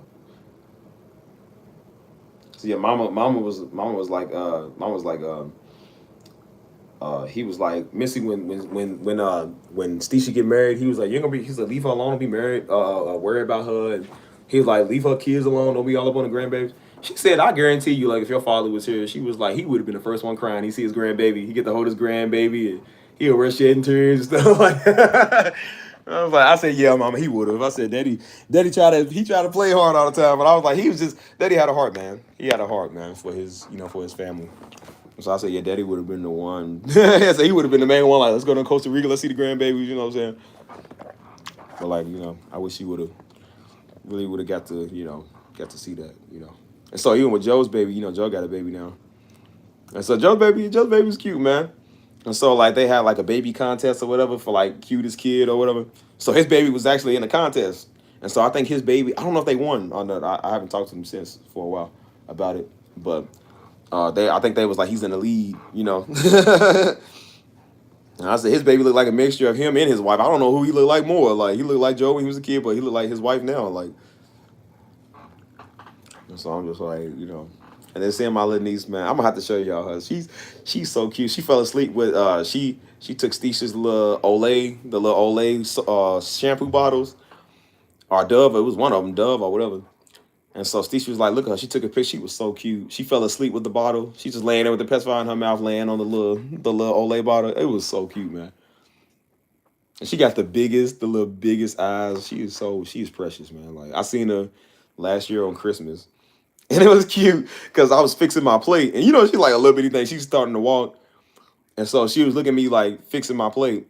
And she's just sitting there like, she looks up at you with these big old eyes. I'm going to see if I got the video. She is precious, man. She is so precious. And that's why I was like, man, it just, I hate the fact that I've only seen her once, like, so that's why I'm like really making stuff work for me, really get myself going, because I'm like, I know they don't live in the United States. Like, I want to go to Costa Rica anyway. I ain't been to Costa Rica since 2021. But I'm like, I'm trying to go back, man, like, and see my nieces. And plus Hannah just recently went over and seen them. Mama sees them all the time, so she's cool. But I haven't seen them, man, And so she getting big, man. They getting big on you, And I'm just like, man, like I barely even seen the little girl, But I'll be forgetting I can like FaceTime Stisha and just be like, hey, let me see my little youngin, you know what I'm saying? And then like I did one time and she was just sitting there looking like like she don't know who I am. Hold on. Hold on, let me show you something. We going through family photos. What we doing?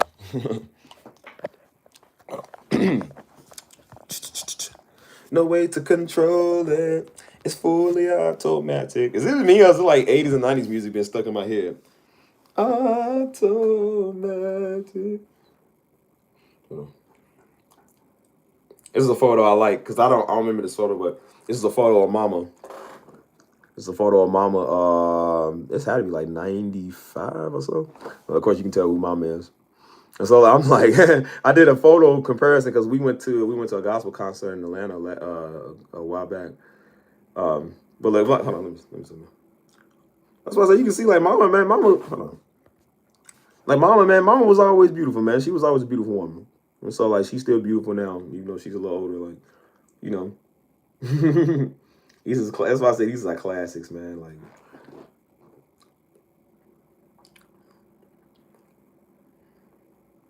yeah, I did this is back in 2021. I did a side by side comparison of that picture. Can y'all see? Yeah. Who that big strong man right there? Oh, look at that big strong man. Oh man, he's so beautiful. Yes, sir. That boy beautiful. I wonder where he gets his looks from. Oh. Or better yet, I wonder where they get their looks from. Yeah.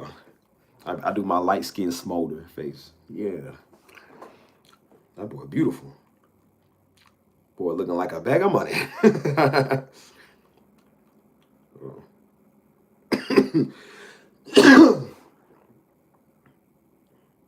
I'm not taking y'all down memory lane, bro. What are we doing? And then somebody at I think I made this. It's like just a picture collage of Pastor Darby. I'm like, like you see him smile. It's really rare to see him smile now because Daddy usually used to never smile on nothing, man. Like, you know. But I really love that bottom photo, man. That's really a good family photo, you know. So that's why I said that's all family's about, man. You know. So yeah, it is. I'm gonna show y'all some more photos one day. I ain't trying to get them all the way. I was trying to show y'all the ones with just Pastor Darby, whatever. So I know y'all love y'all's Pastor Darby. All of y'all's Pastor Darby. I be like, that's why I said I just talk to y'all about him so much, man, because I know you know that's just my life. So I love talking about my life and whatnot, you know. But hold on. He really is, man. He really is honorable, man. You know, and just to see what his legacy is, and you know where I came from, and all that, man. You know what I'm saying? Like, none of this would be possible, man, if it wasn't for him. You know what I'm saying? And that's why I say, and when I say I'm not going off his name, it's not like I'm trying to disassociate. It's just saying, like, I mean, of course, we're two different people, but all of this, like I said, all of this now is possible because of him. Because of course he birthed me, like him and Mama birthed me. But most of y'all know me because of him, you know. And so that's why I said we're able to have a community and talk and function and you know, things of that nature. And so, you know, like I said, I didn't really know how this was gonna be when I first started it because I was like, you know, I don't know what to expect. I'm not a YouTuber. I'm not a content creator. I don't know these people that's on my page, and I knew a lot of them was probably gonna be from his page, and I didn't really want most of them people, and I still don't. And I'm gonna keep saying that I don't want most of these people over there. So, yeah, Mama look like all her sisters. They all look the same. Like I be forgetting who's who. But that's what I was saying, man. Like you know, if y'all would have met, Pastor Darby, man, y'all would have loved him. For the most part, till he he give you that, yeah, like y'all would be like, oh my God, like I can't take it. Like, but it's in a way where it's just like, yeah, you know. That's why I said there's so many things about us, you know, that people don't know, man. They don't know what that man went through, man, what he had to sacrifice. You know, like we went through so much as a family, bro. Like y'all just wouldn't believe, man. Especially on him, man. He was always under pressure with just everything, you know. So yeah, but I understand what it's for, man. Like he spread his legacy, you know what I'm saying? He got 4 kids, you know, all his kids grown, you know. 2 of his kids is married, got grandbabies, you know what I'm saying? One of his kids is super handsome and just, oh man, that boy just makes the room light up when you walk through. I wonder who that man is. And then one of his other kids is just, she cooks. She carries his traits. Like she cooks just like him, you know. And I'm just like, we all got traits of his in us, you know what I'm saying?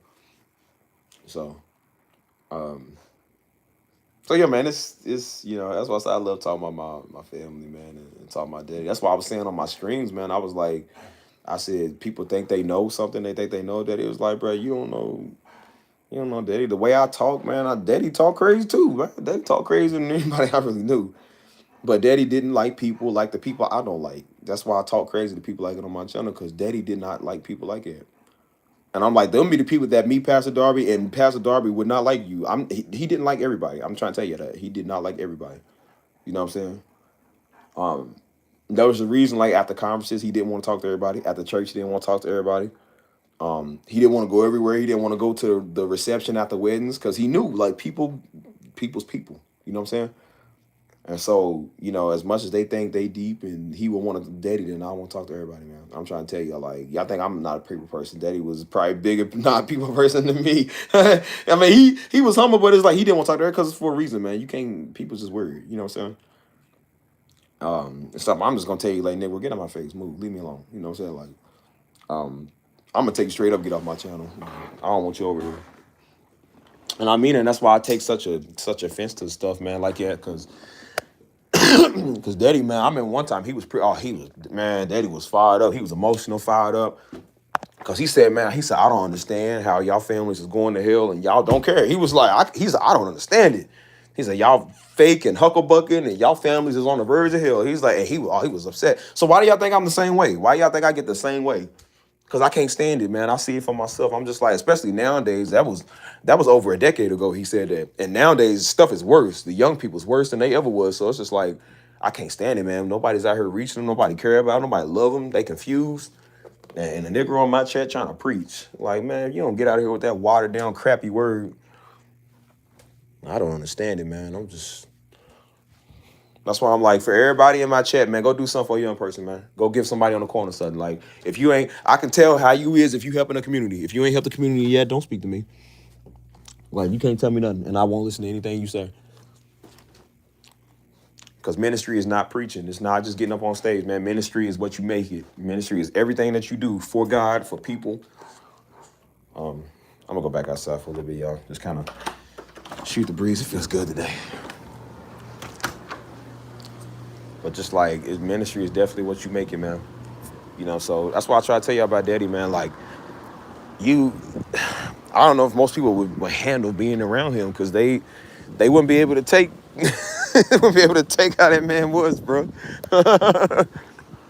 Like, daddy could be cool when he wanted to, but daddy was real. He wasn't no punk, no, man. Daddy was a street thug. And then when he got saved, he was like, man, I might be saved, but I ain't dumb. He's like, I ain't stupid. He's like, I'm still me. I'm still from the streets. I know how stuff go. And he would let you know how it was, man. He talked to you the way he talked to you. And he let you know what's up. And he didn't care if you liked it. Like, we had, like I said, man, I was grown men. That was Negroes, I believe they was killers, man. Like, people was real gangsters in there. And they would not say nothing to dude. They fell under his leadership, and they shut up when he told them something. People was in there bigger than him. And they shut up when he spoke. And everybody froze. Like, didn't nobody dare to correct him. Didn't nobody dare to say nothing.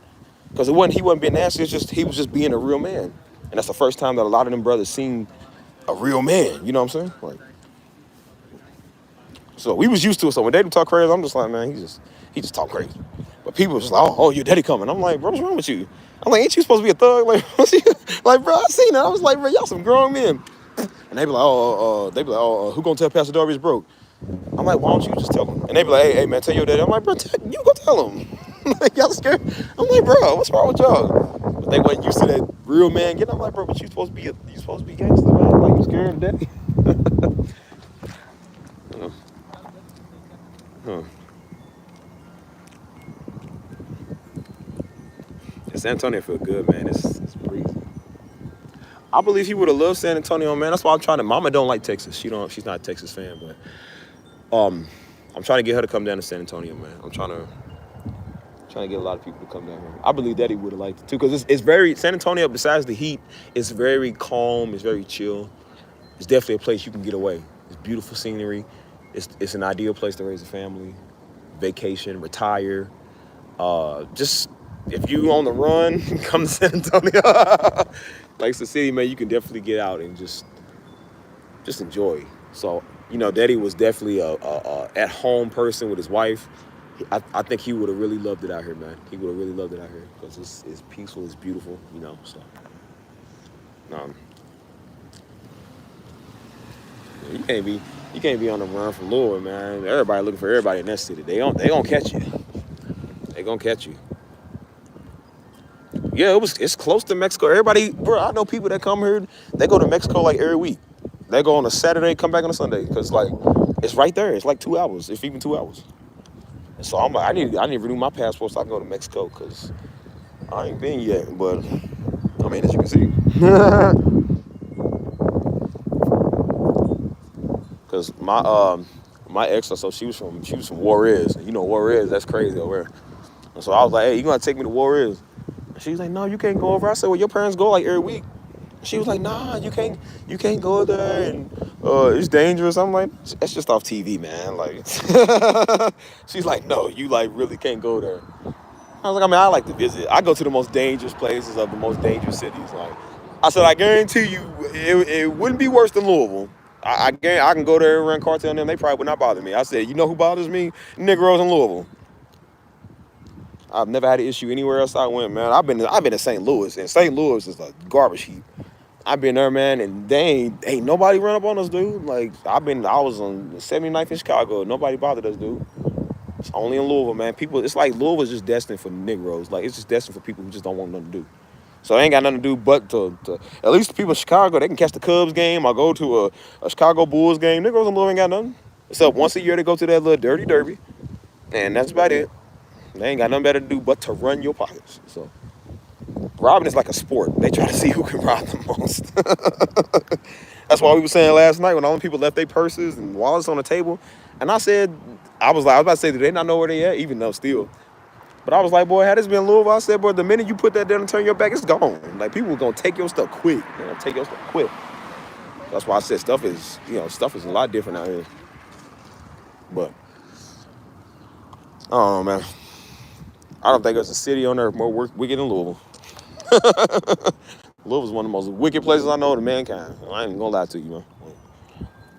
It's on the worst everything. We like number 3 in the nation for worst drivers. One of the worst cities for like owning a home, for living there. One of the worst cities for dating. That's another one. That's why I said I would never gonna date somebody from Louisville. Never marry somebody from Louisville. That was my biggest fear, was marrying somebody from Louisville. I was like, I said, Lord, I'd rather be celibate and single for the rest of my life, and I mean that. I would never ever marry or date somebody from Louisville, because that means you'll never leave. And it's just, ugh. All over is just a used pile. Everybody been with everybody related. Like, no, I don't want that. I told you come out here, people out here, man, they like 23, 24, 25, talking about owning houses and starting their business. Ain't no Negroes in Louisville doing that. They talking about who slept with who, and who mans is, and who love who, and he did this, and who's going out. And it's just like, this is stupid stuff. Stupid. Like people there, I feel like they have potential, but they don't at the same time. People out here, they know what it's like to have potential. Everybody in Louisville worried about going out. People here are worried about just like more of like hanging out as friends and, just chilling, and they kind of know what they want a little bit more, But people here are very big on business and future. People in Louisville don't want none of that. Like, that's why I didn't know it was possible to see a lot of young people owning homes and businesses, because in Louisville, a lot of young people don't do that. They don't care about that stuff. They just care about making out and drinking and doing this and that. Like, nobody cares about nothing serious. So I definitely advise, man, if Baltimore, oh Lord. That's the one place I know that's worse than Louisville. Like, I'll never go back to Baltimore. Baltimore, St. Louis, Memphis, Stockton.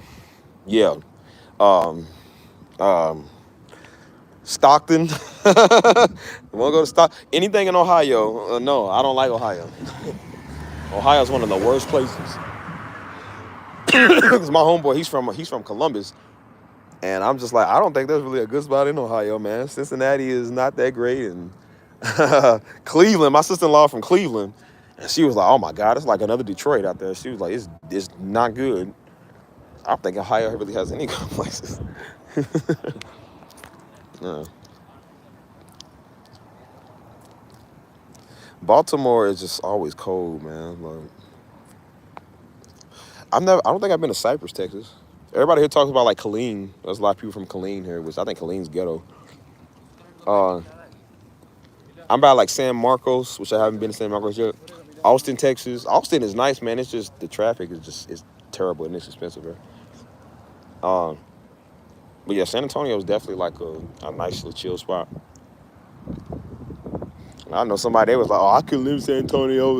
It's predominantly Mexican. I'm like, and what's the problem? I was like, I don't know. I just don't. I'm like, what's wrong with that? Like, you rather somewhere you live at, the West got to be predominantly black or predominantly white? Like, what's wrong with that? I said, I hang around the essays all day, man. They cool as everybody else. And I said, I know what it's like living around predominantly Negroes. I get all my stuff took. Negroes take your stuff. And then predominantly white, you know how they look at you. they already don't like you. And I'm just like, bro, I need something to even it out. And I'm like, here, white people are the minority. Black people, of course, are a little bit more minority, but white people are the main minority. Everybody here is just, more melanated people. You really don't see that many you really don't see that many white people out here. They mainly live in the hills and the richer spots. They're the ones that got the Ferrari, because you see a lot of Ferraris and Lambos and Corvettes here. Like, they be the main ones that be driving them. And I said, now you couldn't drive that in Louisville, boy. Them Negroes will take your Corvette so quick. Like, I'm telling you, bro, they eyeing people's stuff up there. Like, you can't have no Lambo in Louisville. Your tire's gonna be gone.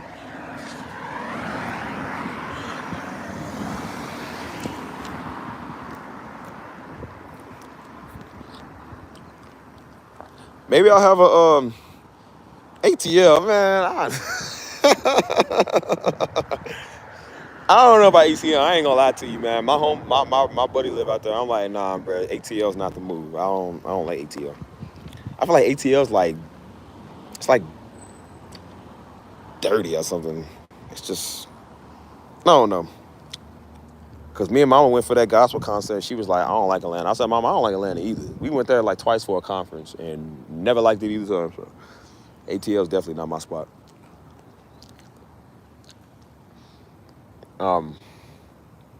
Which I gotta say, I thought New Orleans was bad, man. New Orleans is actually nice, man. I like New Orleans. Like, I don't know if I could like live in that in some spots, but it's not a bad place to really be. I like New Orleans, man. It was giving me a lot of like Florida vibes because it looks kind of like Florida, palm trees and the way the streets were set up and highways and stuff. It kind of looked like Florida a little bit. So I could definitely do New Orleans again. But yeah, maybe I'll do that, man. Maybe I'll have like a national come to Texas day. I have like half of y'all in the script in the chat. Y'all get together, be like, hey, we going to San Antonio, man. I can meet up with y'all. Have like a chatathon or a Toyotathon or something, like have all y'all come here and, you know what I'm saying, just enjoy the city together, man. I'll take y'all everywhere. And that don't include you, Rat Boy, if you watching, or Clarissa, whatever your name is. Come here, I'm gonna drop you off where the essays be at. Be like, yeah, go. Hey, they got a word for you. Come here. Drop you off in East San Antonio. But you already with the essays with the teardrop tattoos. Like, yeah, brother, he won't tell you about the word of God. Come here, let him tell you about the word of God. Your buddy got the mustaches and the bald heads. Like, I'm gonna put you around them. I'm put you around the. I can't call them Serenos because they not. It's ain't California. But I'll put you around the Tejanos. They call them like Tejanos and I think Pisces. Like, put you around them. And you know they be Catholic, so they be like, hey man, what you say? You don't believe in Mary, huh? Come here, let me tell you something.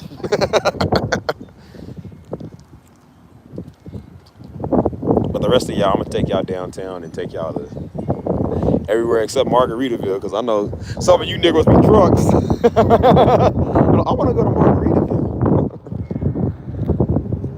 I know.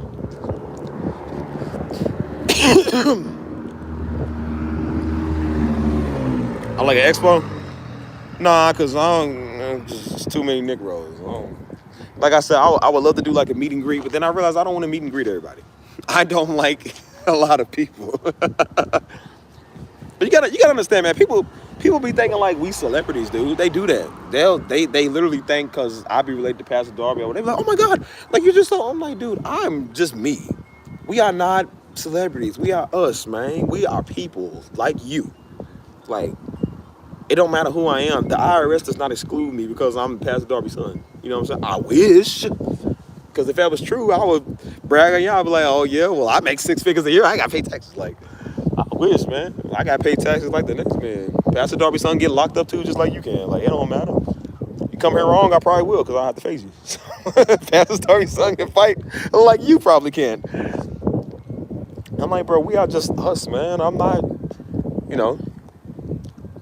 I mean, I appreciate it that people, you know, they appreciate you, but, you know, some people really be thinking like you like, oh, you know, y'all just, I see y'all off YouTube. I'm like, yeah, you see a lot of people off YouTube. Like, I mean, you're not like, I'm not like special, and I'm just me. You know what I'm saying? It wasn't like I chose to be on YouTube on the sermons. I was just on there, you know, I was just on there. So a lot of people appreciate it, and a lot of people take it a little too far, and, you know what I'm saying? And people want to question you and ask you all these weird questions. I don't want to ask people questions. I told you people trying to get me on their podcast. I don't want to be on your podcast. I don't want to talk to people because y'all think y'all know Pastor Darby or whatever. Like, I don't mind talking about it on my own terms, but, you know, everybody want to ask you these questions. And that's the same question. Everybody, how do you die? How do you? I'm like, bro, leave me alone, man. What you worry about it? Don't worry about it. So that's mainly some of the questions people want to ask. Like, well, how do you die? How do you? I'm like, I'm not telling you that. If you would have watched my live stream, those who watched my live stream, y'all, I told y'all, right? Y'all, if y'all remember, like when I kind of started doing live streams often, I told y'all how you do it. You know? So I don't tell everybody that because some people, they don't, and that's what they took away from the video, man. They didn't even care about what I was saying. They just, well, how you die? You didn't say exactly how you died. Like, did you take away from what I said, or do you just want to know, you know, facts or something like that?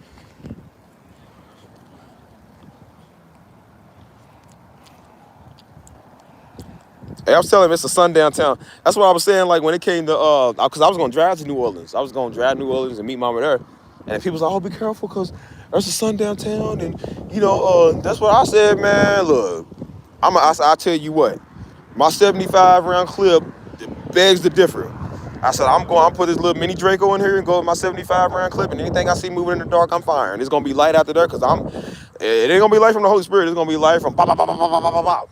It's going to light up the whole area. And anybody coming sundown, there's going to be some men down. They come over. I'm going to drive away, too. I ain't waiting for the cops. I'm going to drive away.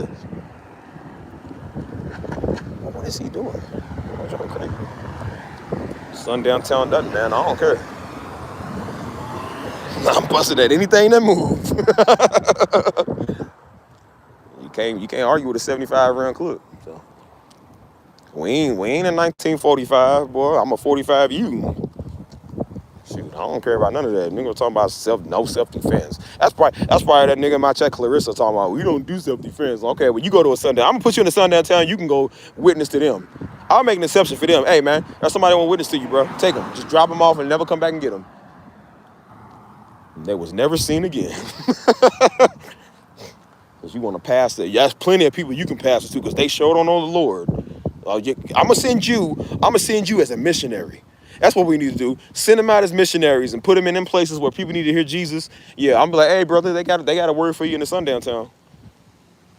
Put them out there. I guarantee you, Clarissa ain't got no firearm.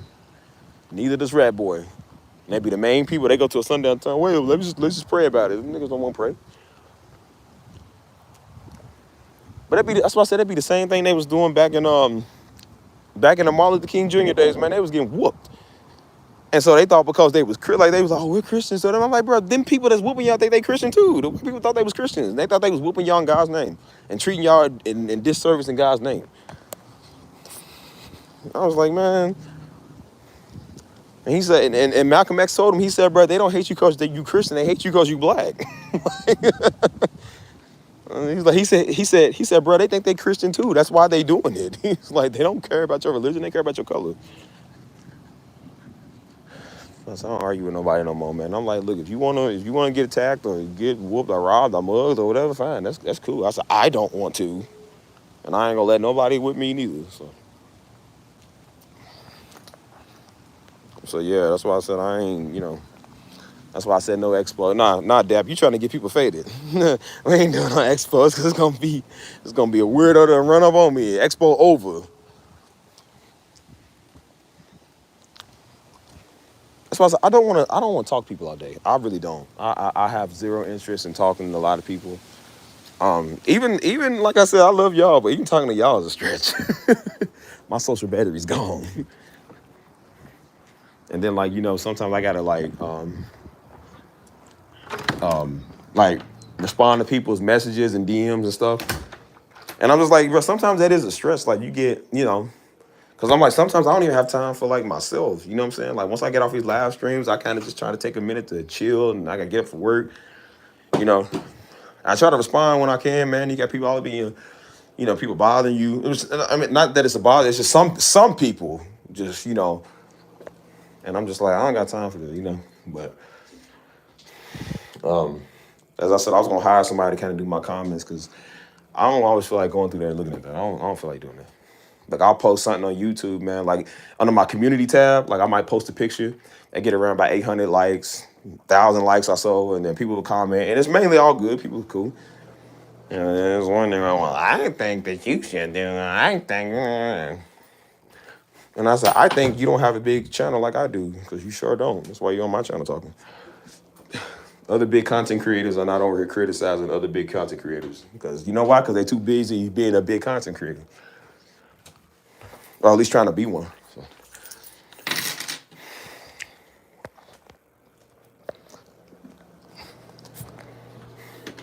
Yeah, y'all know who y'all are. I ain't gonna say no names. Aubrey. Keep on messing with me in my chat. Oh, what time is it? Is it 12 or 8? Oh man. I don't know. I think my next live stream I'm gonna mainly do music. I was trying to do music today, man, but I was like, I don't know, I just had to rant. I had to rant because I was tired of some stuff.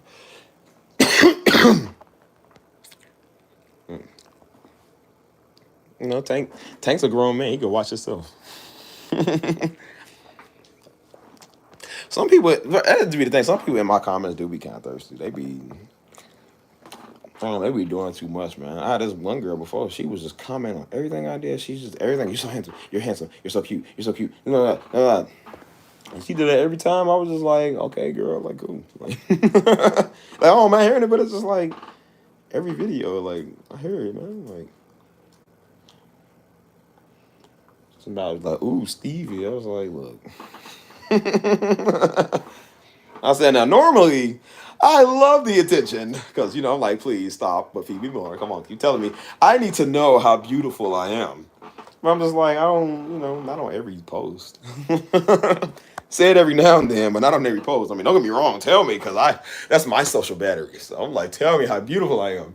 But like, not on everything. Be like it on social media too, man. Like, you can't even post yourself in the gym. People just, oh my gosh, oh. You act like you ain't seen a nigga with abs. No, I think it's another. This is kind of when I had first started the channel.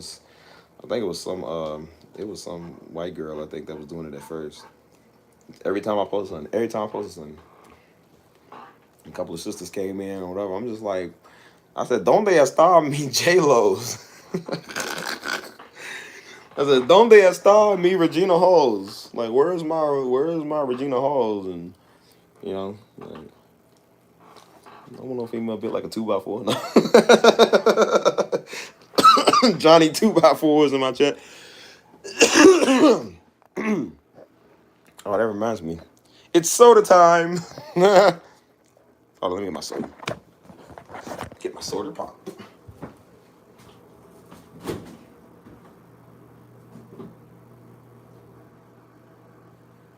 I not put that up? Oh, yeah, I drank it off. My bad. Oh, I didn't put my sodas in the fridge. No! It's not cold enough.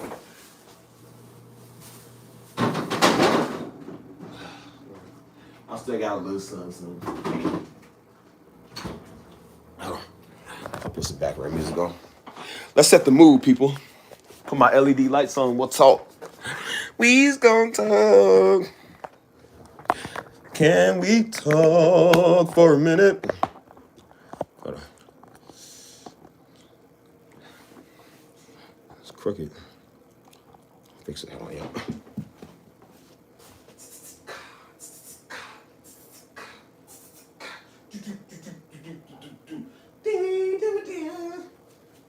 Never gonna give you up.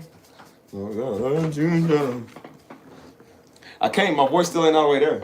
Let me see. See, that voice is still kind of gone. I can't hit my super future on y'all. He said, ah. Hey, bro. I can't stand future, bro. It was like literally the first 5 seconds of the song. He said, yeah, yeah. He said, I said, yo, man, this dude's ugly, man. I said, that's what I did.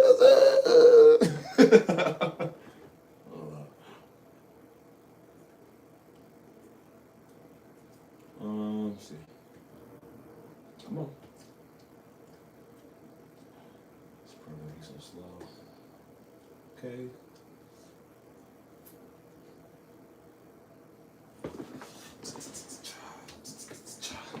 Hold on, y'all. I'm gonna put some music on and we can talk. Talk about whatever you want to talk about. You have a conversation if you like to have a conversation yourself, sir. Hey, man, y'all tell these thirsty females, leave me alone. It's too much for our brother to breathe. Can't handle my super sexiness. I said, sometimes it's a gift and a curse. Like, why am I so beautiful? Does everybody mess with me?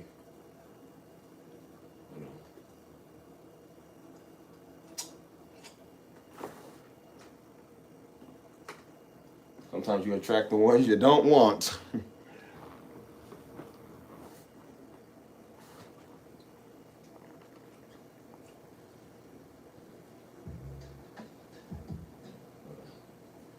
Put on a nice beat. A fresh one.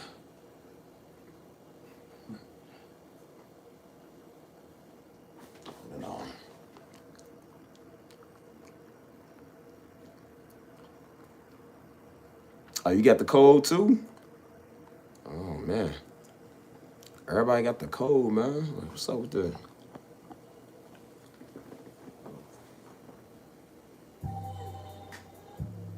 trying to find a fresh one.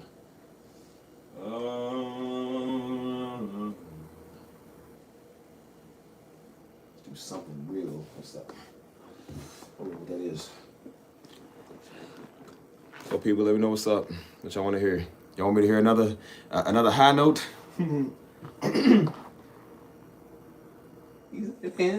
Still can't hit that note. My voice gone. I know a place, a magical place.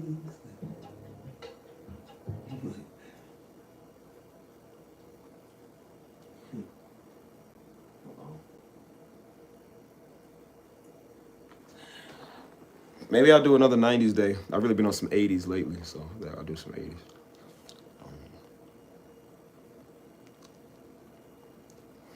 80s. Don't be mean to the good-looking fellas, man. They ain't did nothing.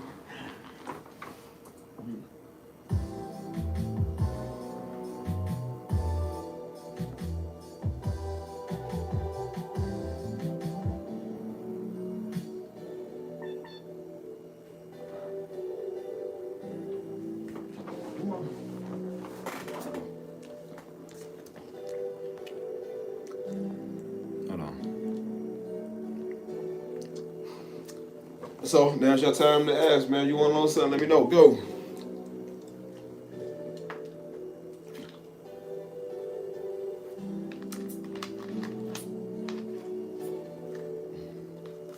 I tell y'all what. Some of y'all, like when I be going off on people, y'all be like, "Oh Lord, don't get him started." Here he goes. I'm like, well, you know what? I wouldn't have to go off on it if y'all did it for me. I'm Dr. Umar. I'm looking for the group of Negroes.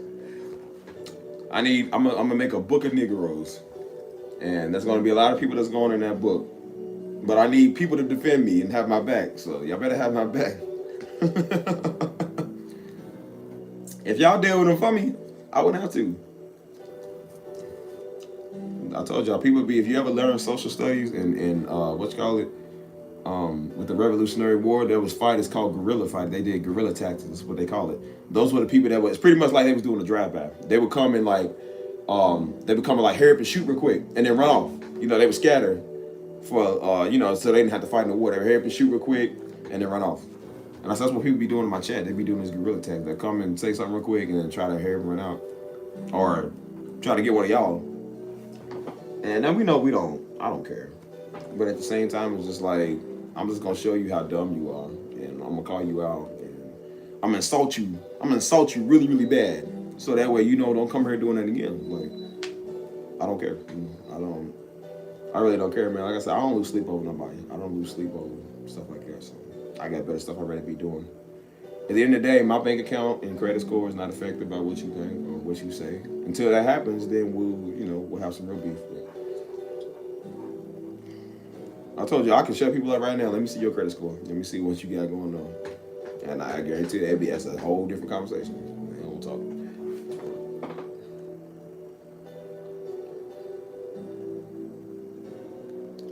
No, I actually didn't check it out.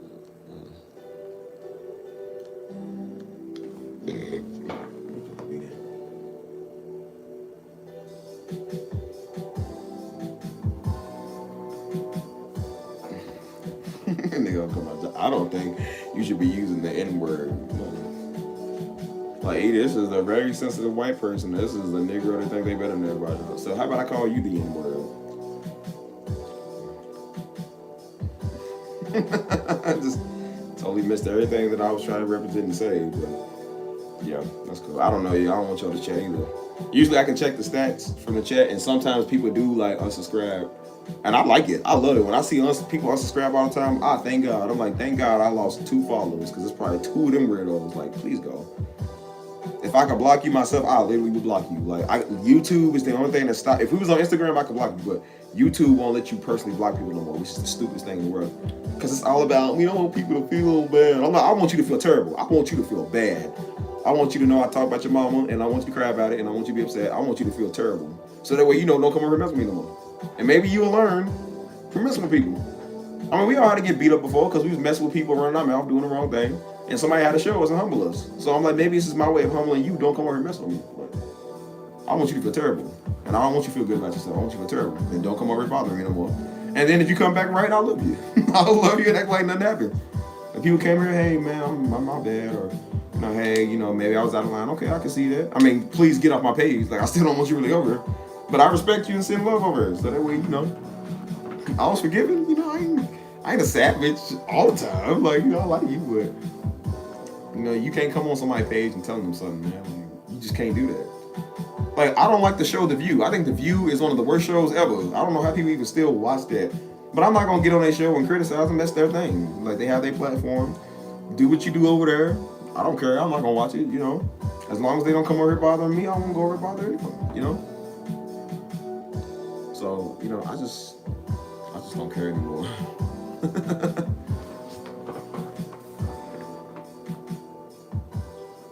Like I said, I know God love me. I know my family love me, and my peoples love me. Y'all love me. And that's good enough for me. If all y'all, I keep saying it. I say it like almost every vlog. If all y'all left, if everybody left, turned it back on me, even family turned it back on me, God will never ever turn it back on me. Even if, like I said, even if you end up in hell, man, God's still gonna love you. Which, don't go there, but even if you went there, like, He's still gonna love you. So at the end of the day, I don't care what nobody got to say. Like, He gonna love me no matter what. As long as I ain't Jezebel and Ahab, like, I'm. It's a guy hated Ahab, so I don't know what he did that bad. I mean, he did bad, but I'm just like, if God said He hates you, you done did some crazy stuff. But I'm just like, as long as God don't hate me, He love me, it's whatever. I don't care. Yeah, I was giving out a real good story lesson, huh?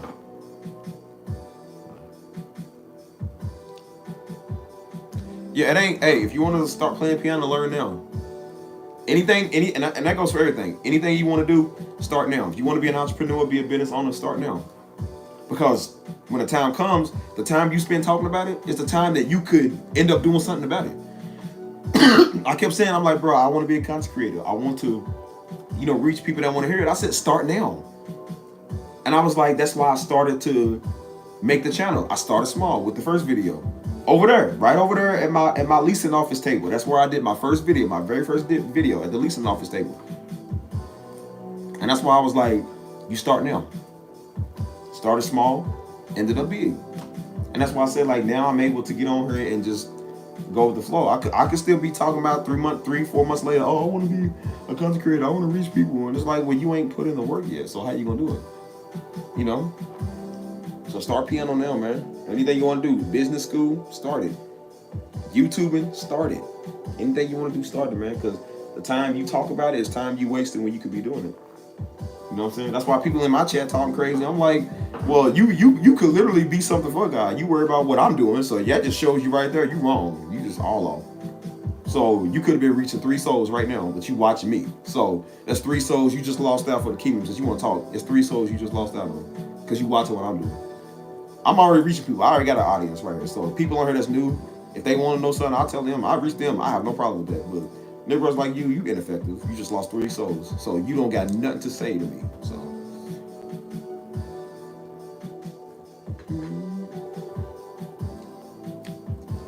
Boy, get up. I know you ate my chips. Move. Move. Move. Hold on. He said, stop taking the devil's bait. I don't care nothing about that. I told you, man. It's not, like I said, I'm not like, oh my gosh, you did something about me. I can't stand it. Like, dude, I told you, I don't care what people say. I'm rude to them like that on purpose because I want to hurt their feelings and I want them to get off my channel. It's not because I'm trying to really preach a message. It's just, I don't like you. I never will like you. I don't want you on my channel. I don't want people like that over here because I don't want them affecting y'all. I don't want people over here that are trying to learn and that are trying to do something right affected by stupid, silly Negroes. So anything I can do to get a Negro off my page, I will do it. Like, I'm not political, but if I can tell you, if people don't like Trump, I'll purposely say I like Trump just so you can get off my page. Like, it's like, that's why I said I'm not for neither side. I will sell both their merch. I will sell Kamala Harris gear. I will sell Make America Great Again gear. Because at the end of the day, Benjamin Franklin talks. Benjamin Franklin's me. So I don't even care. But that's the thing, like, sometimes I like my energy going to that. I like to give people the roast. If I didn't give you the roast, what would I be? Where would I be without the funniness, man? Like, I mean, yeah, I like to be entertaining, man. That's why I do a little bit of everything. When I post on social media, I don't just post my super handsome, sexy self. I post funny stuff. I post music. I post inspirational stuff. So I'm inspirational, music, funny stuff, and super handsome. So like I post a little bit of everything because it's nice to have people's feed with nice stuff. Like you see somebody that always posts gym selfies, I always doing thirst trap. It's like, all right, but that's the same. You do the same thing every day. Somebody that's just, they post everything political. It's like post something else. Like I want to see stuff that, it's your page. You can do what you want. But like I like to post a little bit of everything because I'm a little bit of everything. You know what I'm saying? That's why I said when I be doing a roast, a lot of times it's funny, but it's really for, it's for entertainment. But like I said, I don't lose no sleep because people say stuff about me. I'm like, dude, you wouldn't say that to me on the street. Because I would whoop you and then go straight over to Whataburger and work up and work off my appetite and go get a number 5. Like I wouldn't see it no different. Like you wouldn't say nothing to me. People would see me on the street and keep looking down. They would not say nothing to me. So I don't really care. Like, so like I said, from afar, it's not gonna affect me. Like, it's not hurting my bank account. It's not hurting my credit score. God still loves me. I'm still better than they'll ever be, so it doesn't matter. Like, I don't care. Like I said, I don't have, them is the people that want to meet me. I don't want to meet them. I don't know them. They know me. Or they think they know me because they on my page. I'm not on their page. So they have something to come here and say first. I didn't even say nothing to them. So believe me when I tell you, I don't want to meet you. And Daddy would have never wanted to meet them type people anyway. So I'm just save you that now. Pastor Darby, even in death, would not want to meet you. So I'm just gonna tell you that right now. If it brings you any consolation, even when he was alive, Pastor Darby would not even like you. So I'm just telling you that now. I know what they like because I know the man. Y'all don't. I'm telling you what he likes. So that's why I say even when I met somebody in New Orleans that thought they knew me, I was just like, it's cool, but like, You know, I'm not here for photos or, oh, that's crazy. You know, I'm like, oh yeah, it's crazy. Okay, cool. You know, they was like, oh my gosh, I watch your dad all the time. Like, yeah, I mean, a lot of people do. Like, I knew people was gonna recognize me because they know daddy. Like, and then they watch my live streams. And people want to work with. I'm like, I don't really want to conversate. Like, I don't want to talk all the time. I don't want to, you know. It's nice to meet people, but it's just, you know. Because then people want to ask questions. I'm like, I don't want to talk about questions. I don't want, like, I don't do that right now. I want to chill and come to the event that I came to, eat my food, and go back to where I came from. Like, I don't want to talk about anything. You know what I'm saying? You know what? Okay, you say you started a YouTube channel, right? Okay, you know what? You go ahead and put your first video up. Put your first video up, so I can be the first one, because I want the first notification. I'm gonna subscribe to you. I want the first notification when you put your video up, and don't try to hide your face neither. I want to see what you look like. And like, yeah, remember you was talking all that? I'm like, yeah, remember I'm gonna timestamp it. And like, yeah, at 3:17 your eye was twitching. I'm gonna take a cold screenshot. Like, yeah, I had somebody in my chat talking crazy. Look at this knuckle. Please. You couldn't handle a strong, independent black man.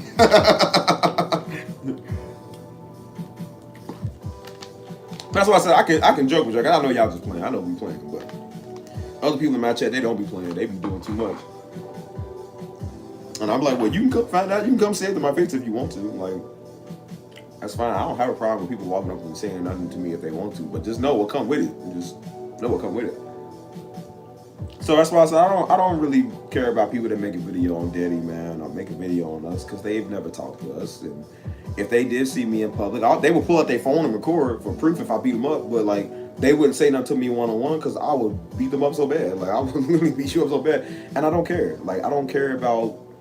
That's why I kept telling people think we in a limelight, like we're so special, because I'm like, bro, I'm just like everybody else. I'm me. Like, if you make a video on me, if I beat you up and be like, oh, he's back on, I'm like, okay, and what are you gonna do? You ain't gonna do nothing about it. You still got whooped, so you ain't gonna do nothing. So I'm not here to prove nothing to you. So and half the audience that knew Daddy, I don't want to know them, and they can critique me if they want to. I never want to know them anyway, so I don't care. I don't. You know, but that's why I'm like, you know, I hate the fact that my name is. I mean, I love my name, but it's just like, I know when people hear that, they think, oh, this is an opportunity for me to come. No, don't come over here, because I don't care. I don't care, you know. And it's the fact that people think that you're gonna care and they want you to care, that's just gonna make me not care even more. I'm just like, I don't care. And I'll say, you know, I was never gonna like get over here and pass and preach, but just because you said something, I'm definitely not gonna do it on here now, just because you said it. Like, I'm just gonna show you how much I'm not gonna do it. So that's why I'm like, maybe we'll have a Negro night. Maybe we'll literally have a Negro night. Just they want to talk. And I'll put it in my thumbnail. It's a Negro night, you know, and y'all see my thumbnail with a bunch of Negroes, like, and we'll just have a Negro night over there, just since they want to talk. And I'll even give the white people a pass. You can have a pass over here, baby. Since we talking about the Negro on my channel, like, I'll give you a pass. Call them a Negro. Like, you can do that. I don't claim them. We don't claim them. As much as people mad at black Republicans, I'm like, be mad at Negroes that's deep spiritual, that's fake. Be mad at them more. I don't claim them. If you want to take anybody's card, take their card, because they are ineffective for anything. At least some of the black Republicans do care about trying to make a change. Like, these Negroes over here don't care about making no change, man. Negroes trying to give somebody their fake word. Oh, she making the mac and cheese? Oh. See, that's why I said, man, I could trust some of y'all in my chat. Y'all love me. Y'all take care of me. I'm sure you would share some of that mac and cheese. Buddy wouldn't share his mac and cheese. No. It's a live stream. I barely even talked about. I ain't gonna bring him up. I ain't gonna bring him up, y'all, because I had to deal with Clarissa today. Oh, real Negro. That's why I said, like, y'all think I don't, you know, I'm not really upset about people like that. It's just, I care more about the people they affect, and that's why I speak the way that I do, man. I don't want people being affected by people like them, you know. But it's sad too, because it's like, you don't realize that, like, there was these dudes. This is when I was a kid. I was the same age as, it was twins. It was two twin guys that came to our church. It's back when we had our second church over in the West End of Louisville. Yeah, West End of Louisville. And they would come to our church, and they was young dudes. They was like my age at the time. They was young dudes, man. And they loved God, man. They was coming to youth ministry. They was coming hearing the word on Sundays. They was bringing people. And I remember that, man. They was cool boys, man. And their mama was offended. I didn't like the fact what Pastor Darby was preaching on. So she didn't want them to go to the church. And so she pretty much like made them stop coming to the church. And this is back in years later. This is in 2008. And years later, man, one of the twins, he got killed. Him and along with the other, they was in a car with this dude. They was going on a high-speed chase, and he was good dudes. Except the dude driving. These other boys, it was good boys, and they had just left, I think, like a youth ministry or whatever. And they got into a high-speed chase, and they was all like 15, 16 at the time. And got into a high-speed chase, man, and I know they was pleading with the guy, like, bro, stop, pull over. And the guy was trying to outrun the police, man, and hit a tree. I mean, hit the tree so hard, the car split in two. The car split in half. Like, that's how bad this was. Car broke in half, dog. And everybody, the driver always lives. I don't know how, but dude lived. The rest of them died. And I felt for Buddy, man, like his brother. I was like, bro, he lost his brother, man. Like, and they was twins. Like I said, they was twins. And that man, it was the other three guys in the car too was brothers. And that man that they had, he lost all his sons, man. He lost all his kids. I was like, oh my God, man. Like, he lost his kids, man. And do you know what he did after the fact? He forgave dude. He forgave. I said, I ain't gonna lie. I don't know how strong I am, bro. I would have probably did something to dude. I would have did something to dude. I ain't gonna lie. But he forgave him. And just for that dude, which I found out, and that's why I was pissed off, because I was like, I don't think some people deserve second chances. I don't. A couple of years ago, I think last year, no, I think 2 years ago, he got into it with a, they had let him out, I guess because he was spilled, which I don't know how he did it, but he got let out. Trying to give him a second chance. And Buddy did something. He was in the West End, and he was running from the police, and pulled out a gun. They shot him. And my friends was there. They seen the whole thing. And so they was like, oh my God. And so this is this is why I say know your facts. Before you just hop on Black Lives, before you hop on, oh man, the police, I said, know the facts first. Like I said, I agree with a lot of stuff that's going on, because I'm like, some of them be wrong. But I said, don't just be so quick to jump on stuff nowadays. Because I'm like, no, sometimes people be doing stuff. They be doing stuff. So it turns out he was the one that did it.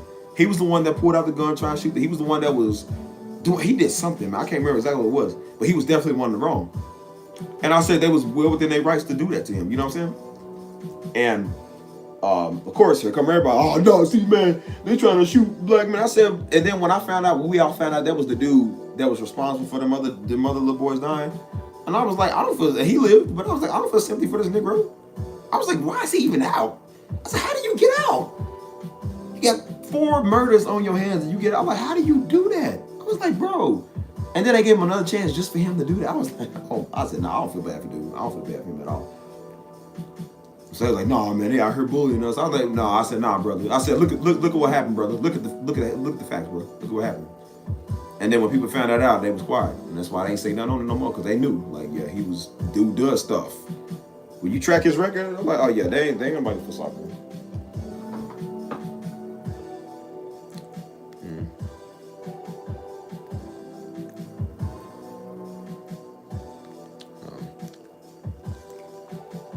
But that's crazy. Jumped out the car when it was moving. The West End in Louisville is like, that's the worst spot of the city. It's always been like it. But the West End is like where you don't. Those like the no-go zones. Don't go there. Like there's nothing there. It's literally like a cutoff from society. It's crazy because they used to all be white. It's like it was all a white area until, you know, it's like it everywhere. Like most of the areas are white, Irish, you know, like foreign until, you know, they move the blacks in there and, you know, said they take it over and it becomes a hood. The West End is the worst spot in the city. That's where everything goes down. Everything goes down. And since a lot of the hoods in the East End got tore down, they just moved everybody to one spot. and it becomes a powder keg. You know what I'm saying? And it's mainly like Shawnee, Chickasaw, Iroquois. Those are like the main ones. Park Duval, which I think that's still considered Shawnee area. I think, I don't know. Yeah, and then recently with this rap beat going on, cause from Louisville it's a dude signed to Yo Gotti. His name is ESTG. He do a lot of songs like Moneybag Yo and them, whatever. So it's a big East and West thing going on. The East End fighting with the West End. You know what I'm saying? And so he's from the East End. He's from the same area that Pastor Darby's from, that's pretty much where we all from. You know. So the East and West don't like each other. It was really over a dispute. It was a studio dispute, turned deadly. I don't think anybody knows the full story. It's just guns got involved, and they ended up shooting the studio manager. And he didn't have nothing to do with it. He was just the studio manager, and they shot him by accident and killed him. And that's what started a big beef, started a big war in the city. That's why the city, a lot of it's bad, because of that incident never happened. I think his name was Big O, so they called it O Block. I think where he, like O Block. They called it like Old Town or O Block, or whatever. And that started a beef between the East and West. And ever since then, it's been deadly, man. It's just going on. And so everybody think he's got a lot to do with what's going on. And then there's another rap clique that's on the West. They dissing him because the East is mainly, I think the East was mainly like Bloods back in the day. West End was more like Crip. Now it's more like a neighborhood thing, you know what I'm saying? It's more like neighborhoods where you're from, but it's still like Blood and Crip. So East is mainly still like Blood, West is still mainly like Crip.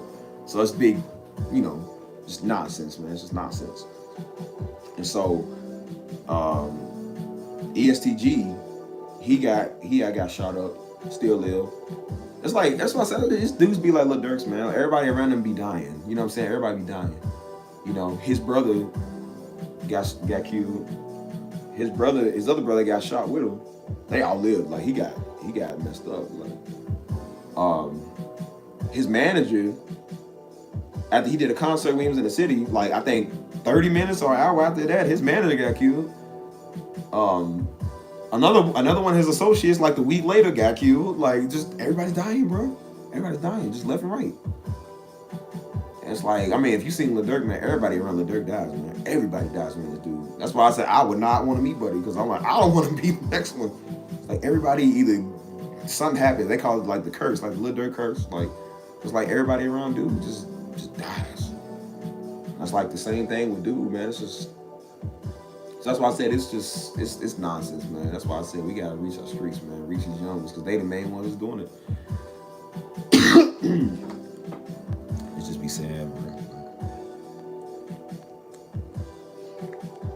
But yeah, going back, relating to that story, man, like I remember Pastor Darby said it. He said I like them young dudes, them twins. He was like, I like them young dudes, because they was good dudes, man. They was real good dudes. And he said their mama had a problem with me preaching the way that I did. It's just like I wonder if things could have been different, man. Like, what if it could have been different, So I don't know, man. It's just I see a lot what's going on in the world. I'm just like, that's why I said, like, I understand, like, Pastor Darby's heart. It's the same thing with the pastor that I know down here. Like, he has a heart, man, for the kids, man. You know what I'm saying? Like, him and his wife been reaching young people for a long time. They just like, bro, we just trying to, because San Antonio, like I said, they have their Negroes. They call it essays. They got the ghetto Mexicans that do, like how we got Negroes, they got the Mexicans that do that. And it ain't no different. It ain't no better. Like, they do the same thing we be doing. And they young ones is dying, man. He said, I remember when I first started this, like, he was like, we was mainly reaching the kids. And he was like, it was like something came over San Antonio where they was just dying. Because San Antonio used to be the murder capital of Texas back in like the 90s. It was like the murder capital of all of Texas. And he was just like, people was just dying left and right. He was just like, it was like, we don't know what was happening. He said, I've just been trying to reach the young people for 20 years, man. He was like, and that's why I said, you can't reach them all, but that's the service. And I said, God is gonna honor that man for his service, man. Like, because at least you tried. Like, same with Pastor Darby. Pastor Darby couldn't reach everybody, but he reached who he could. It's like, God's gonna honor you for that service, man, because like they need that. And it's the same thing I'm trying to do, man. I'm trying to reach people around that age rank, and because I can relate to them, I can adapt to them. You know what I'm saying? Like, I care more about them. I don't care about church folk. I don't care about church folk. I said it. I don't. Because you already said, you straight. I care about them. They the ones that need it, man. They the ones that's lost, man. They need somebody to care about them. Like, I don't care about church Negroes. Ineffective. We ain't got no. I ain't give you no Bible study on here, so I'm just gonna let you know that now. Ain't no Bible studies on here. You ain't getting that from me. Like, go give it to them, man. They need that. I seen something, man, where a thug, man, he was getting saved in church, man. He heard the word, and he was just like, God was calling him. The pastor was talking to him, and the brother just had his hand lifted. He was just crying. It's like when you run out of options, you ain't got nothing else to do, man. It's just like people searching for that. Them was the ones I'm trying to reach. Them was the ones we trying to reach, man. I ain't trying to reach no old church Negro. Like, man.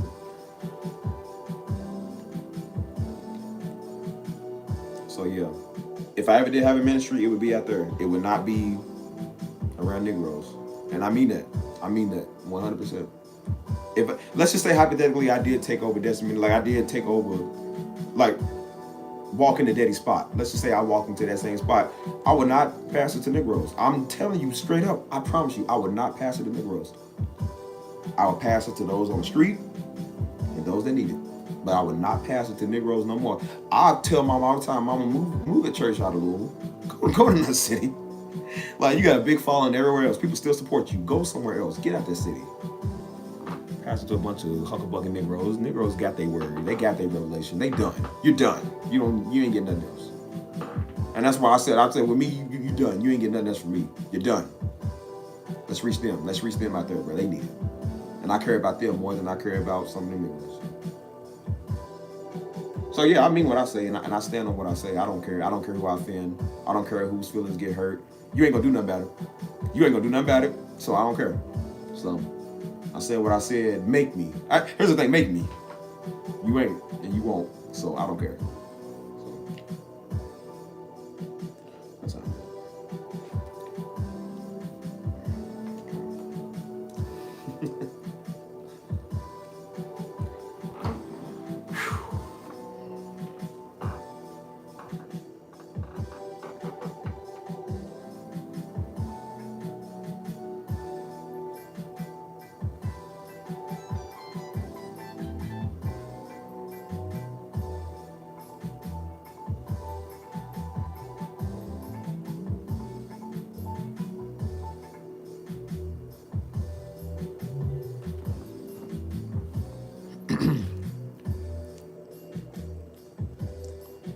That's what I'm saying, man. I want to reach people that want to know, man. That's how I am with it. You know, I want to reach people that need help, man.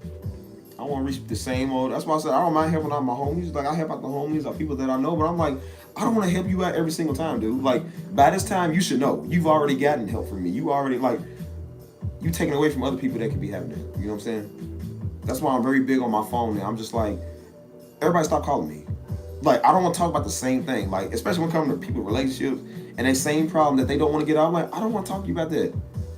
Like, didn't I talk to you about that yesterday? Like, why you want to talk about it again today? Stop calling me. Stop hitting me up with that.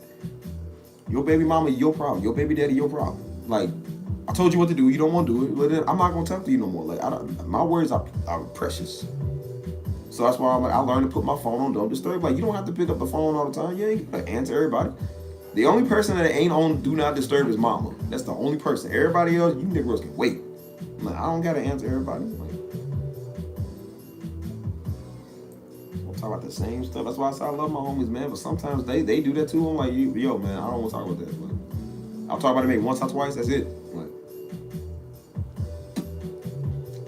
that's why I said, man, just be effective, man. Just go help people. That's why I said it hurts my heart, man. It hurts my heart a lot, man. I see a lot of these young people, kids. I see kids, man. I'm just like, bro, I feel so bad for them because they did not ask to be in the environment that they're in. They didn't ask for that. The people that should be leading them don't even care. That's why I say a lot of people really are a product of their environment. That's why I say I feel sorry for the young ones. Like, they only a product of gang violence because that's where they live. That's where they was born. People didn't think better to get them out. People didn't think to teach them and shield them. So it's like they're going to do what they see. It's just like, man, our role models is either gangsters or sports players. And it's like nobody thinks to be anything more, man. That's why I'm like, I'm trying to teach people to really You know, that's why I said I don't have the natural Democrat mindset. You know what I'm saying? Like, think for yourself. Like, if God be God, then you let him be God. If you don't agree with God, then I'm not gonna force that on you. I know where I stand, but you are your own person. You're gonna have to answer for that the way you do. I'm not like I don't sweat that. I'm not the one that told you. God said it. I didn't say that. God said it. You know.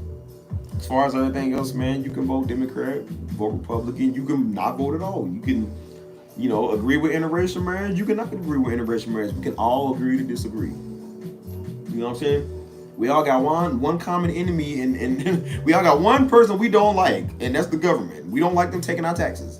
So white, black, whatever, we all have one person we don't like. That's the government that's messing with us. So we all know that we can come on one accord with something. That's why I said the American people came together on one accord versus whatever party, whatever color. Like, we would be unstoppable. Like, of course, they supposed to work for us, but they keep us divided, man, and they keep us separated with who's who and who's doing what. And Kim Kardashian this and the Los Angeles Lakers and don't get me wrong, distractions are nice. Like, it's nice to kind of get an escape, like a getaway from reality for a little bit, but at the same time, it's like if we had a mind, like I said, God gave you a mind to think, man, use it. You know what I'm saying? Like, it's more than just walking around trying to be deep all day. Like, use it for other things. You can be deep in politics in the right way. You know what I'm saying? You can be deep with street knowledge, like when it comes to reaching people and helping people and teaching people, you know? So, I don't know, man. I do what I can. That's why I said I did everything I could, bro. I mean, it's just, I told you, I feel like that people's just told how to think. Like I said, I didn't like Trump at first because they told us don't like Trump. And I'm not saying he's a good dude. I'm not saying I agree with what the dude does, but I was kind of like, before I ever do something, I think and I study. It's the same thing with people that, it's the same thing with like Kevin Samuels, which I don't agree with Kevin Samuels all the time. I don't really listen to dude. But everybody kept saying, they kept bringing him up. They like, I don't like Kevin Samuels. I'm like, well, why not? And then I listened to what Kevin Samuels was saying, and I said, Kevin Samuels gets on the men, he gets on everybody. He talks about everybody. I've seen podcasts where Kevin Samuels was ripping a brother up from here to Cancun. Like, he gets on the men just as much as he gets on the women. It's just when he says something about black women, they didn't like that. But I'm like, but he talks about black men just as much as he talks about black women. Like, he was talking about everybody. I'm like, so why can you choose the parts you like and don't like? But everybody's like, no, I don't like Kevin. I don't like Kevin. I was like, but Kevin Samuels was telling black men how to be black men. He was telling them, like, bro, you a bum if you still live with your mom. You a bum if you ain't, like, dudes is on there thinking that they deserve women that's out of their league. He's like, brother, you ain't out of that league. He's like, brother, you a bum. And he was telling them like he told the women. He does the same thing. They didn't want to play that part of Kevin Samuels. They just play. He just says I'm black women. I'm like, if you're gonna play one part, play the whole thing. You know what I'm saying?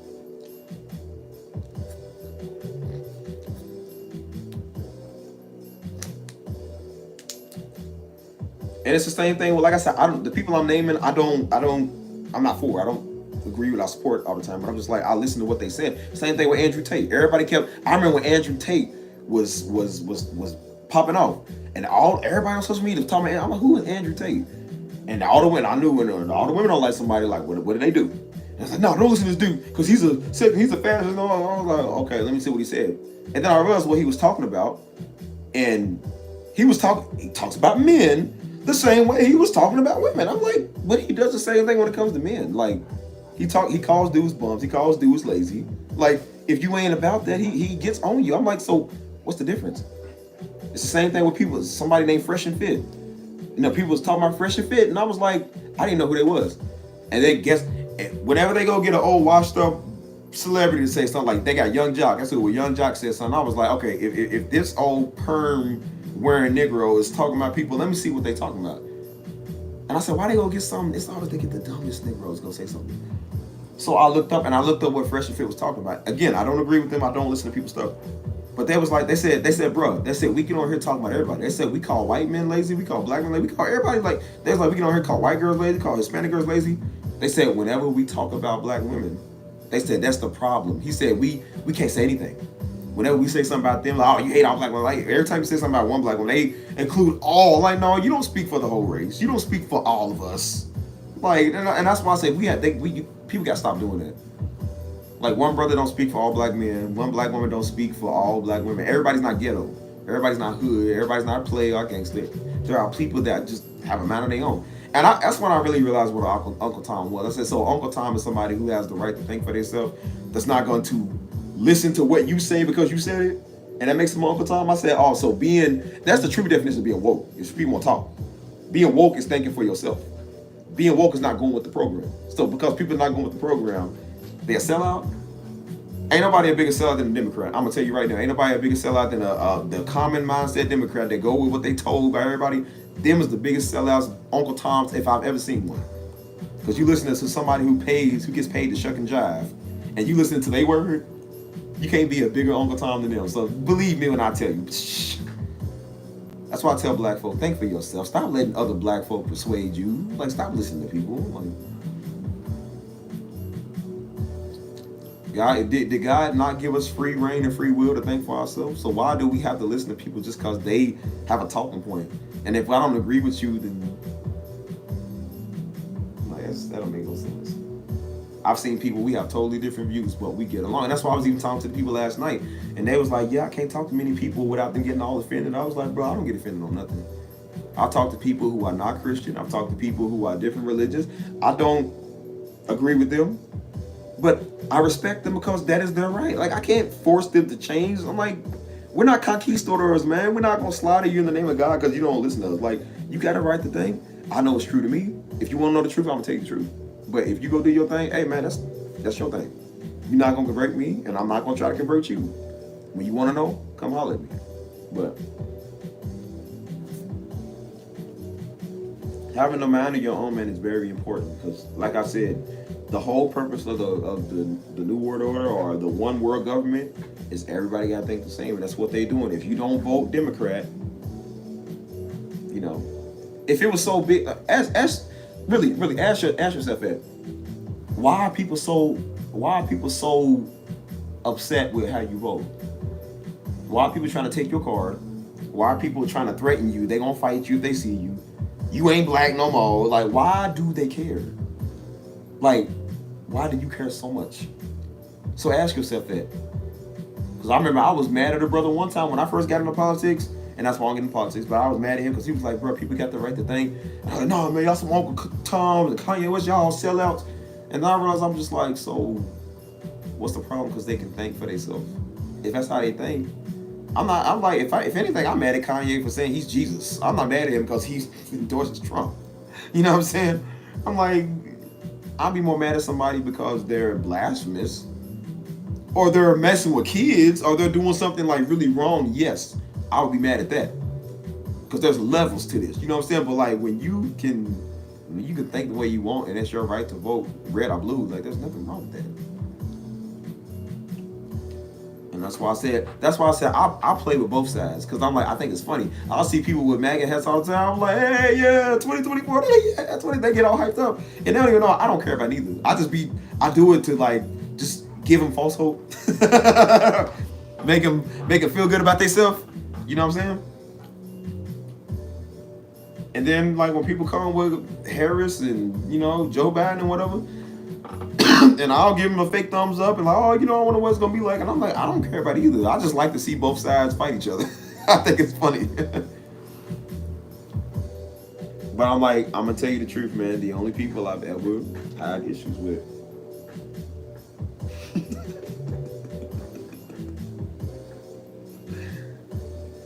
I mean, I've run it, and that's why I said I've run into conservative people that are for the right.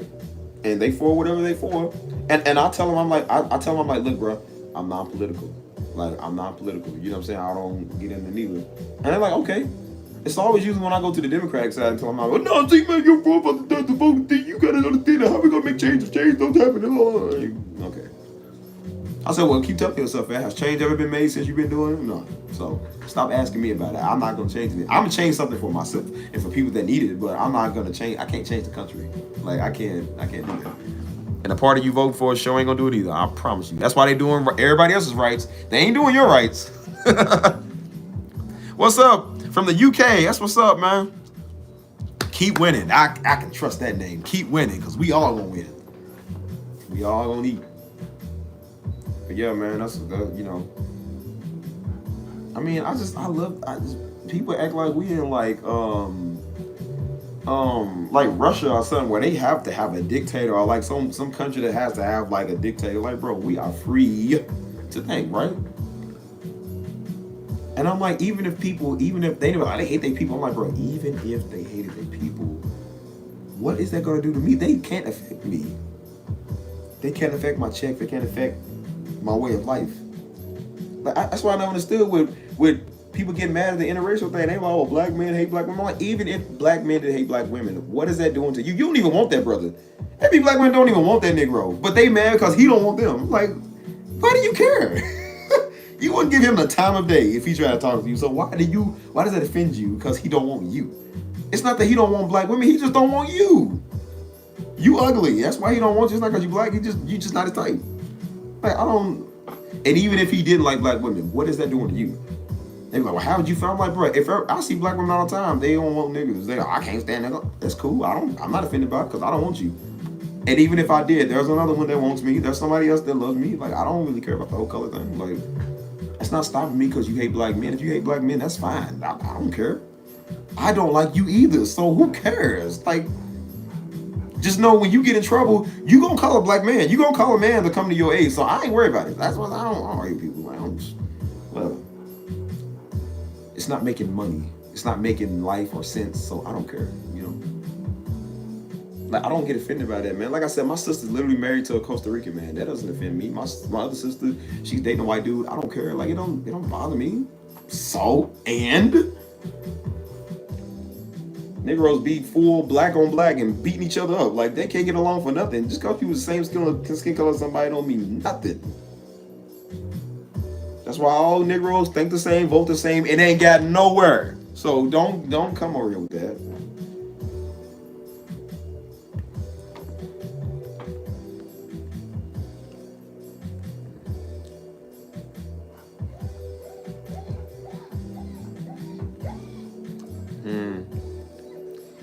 Yeah, people be doing that. They be like, and then there was a girl that went viral for saying, well, since black men don't love black, which is not true. But they're like, since black men don't love black women, then how about us black women to start going to other races? And we all like, cool. Like, who said you couldn't? You could have did that this whole time. I said, bro, you could have did that this whole time. Nobody's stopping you. I'm not offended by that. I think it's cute. Do you know? I'm gonna tell you one of the hardest things to find. And I was telling somebody, it was a Mexican dude that loves black women. And I told him, I said, bro, I said, I've talked to women of all races. And I said, I've found beautiful, intelligent women of all races that are mainly single. You see a lot of them that's single, that's cool. I said, do you know the hardest that is hard to find, that is really intelligent, beautiful, and single? I said, the only one I've had that I really could not find that much of the intelligent single was the black women. I said, because everybody wants an intelligent, beautiful black woman. I said, they are some of the most rarest I've seen. It is hard. It is really hard to find a single, beautiful, intelligent black woman. It's hard to find them. They are always taken, whether it be by another black man, a white man, a Hispanic, an Indian, Asian. Everybody wants a beautiful, hear the phrases I'm saying. Keep in mind what I'm saying. A beautiful, intelligent black woman. They are some of the only people I've seen that are never single because they are always taken. It's hard to find a single. Do you know why? Because everybody wants it. Because I don't want to say it's rare, but it's just, of course, black women get the stereotype of being nasty, of being trashy, which is never true. I don't know where. I've seen trashy women involved. San Antonio got their ghetto Mexicans. I've seen some ghetto Mexican chicks. It's like, oh my goodness.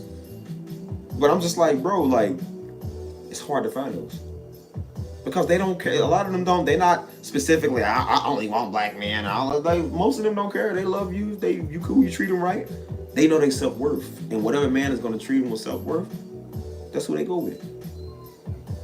Everybody has a preference, but I'm just like, most of the black women I heard talking about niggas ain't this and that. I'm like, them be the ones that think they speak for all black women. Like, no, you don't. You don't speak for them. I refuse to let y'all speak for all black women. Like that should be a slap in the face to y'all. And that's why I said the good black women, if y'all some good black women in my chat, y'all ought to be offended by that. Y'all should really be offended by that. If you're not offended by Kamala claiming she black, be offended by them girls that think they speak for y'all. Think they speak for all black women. Like Cardi B and Megan Thee Stallion, they don't speak for all y'all. There are good black women that don't have to take their clothes off to get no man. That know more than just tricks in the bedroom. That know how to be an intelligent woman. They don't speak for all black women. Y'all ought to be offended by that. Y'all ought to be offended by that. That's why I said, if you really want to be offended, before you offended by somebody white or offended by a Democrat, Republican, be offended by that. That's very offensive.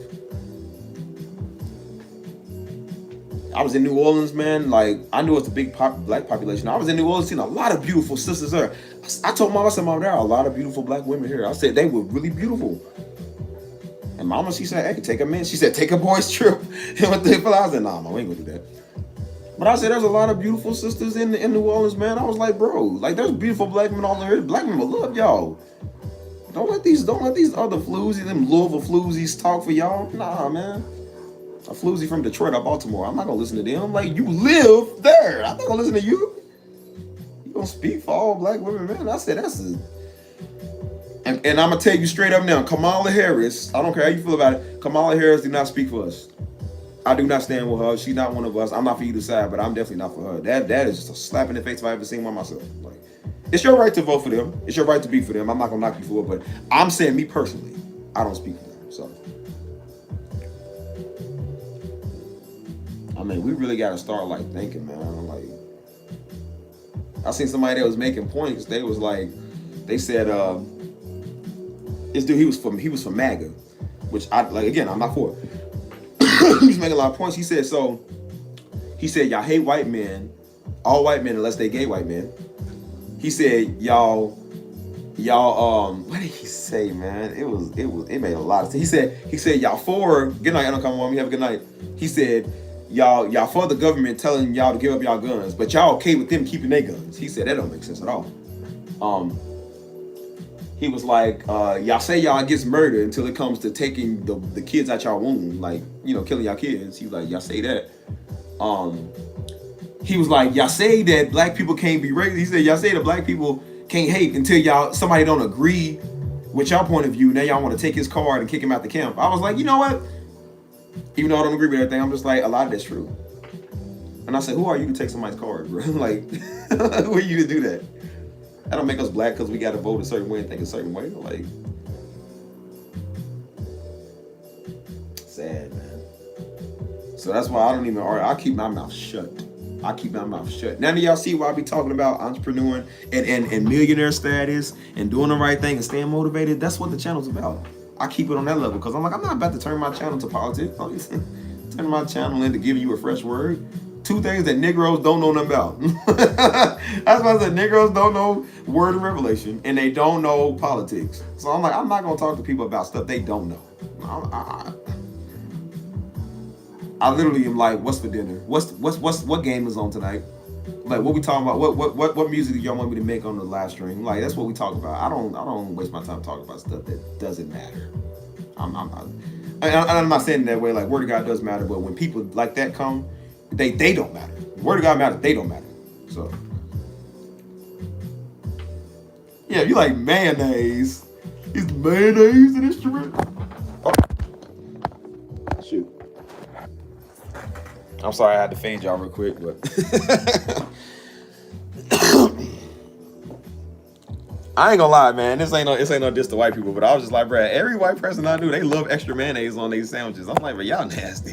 They said, oh, I love mayonnaise. They was like, I order extra mayo on all my stuff. I'm like, yeah. I'm like, screw it, look at him eating that garbage. Dude took the mayonnaise, he took a bite of it and then took the mayonnaise bottle, like,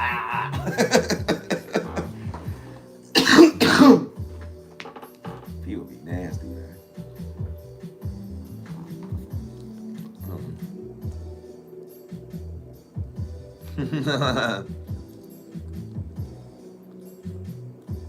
Yeah, that's what I said. Don't argue with family. Family one of the worst ones. Like, don't argue with them. People would just,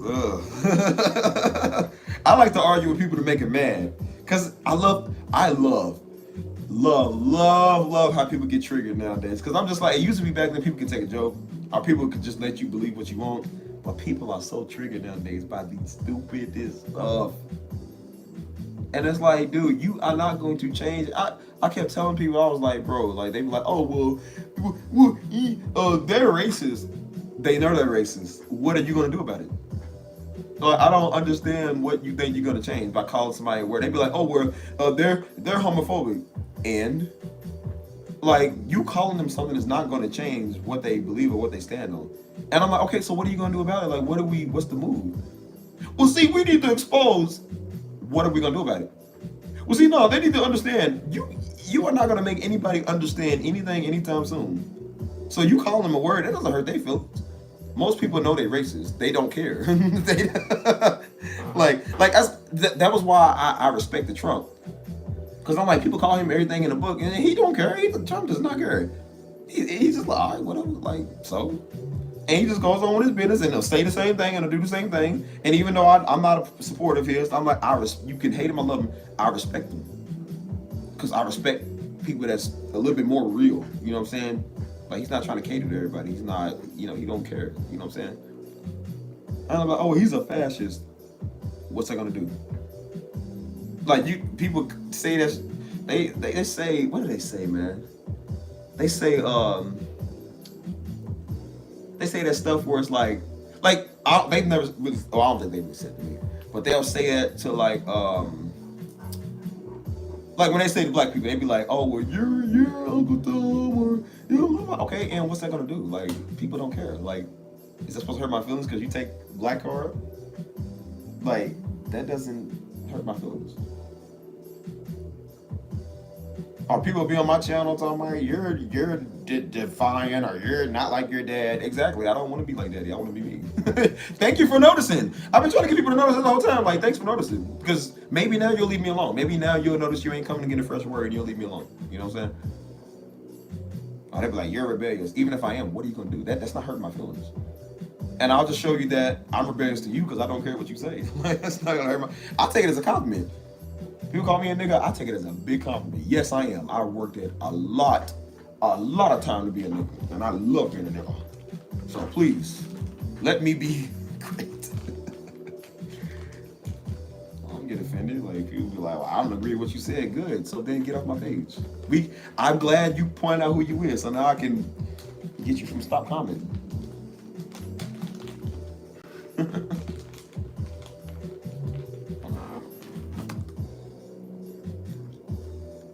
It's 1:08, but it's still kind of early though.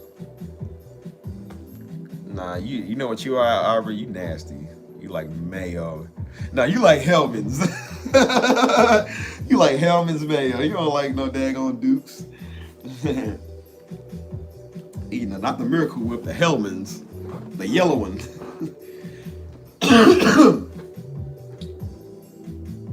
I don't take advice from people that eat cold sandwiches and salads.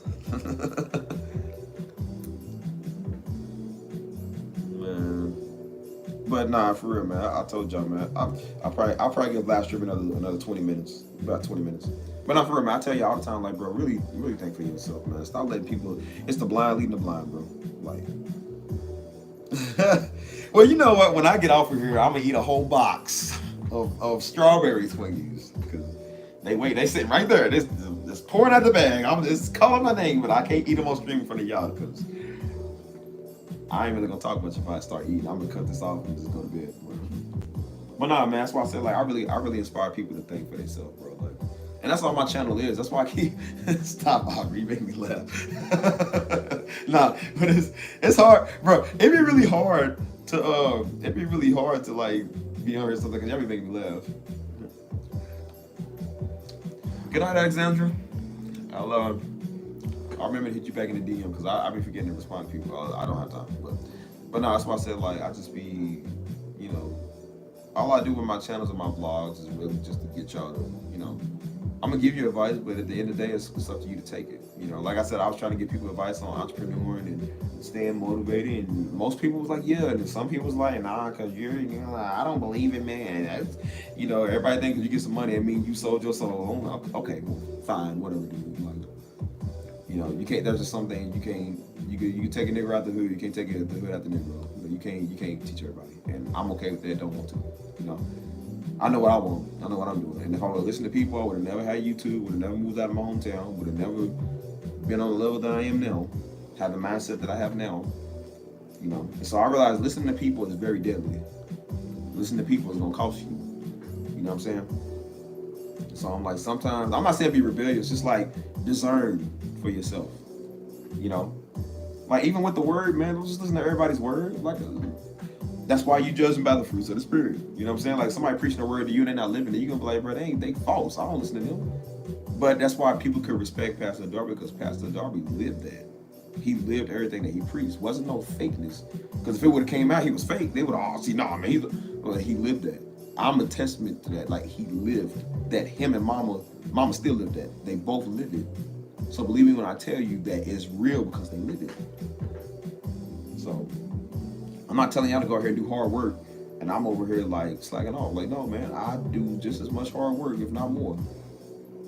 So I'm only here to reach people that want to listen, that actually do want to listen, because I have no interest in arguing with people, man. That is such a time consumer. Well, I mean, I argue people for fun, but for hours and hours going back and forth trying to debate, I don't debate with people. I said what I said, like, and I mean that. Like, yeah, I said it. Like, no, I mean it. And I'll be like, no, I stand on what I said, and I ain't changing for not a nigga. And if you got a problem, me being San Antonio, we can run these hands, run the bay real quick, and settle like man, and then I'll wake you up after I knock you out and dab you up, pray for you, go on about your way. Maybe get a bite to eat. I know some good taco spots. You know, get you some horchata,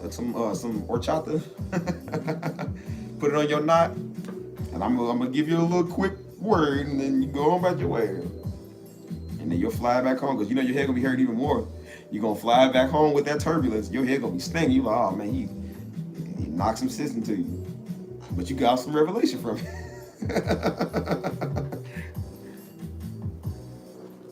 But yeah, man, I got about 15 minutes, people. What's up? Let me know what's up. Y'all need to ask me questions. Ask me questions. So I'm gonna keep talking about the fade.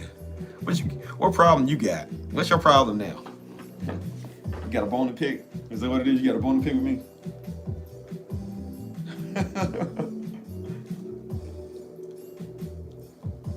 Y'all be silly, man. It'd be hard to talk about what I'm talking about, because I be seeing all y'all chats, man. I see y'all laughing more. It just be throwing me off. Good night, Michaela. Have a good one. Hey, y'all DM me sometime if you got my social media, man. Try to shoot me a message. I try to talk to everybody, man. Try to hit up everybody or whatever. But you know, talk to me one time, man. Shoot me a text. You know, I'll try to respond to everybody. You know, if I'm telling y'all to shoot me a text, that means y'all cool. Like most people can't talk to me. I don't want to talk to you at all. So. What's up with you, Aubrey?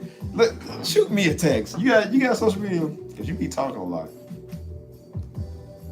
I'll make you your background music for your vlogs. If you do a channel, I'll make your background music.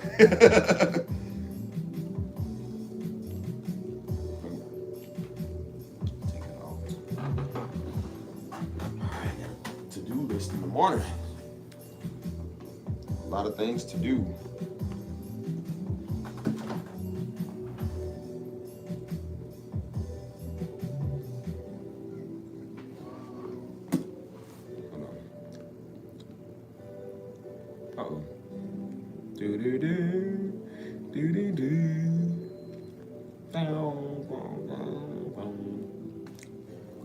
None.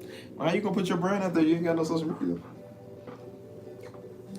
I mean, you can advertise like I was advertising my channel on social media before I kind of got like big. I was posting like, I'll still do that. I'll post like a vlog and I'll post a link to it with like my music playing in the background, and people are like, you know, they'll be tuning in watching it. It'll show like people will tune in from the link that I put like on my Snapchat or like on my Instagram, Facebook, because Facebook was one of the ones I started with.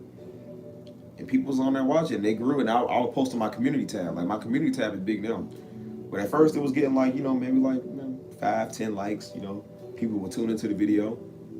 And that was getting like almost 1,000 likes, hundreds of likes, you know what I'm saying? Like Like I posted my birthday picture. I got like 3,000 likes. I didn't know 3,000 people was even tuned into that. You know what I'm saying?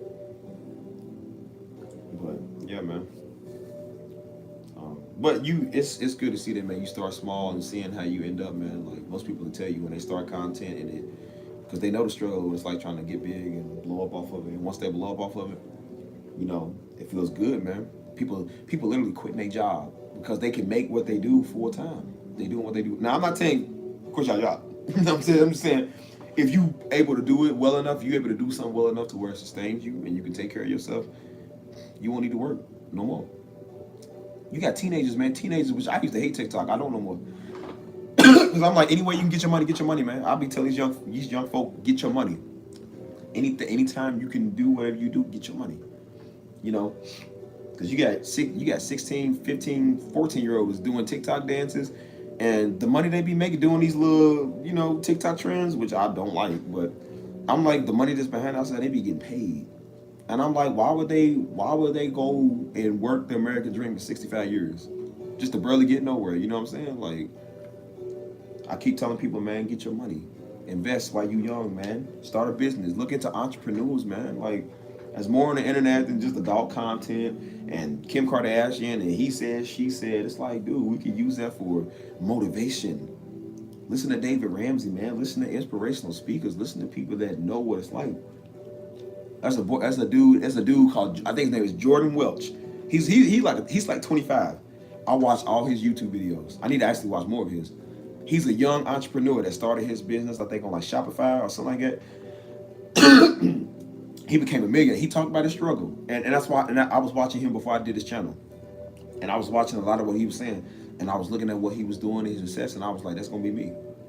And I was playing. He was like, I'm trying to give y'all guys keys to the game. He was like, what he does now. He goes behind his success stories, but what he does, he goes to different entrepreneurs all around the country, in other countries, people that's young.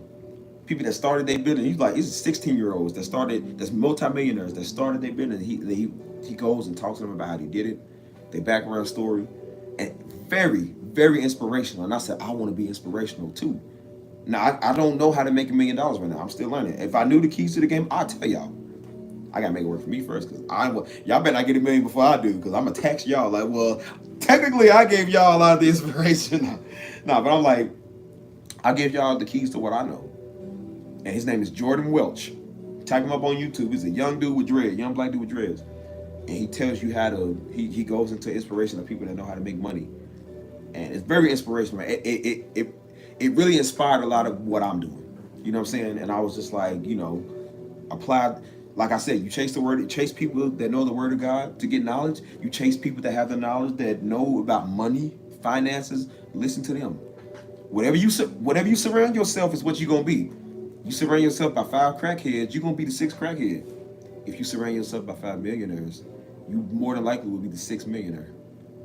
So surround yourself with people that are like that. Good, positive people. Because the odds of you turning out like how they turn around is very high. That's why I said if I ever met a millionaire, I would never ask them to write me a check. I would never ask for no money. I would ask, how did you get the money? Like how, those are the people I'm trying to be around now. I've had enough of spiritual weirdos. I've had enough of Negroes. I've had enough of you know, pretty females. Don't get me wrong. Like, I love me. You know, my Nubian princesses. I love me, my Jamaicans and my Hispanics. But I'm just like, bro, I don't even care about dating right now. I care about success. And I said, I want to get around entrepreneurs. And I hung around entrepreneurs and millionaires. And they just like us. They're not walking around in suits all day. They're not walking around thinking they better than everybody. They act like normal human beings. And they are humble. They talk nice. They talk right. Some of them don't always drive the fancy cars. They just be cool. They just drive. I mean, they drive newer stuff, but you know what I'm saying? Like, they very humble. And I'm just like, what are some? And I ask them. I'm like, bro, what are some things I can learn? What are some advice you would give me as a young entrepreneur or a young businessman starting out? Like, what would you recommend? And they tell me what they recommend. And they was like, they said, you don't understand. They said, in my feed on Instagram and TikTok, they said, everything I have on my feed is inspiration. They said, I don't look at foolishness. They said, I don't use my my phone for food. So they said everything that I look at is inspirational, business. And I said, bro, I was doing the same thing. I said, that's why I got off social media for a minute. I started getting on YouTube, looking at YouTube. I said, everything that was popping up under my feet was inspirational. Still the same way to this day, because everything I do is inspirational. You know what I'm saying? And I'm like, so they say you're already on the right track. Like, just keep consistency. They said keep consistency. And I'm like, you're right, man, because sometimes we can fall off. And I said, no, I'm going to keep consistency. And that's how it's going to work. Definitely how it's going to work. You know what I'm saying? Everybody can cry about being a millionaire, but what are you going to do to be a millionaire? It's not just going to pop up in your bank account. You got to do work. You know what I'm saying? Like, so yeah, man, definitely learn the keys to the game, man. There's more out here than trying to give somebody a fake word. Like, if you know business, give somebody keys to business. They need to know that. And in a way, like I said, you could be a little spiritual with it too. You never know how that might turn out. Like, you might be reaching people spiritually by doing that. Who knows? But your revelation word is not it. It's definitely not it. So.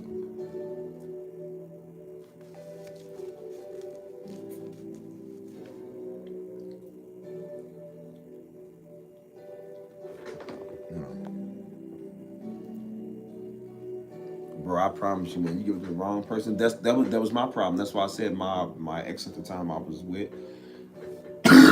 She was very. I mean, we both was silly, but it was like, it killed a lot of my confidence, because I was not like confidence, but just like it took my mind off of a lot of what I was supposed to be focused on. That's why I said these relationships, man, is gonna get you in trouble. Like, that's why people can't get nowhere now, because they fighting all the time, or they worried about somebody loving them and stuff, and it's like, that is just a waste of time, dude. Like, that's why I said it's okay to be single and just think about yourself for a minute. We used to knock people. I used to knock people like that. I was like, oh, these women in their 30s and they single talking about their career. I'm like, there's nothing wrong with that. If they want to finish their career, and I'm weird, some people are just weird. We talk about the weird ones, but like, if they want to focus on getting their life right first and then settling down and having a family, it's fine. There's nothing wrong with that. It's like, everybody ain't got to get married at 22, man. That's the problem. Everybody think you got to get married. Like, bro, you can get married whenever you feel like it. And I told people I would get married whenever I please, whenever I feel like getting married. That's when I'll do it. Right now ain't the time, and I don't want to right now. Because then I'll be miserable just like them. And that's why they miserable married, talking about you. They want you to be miserable like them. Like, no, no. I think not. Especially when I worked hard. I got my nice bank account. Put my woman in there and she thinks she's going to talk crazy to me. You will be on the street as fast as you came in. I promise you. I mean that. Because I ain't one of them punk like these other dudes. I don't play that. Like, you will be out there on the street. I don't love nobody that much. Nobody that much. I love mama, but if mama ever disrespected me in my house, I had to let mama know, like, mama, I'm gonna let you know. That's why I was telling daddy, y'all understand? I was telling daddy, I was like, look, because sometimes daddy does have a tendency to talk like that. And I was like, daddy, you're not gonna talk to me like that in front of my woman. I'm like, I will not let you disrespect me, or like, not like disrespect, but just like, you won't belittle me in front of my woman. And I was like, I don't know how these other brothers is, but I'm like, I would never let you talk to me in front of my woman like that, because if you do, and I'm just, because sometimes daddy used to be a kid, and he daddy would forget that we not kids no more. And I was trying to tell him, I said, daddy, we not children no more. You can't do that. You can't talk to us like kids. And I was like, you would never talk to me like that in front of my woman. I would not let you do it. You know what I'm saying? Because I'm just like, the same way that you don't let people talk to you like that in front of mama, and you don't want people talking to mama like that, I'm not going to let you talk to me like that in front of my woman. I'm going to have to let you know, like, look, we're not children no more. I respect you, but you're going to have to learn how to respect me too. You know what I'm saying? And that's why usually when I was like talking to somebody, I wouldn't bring them around, because I was just like, because sometimes daddy did kind of talk like it, and I was just like, I don't want to think I'm being disrespectful, but it's just like, daddy, like, you're going to have to chill with that. Like, don't talk to me like that in front of somebody I'm with, because then that's going to belittle me, make me look like I'm stupid, and make me feel like a kid. And then I don't want my woman looking like, oh, he's a child. You know what I'm saying? Like, and I told you, I never really argued with daddy, but I said that would have been one thing I would have argued with him about. Like, dude, don't talk to me like that in front of my woman. Like, we not children. You can't talk to me like a child no more.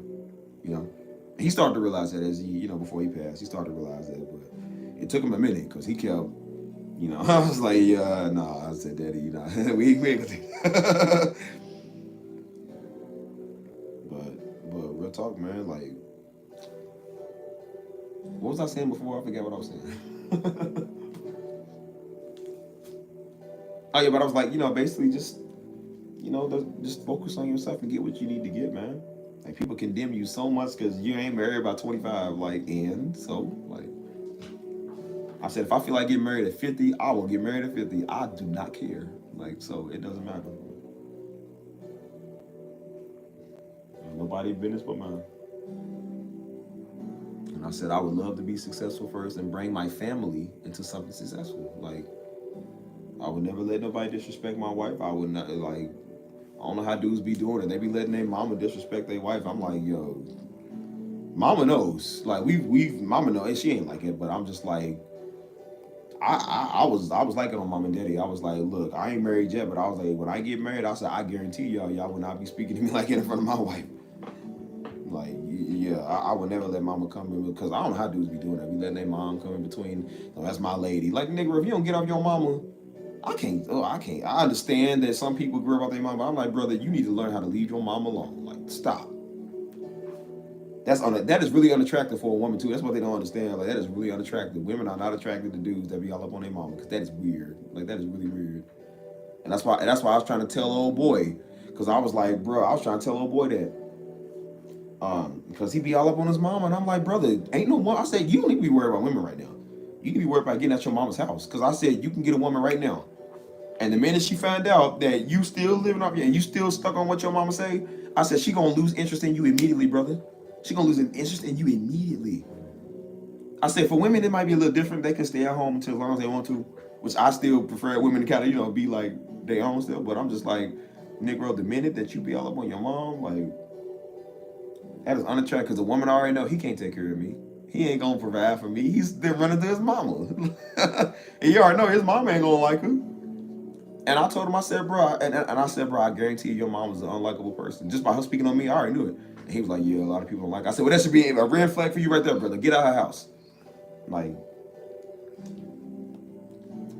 and I said, I guarantee, because I seen it. He had a girl come around that he kind of liked.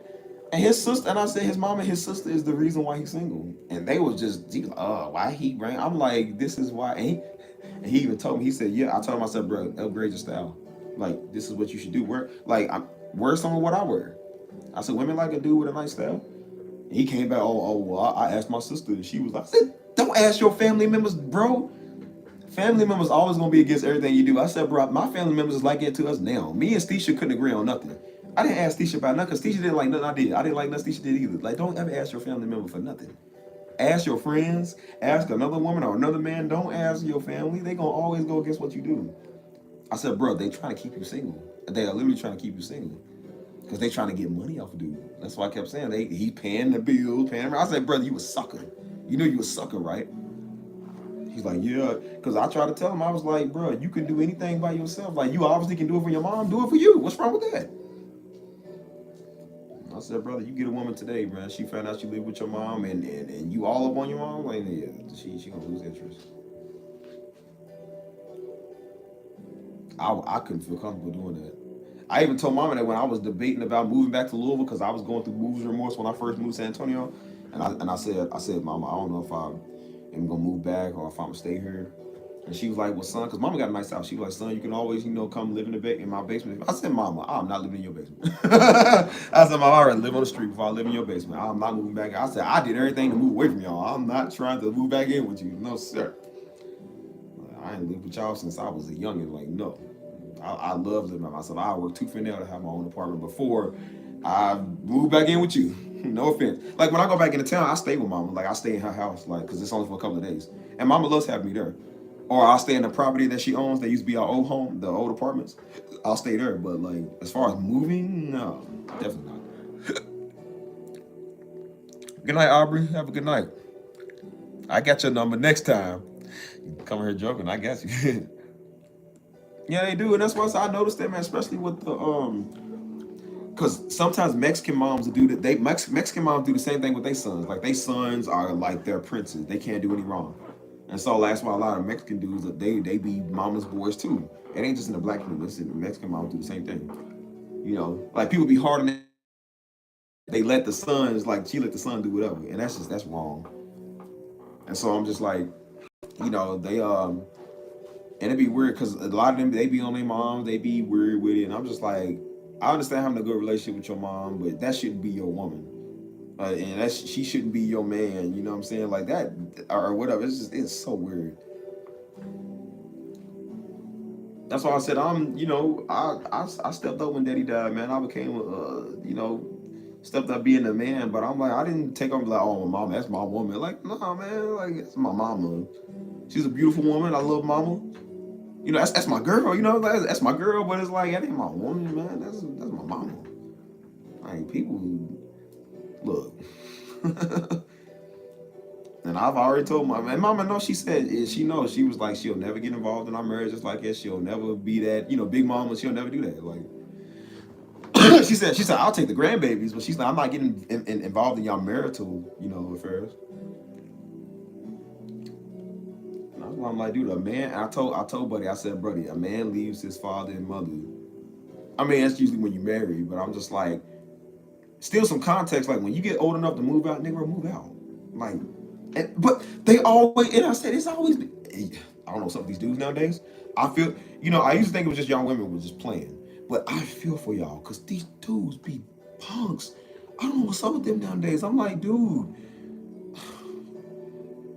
And they be like, oh, my mama said, and I'm like, and then they complain about their mom to you. And I said, brother, get out of her house. Technically, I can't be mad at your mom because it is her crib. Get out of your mama's house. And then when you tell them, they don't want to talk no more.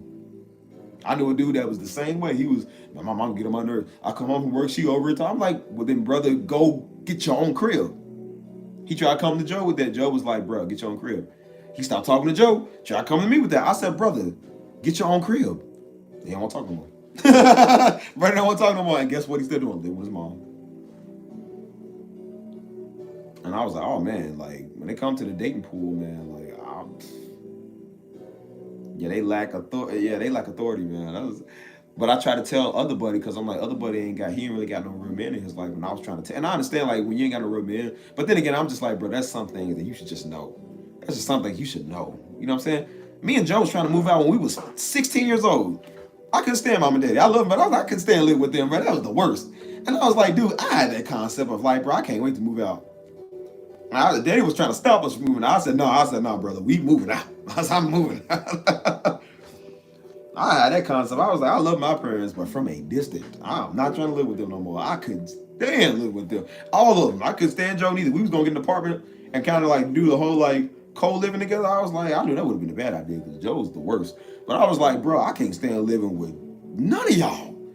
That's why we so spread out now. Because we spent so much time being on each other.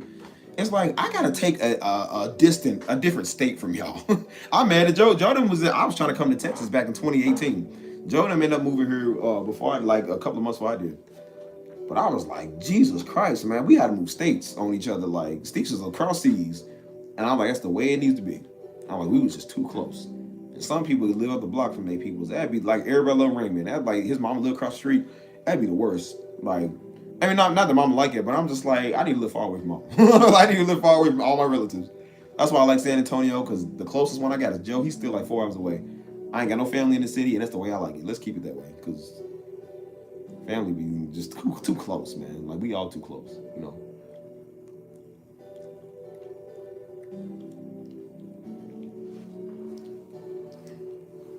Yeah, that's why I said, like, these younger ones, man, like, the economy ain't the way it used to be. Back in the 90s was the time to be alive, man. 80s and 90s.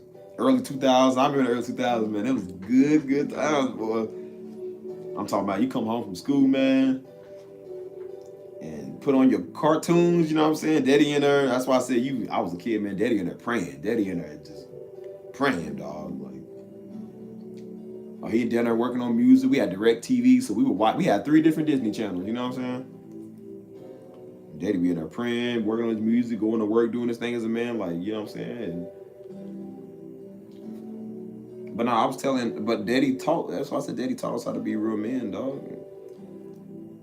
I'll be trying to tell these dudes now, I'm just like, brother, I shouldn't have to tell you to move out your mama crib, but you need to, which if that's what you want to do, that's you. I don't live with my mom, so that's you. But I'm like, brother, if you want to come here complaining, I'm going to tell you what you need to do.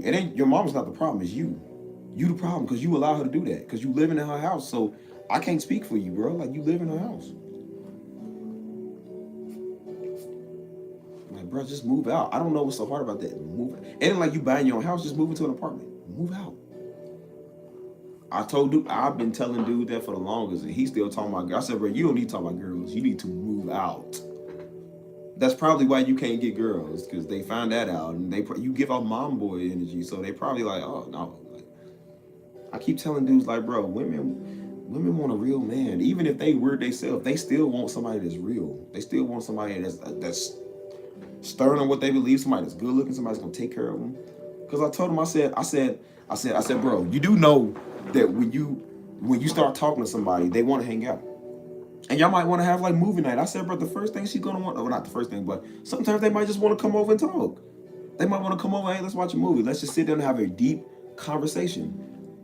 And I'm like, if they found out that you live with your mom, they don't want to go over to your mama's house. Because they're gonna be like, oh no, you got company? No, I don't want to come over there. Like I said, when I talked to the last female, man, like she would come over and cook. She would come over, we would have deep convos. We was doing this program together, and afterwards she would come over. She would come over and we would talk and watch TV together.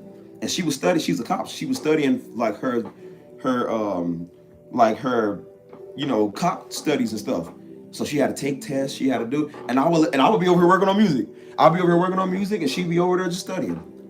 And I'd be like, you need anything before I get started and stuff? And she was like, no, I'm good. And she'd be over for hours just studying while I'm doing music. And she was like, your music is so nice. It's like such nice background. It's just, I loved it so much. And then after that, we watched TV. And then sometimes it'd be like real late. And I'd be like, I don't want you to like drive home this late. You know what I'm saying? But I was like, but we just love spending quality time with each other. And then we're like, let's go catch a movie. You know what I'm saying? Come, like you can come over here. You can stay here if you want to for a little bit. Like, I don't mind. But I'm like, brother, if you live with your mom, I'm just like, she's gonna be like, oh no, because you know your mom gonna be meddling on everything y'all do. She's gonna be meddling in your conversations and trying to run you off.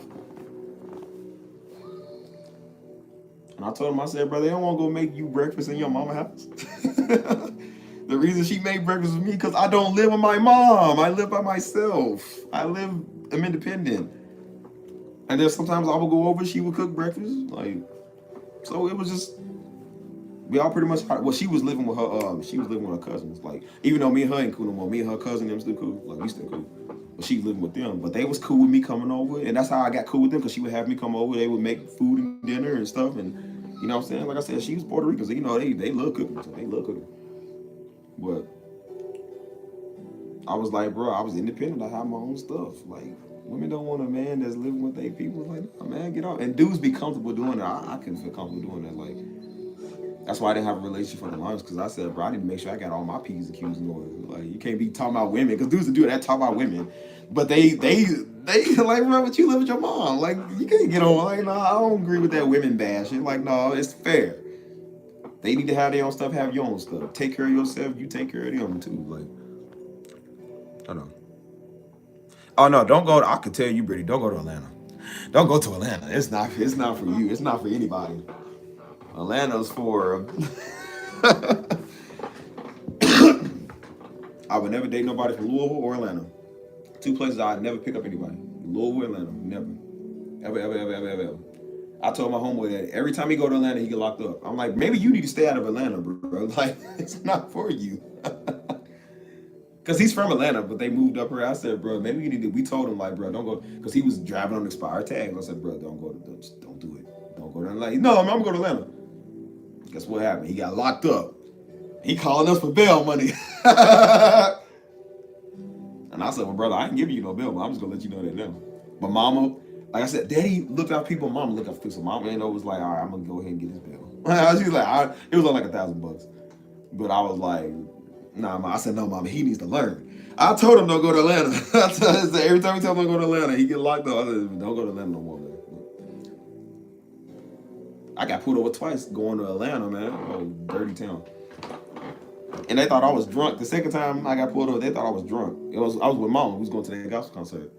And they pulled us over because I swerved into the lane trying to get to the hotel. And so he thought I was drunk.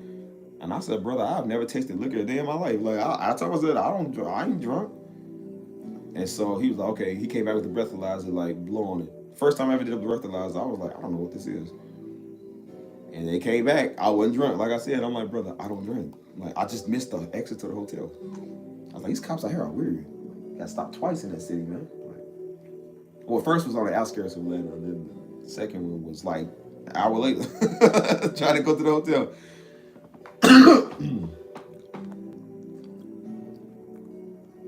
I ain't trying to knock the A like that, man.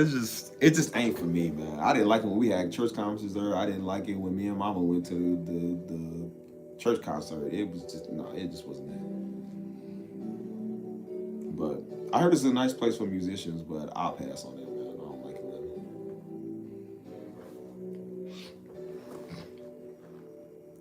But yeah, man.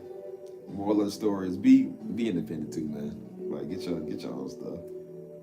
And I tell women, I tell women that too. I'm not just on the brothers. I'm on both sides. I believe both sides need to be fair. I tell women all the time, like, bro, don't be expecting brothers to be at a high standard and you doing the same thing. They be like, we gotta have it. I'm like, well, you gotta have your own place too. Like, I like women to have their own stuff too. I don't like somebody that just broke going off me. Like, no, man, have your own stuff. Like, men like that because they don't want users. Men, I gotta worry about getting used for their money and status, and women gotta get worried about a nigga using them too. Like, everybody gotta worry about using, man. Let's just not use anybody. Let's just have our own stuff. So like sometimes I would do that. Like I don't mind. Like I said, I'm a person, man, or woman. Like I love looking out for my people. If you hungry, I'll get you food. Like I'll pay for anybody's food. I don't care. Like because that's one thing I do spend money on is food. We all gonna eat. Everybody eats around me. Everybody eats. If I spend $100 on myself, I'm gonna spend $100 on you. Like I mean it. Like everybody eat around me. Everybody eats because I love to eat. But like I said, if I go on a date, I don't mind paying. I'll pay for everything. I don't care. But I told you I don't just talk to everybody. The people I talk to are independent women. They understand what not using people is. They don't use that. They're not looking for nothing. They cool like you cool. So a lot of times they be trying to pay. I'm like, nah, bro, I'll pay. And they're like, well, I get the tip. Like they're not looking for you, and I still tip anyways. But they're like, well, I get the tip. Or sometimes if we go out somewhere, they might be like, okay, well, look, I'll pay this time, you get the tip. Okay, cool. Oh, let's go half. Or like, hey, I'll pay this time, I get the tip. Or I'll just do it all in one setting. But they'll still be trying to do it because they just independent. They don't, because a lot of them think that you're trying to do stuff to get somewhere. I'm like, bro, I don't need to buy you food to get nothing. Honestly, have you seen me? I don't need to do nothing to get nothing. But I'm just like, I wouldn't, I'm just me, man. I like looking out for people the way that people look out for me. You know what I'm saying? That's why I said the number one thing the sexiest thing about a woman is when she has a job. When she has a job and works, that's very attractive. I like women that work. So if you don't work, don't talk to me. Men don't like broke females either. So I said the last girl, she was always coming up with, man. She came over all the time. She was over like every day. Like we was just chilling, just every day. But I could do that because I got my own place. I was trying to tell old boy, man, he was eyeing us. I said, brother, get your own place and you can have a woman come over your house every day and she can cook for you. Y'all can talk about everything. I said, you can't do it in your mom's house because your mama watching you. She looking at you.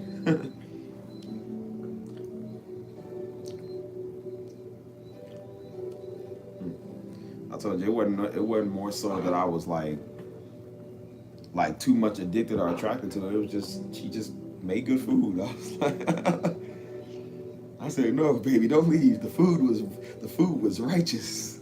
Food was good, boy. I ain't gonna lie, food was good, man. Cause she was half Puerto Rican and half Cuban, and so she used to just cook all the time, man. She cooked. Food was good, man. I ain't gonna lie, especially breakfast. Breakfast was good. I was like, no, cause she used to wake up and do like like I said, she's from Humboldt Park, Chicago, but she lived in Miami most of her life. And so she grew up with a rough background. I felt for her because she had a very bad background. And she was starting to find God, man. She really was. She was starting to find God, And she was waking up, doing devotions in the morning. And they would do like 5 a.m. Bible studies at that church or whatever. And so she was doing that. So she was, getting into it. So that's why she would be up, like coming over and, making breakfast and stuff like that. So she was trying to change a lot of her ways. But I think she went, either she listening to somebody or the devil got in her somehow because she went mental. I was like, I said, maybe you could have had it all. You making the food was bomb. It was fun. Like, you could have had it all. I was thinking, I was like, you know what? Maybe we could get married. I was thinking, I could see us with some niños. And I was like, oh Lord, thank God, because oh Jesus.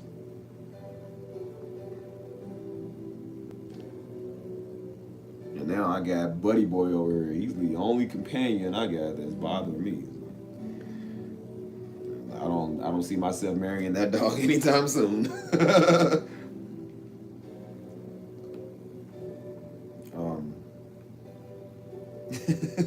Yeah, people was asking about the last relationship. They said, what happened? I said, she happened. That's what happened. The devil got in somehow. I mean, y'all don't understand the eggs, man. The eggs was... I'm not playing, bro. Them eggs was fire. And it's crazy because the woman I talked to before her, around this time last year, I told you about the Mexican I was talking to. And she was a school teacher, and I love teachers, man. Teachers are so cool. And she was cool, man. That's why I wish we could have worked, but she was so cool, man. She was cool. But she liked to cook too. Like, she was Hispanic, so Hispanics, they love cooking, especially like for their man. They love, and they don't have a problem with it. Like, they not too independent to do nothing.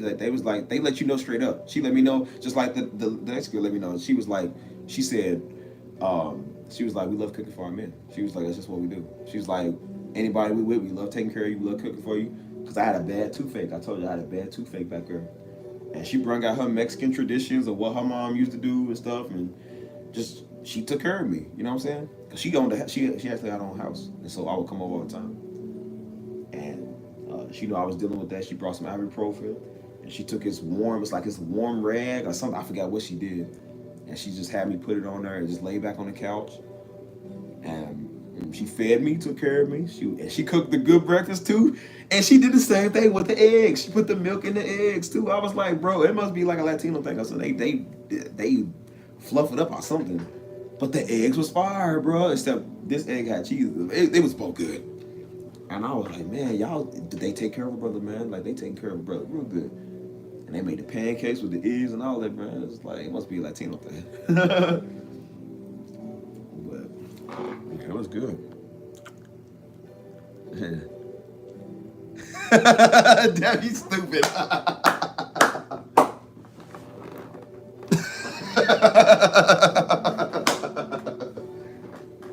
He's I would say no comprendo inglés, no comment. Nah, we're not. We were cool. I told you people form soul ties with people. I form the love tie with the food, bro. Like, cause I like to eat. I love eating, man. Eating is good. So that's why I say, like, you know, dudes be talking about the one with the big butt, and I said, I care about you cook.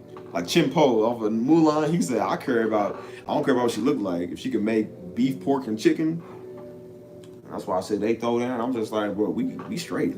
Because men, that's why I said when you get older, man, that's what Pastor Dorr was saying. He was like, he said, dude, when you get older, he said the body gonna fade. Your drive is not gonna be up. Sex is not gonna be the same. He was like, dude, men look a good meal. He said men look for a woman that can cook. And I'm just like, dude, I love a good meal now, and I'm young. So that's why I said, like, when you get older, you find a woman that can cook for you till you like 70, man, you will die a happy man. Like, for real.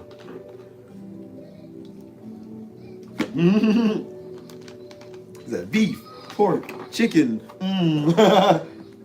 But it be true. That's why I said, like, don't get me wrong. Like, I'm attracted to very attractive women, but I'm just like, when they can cook, oh my goodness, like, skill set like no other. And most of the Latinos I met, like, it ain't just them, but I'm just saying, like, when I met them, they keep saying the same thing. They kept saying, like, even my friend back in town, like, she's Mexican. And she was just like, she said, yeah, she was like, especially a lot of Latino women, she said, we like to take care of our men. We love to cook and clean. She said, we want to really be taken care of, but she said, we really love to take care of our men. Like, it's just what we do. Like, even if they are independent and stuff, she said, we love doing that. She said, we don't have no pride with cooking for you or cleaning for you. Because she would cook for me all the time. Like, people cook for you all the time. You know what I'm saying? Like, so that's why I was like, when they leave, that'd be a different story. Like, I'll be trying to play it off, but I'll just be like, I'll be crying at night. I'm like, no, not the food. I was like, man, who's gonna weigh my huevos? My huevos con chorizo. I'm like, I need some of that. Like, man, she made. I'm talking about, bro. She made the breakfast was so fine, man. Like, it'd be a big breakfast. And she would bring it to me on 2 plates. That's how big the breakfast was. It was 2 plates. She made the eggs. The eggs were so nice. It had to be on pretty much his own plate. She made sausage links, um, pancakes, hash browns, toast. Like, but she made everything. Like, it's like the Goofy movie. How he made all the breakfast in the morning. That's how she made it. I was like, yo. And she was doing all that while she was studying for her cop training and all that. And I was like, girl, I said, you don't know how much I appreciate you. I said, I love you. That was the first time I almost said I love you. I was like, I think I love this girl. And we was going to church together. And she was trying to get in. I was like, oh man, I said, bro, that's the one. That's the one right there. Until the devil crept in, somehow no more meals were made. I was like, yeah, once your value goes down, you ain't making me no more meals. I don't need you no more.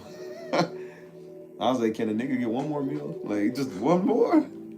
We can go our separate ways, never talk again. Just one more meal. Like, this, man. You know, she was cool. I thought she was cool, and she looked good. She looked good for the most part. So I was like, I mean, the only thing that was, you know, like I said, is they always say never date a police officer. So, move, boy, move. They always say, like, never date somebody from the military or a police officer. Move. Because they be, yeah. I should have known a cop from Miami that transferred to San Antonio. I should have known, yeah. I said, well, because we tried to be on good terms, like, after we stopped being together, but I was like, that ain't gonna work, man. I was like, the meals was too deep. The meals bonded us together. Then when I realized, oh, so you ain't coming over no more making meals? All right, we're done. Don't ever contact me again.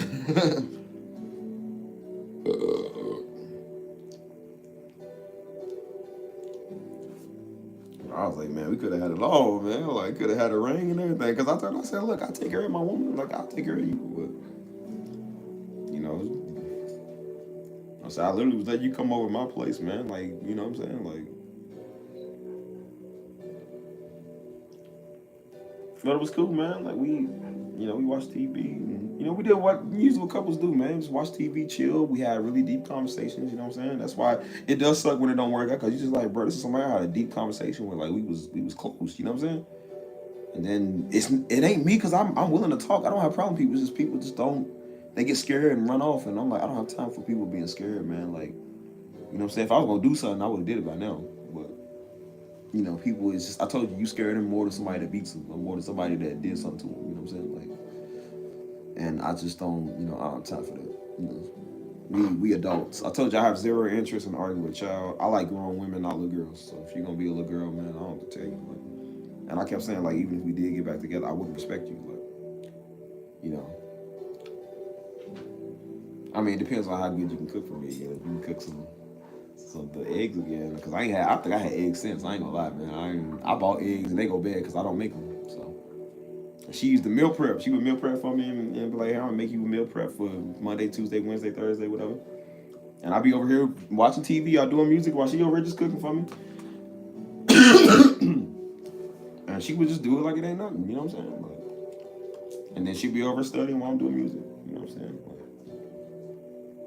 Like, it was a couple of times she fell asleep on the couch. And it would be so cute because she wasn't number like 4'11". So she was like some little bitty thing. She was a little bitty thing. And so like she'll fall asleep on the couch, like with her laptop. All right, she was so little, she only took up like 1 square of the couch. it was cute. That was cute. Like, she a little bitty thing. But she would fall asleep, and I got like these little blankets over here. Like, it's a hot Cheetos blanket and it's a ramen noodle blanket, but they super smooth, like super silk. And so I was like, oh, I just like look over, because I'm like, it's quiet over here. And I look over and she's just over like sleep. And I'll take the little blanket and just put it over her while she sleep. And I'll go back to doing what I'm doing or whatever and stuff. So am not, okay? I'm not reminiscing. Just saying. No, I just bring up the good things in a relationship. I just, like, it's not all bad. That's why I said it's not all bad. I don't regret it. It's just people just don't know how to really, That's why you think, like, bro, it could have been cool. It's just people just don't know how to talk. It's the one thing I asked for, man. I've seen females, man. Females would do everything else you ask them to do except that. You ain't got to ask them to do that. These girls is freaks nowadays. Like, girls be wanting to do stuff all the time. I'm just like, bro, I don't want that from you. I just want you to talk. Just build something with me. Build it. And that is just so hard to do. And I'm just like, I don't know what y'all want. Like, y'all want people to treat y'all right. Y'all find somebody to treat y'all right, and then y'all crying. It's like, I don't know what you want, man. Like, and I think that's what weirds me out. I'm like the first, and usually they'll say that. They be like, bro, they be like, you like the first person that never asked me for nothing. Like, they was like, I don't feel like I have to do anything. I'm like, you don't have to do anything. I don't want you to do nothing, but just be yourself. And they just, I don't know. It's just, that's like weird to them, you know? And I'm like, what are you doing? I think, because most of them be crying. I was like, bro, like, they be crying, and so I'm just like, what do I be doing to people? I'm like, move, boy, move. But I'm like, what do I be doing? I'm like, I don't be doing it. I'll just be myself. You be like, I don't know the thing. I know, be like, bro, just calm down. Let's talk.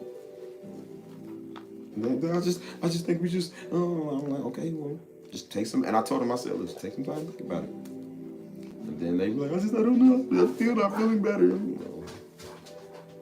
I'm like, look, I tried, man. Lord knows I tried.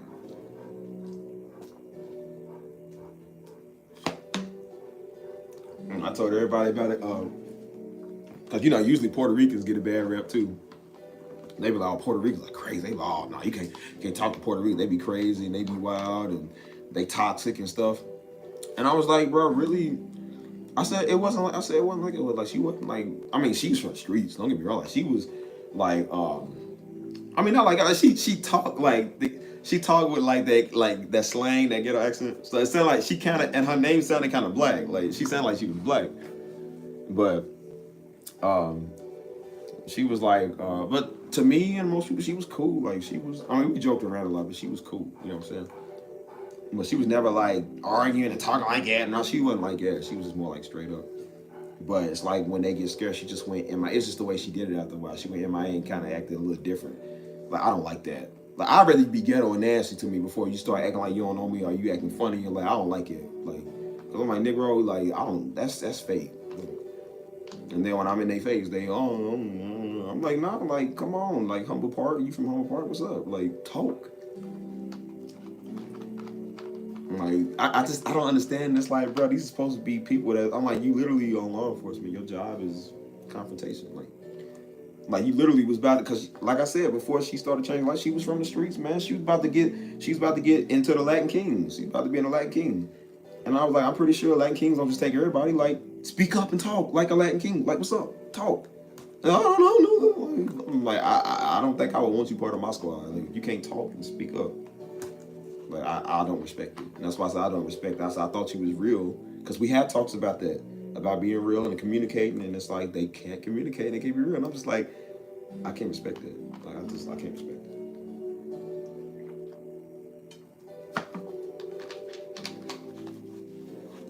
But I was like, I still love you for the eggs though. If you ever want to reconcile, pots and pans are still there. I still love you.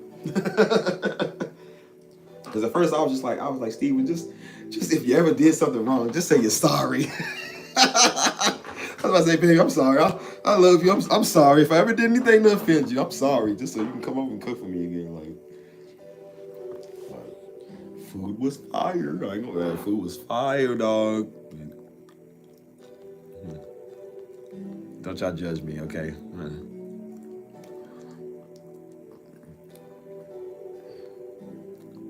Yeah, and that's why I said black women a lot of them do get a bad rep, man, just for being, you know, because, you know, people put the stereotype on black women like they just nasty. They not. As I said, I've seen every other. I've seen white women. I've seen Hispanic. The only people I don't know is Asian. I've never talked to Asian. I don't really know them that well, but I'm sure they do it too. Like, it's not really a color thing, man. It's an everybody thing. Because men, we get that way too. We get in our moods. Like, everybody gets that way, bro. So black women get such a bad rep because the people that think they speak for black women are them. Like, nobody, you know. As long as black women out here that are not like that, man. They are good. That's why I said the hardest woman to find that is single and intelligent is a black woman. I've seen everybody else, a very other race that's single and intelligent. It's hard to find a single intelligent black woman that's single because most of them are taken. It's hard, man. They are never single. Like they always have somebody. The ones that don't nobody want, the hood rats, the sexy reds, them is the ones that's by themselves. Nobody wants them. They don't speak for black women, so don't listen to them.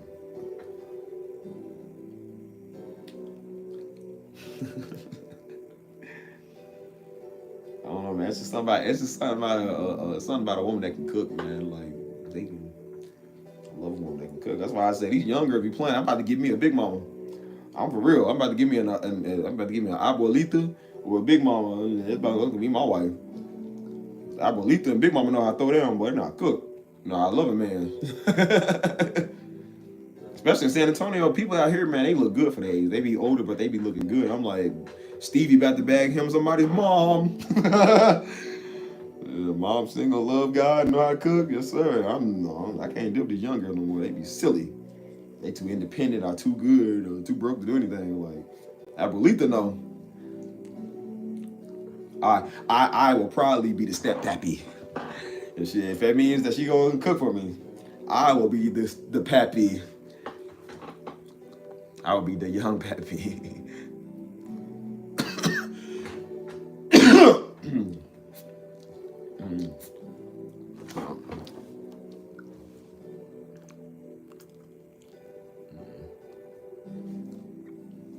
Yeah, that's true. Well, that's why I have one-on-one talks, man. Like I said, I'm not no, I don't say toxic man, but I ain't one of those red pill, black pill, whatever they call them, those type of dudes like that. Alpha males, like that. I'm not an alpha male. I'm just me, bro. I'm not a beta male, alpha male. I'm just a man. You know what I'm saying? And I believe that men and women need to have communication, man. Like that's why I told you, everybody, not everybody, but a lot of people when they meet up and they trying to talk to somebody, have a relationship, most people just want to knock you off. Most people just trying to get lucky. Like, I'm not there to do that. That's why I said when I meet people, I meet you in a public place, either in the daytime or night or whatever, but I'll meet you in a very public place. Because I need to make sure you're a woman, first of all, because I don't know, nigga. And then second of all, I need to make sure you ain't trying to set me up, rob me. I don't want you to feel uncomfortable with me because you don't know me. You'd be surprised how slow some of these girls is. And they'll just tell you their address and everything. Like, bro, you don't know me. Don't do that. Don't do that. But I need to make sure I know who you are. You know what I'm saying? And that way we both feel comfortable. We in a public setting. There's cameras. There's witnesses. So we ain't got to worry about nobody trying to jack the other one. You know what I'm saying? And that gives us time to talk and get a bite to eat.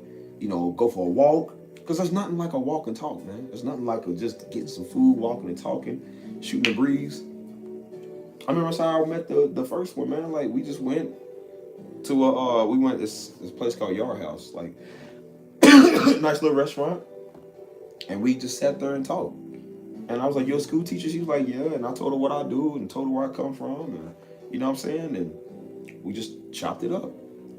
And then after that, after it was done, it was time to go our separate ways. We gave each other a hug and went on our separate ways. And then we called each other when we got home. We talked, and that was it. And then the next one was we went to go see the movie. We went to the movies. And we just had a nice time at the movies. Got a bite to eat first because the food was good. San Antonio got some nice food. But we went to get some food and had a bite to eat and went to the movies, and that was it. The third time, she was throwing a goodbye party for her friend that was moving to Houston. And so she told me, "Hey, come through." You know what I'm saying? And then I met her peoples. We chilled. And then after that, we stayed and talked for a little bit. And then we would always meet up like every other day. You know what I'm saying? And that's how you build connections. It's not like, oh, I'm trying to get in your pants, or I'm trying to do something, you know, get like, bro, we just chilling and talking. And she's like, it is so nice to have somebody that just wants to talk. That's not always trying to like, they said, you wouldn't believe how many dudes be trying to inbox me trying to do that. And I'm like, well, even if that's what I wanted to do, I would never inbox you with that. Like, if anything, women come to me with that. I don't go to them. I'm just handsome enough that way. But like, it's not that I do it, I just be chilling, man. I love good combos, man. I love deep talks. You know what I'm saying? I'll talk to somebody for hours. Like, bro, I literally, and it's funny because the Puerto Rican order, like when I first met her, like we was on FaceTime for this was before she moved to San Antonio. She was still in Miami. She was in the process of moving.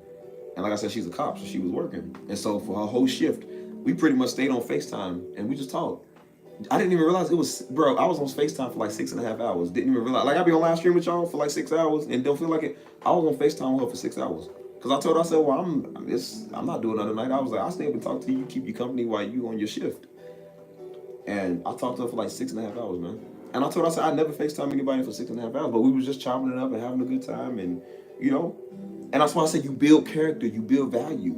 So that way, it's like I didn't know we were gonna kind of like be acquainted. We were just talking to see what's up, and we talked and we listened, and you know what I'm saying. And we did that. We talk every day, and you build connection. Even if it may not work out, it may not last. You still doing it the right way. It wasn't all about just come here, I'm gonna knock you off real quick.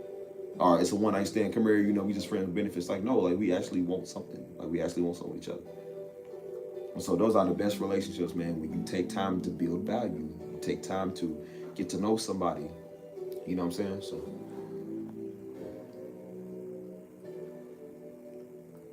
Yeah. And that's what she said. She wanted to be, and she was like, it's so hard for dudes to like be listening and stuff. And she was like, I don't really have, she said it's hard to have intellectual conversations with dudes because she was like, they just trying to get with you all the time. And I was like, well, even if I did want to get with you, I'm like, you still in Miami, I'm over here, so we on the phone. So I'm like, and that's why I said some people do need long distance connections first, because if you can't keep it in your pants, like maybe you need to talk to somebody far away, because you won't be able to do that when you're on the phone with somebody, and it gives you time to build something with somebody instead of trying to come over them and knock you off. Like I'm building something with somebody, so I can get to know them, and when you get to know somebody, you don't really even want to do that with them anyways. I noticed that it's just like when you get to know somebody, like I don't even want to, like we have such a deep connection. I don't want to mess that up. I'm not trying to do that with you. I'm trying to really get to know you. Like I'm not just thinking a boyfriend, girlfriend, or like this is a short term thing. Like, what if this could last? You can be my wife. What if this could be more? Let's see. Let's try that first. You know what I'm saying? And you build value, and that's why I said you build value. It's all about connection. It's all about connection. So that's what's missing nowadays, and that's why I say like people build connections with me and they like it, and it's just I think people just be scared, or they just they would rather stay stuck in what they know before they progress, and I think that's what it is. It's just like she kept saying, Sheila, well, I don't want to, I don't know, and I'm scared to hurt you, and I'm like, you're not hurting me. The only thing you hurting me is you're not telling the truth. I care about the truth more than I care about my feelings. Just what I'm saying, tell me what's up. And so that's why I told y'all earlier, I don't like people that be talking that smack behind your back, but when they in your face, they don't say nothing. And I told her, I said, so why didn't you say that to me with, like, she had issues with stuff? And I was like, well, I was standing, I let you come over every day, Negro. I said, why didn't you say that when I was sitting there? And I was talking to her just like, I said, bro, I let you sit it. Why didn't you say that when you see me? No, because I was like, no, don't curl up now. I'm like, no, like, you a street Negro, you a cop, like, be in cop form. Talk to me. This is what I said. This is why we have this problem now, because you don't have a connection. You're not talking to me. Like, talk to me. And people do everything else, but they be scared. And I'm just like, so you can talk to me earlier, but you can't talk to me now. Like, what's wrong with you? And I'm just like, yeah, I don't play it. And that's why I said I was trying to talk and work stuff out. We both was thinking about it. And I was like, I wouldn't even like you I wouldn't even respect you no more. Like, you already showed like you fake, or you just something wrong with you. And I don't respect people like that. I don't. But yeah, like I said, I talk to everybody like that. Men and women, I'm like, don't talk to me. What do you have to say? I would look you square in your eye and be like, what's up? What? Tell me what you have. And she would make eye. I'm like, no, tell me. Like, I can't. It's hard, man. So I realized I'm like, let me just talk to God, talk to myself. I love myself. Like, it's so nice to just have my strawberry shortcakes and just be at peace. And I ain't got to worry about nobody bothering me and texting back and none of that. It's nice, and that's why I say I don't regret that stuff. I don't regret ever really meeting anybody that I met. It was for a reason. It was for a season. You know what I'm saying?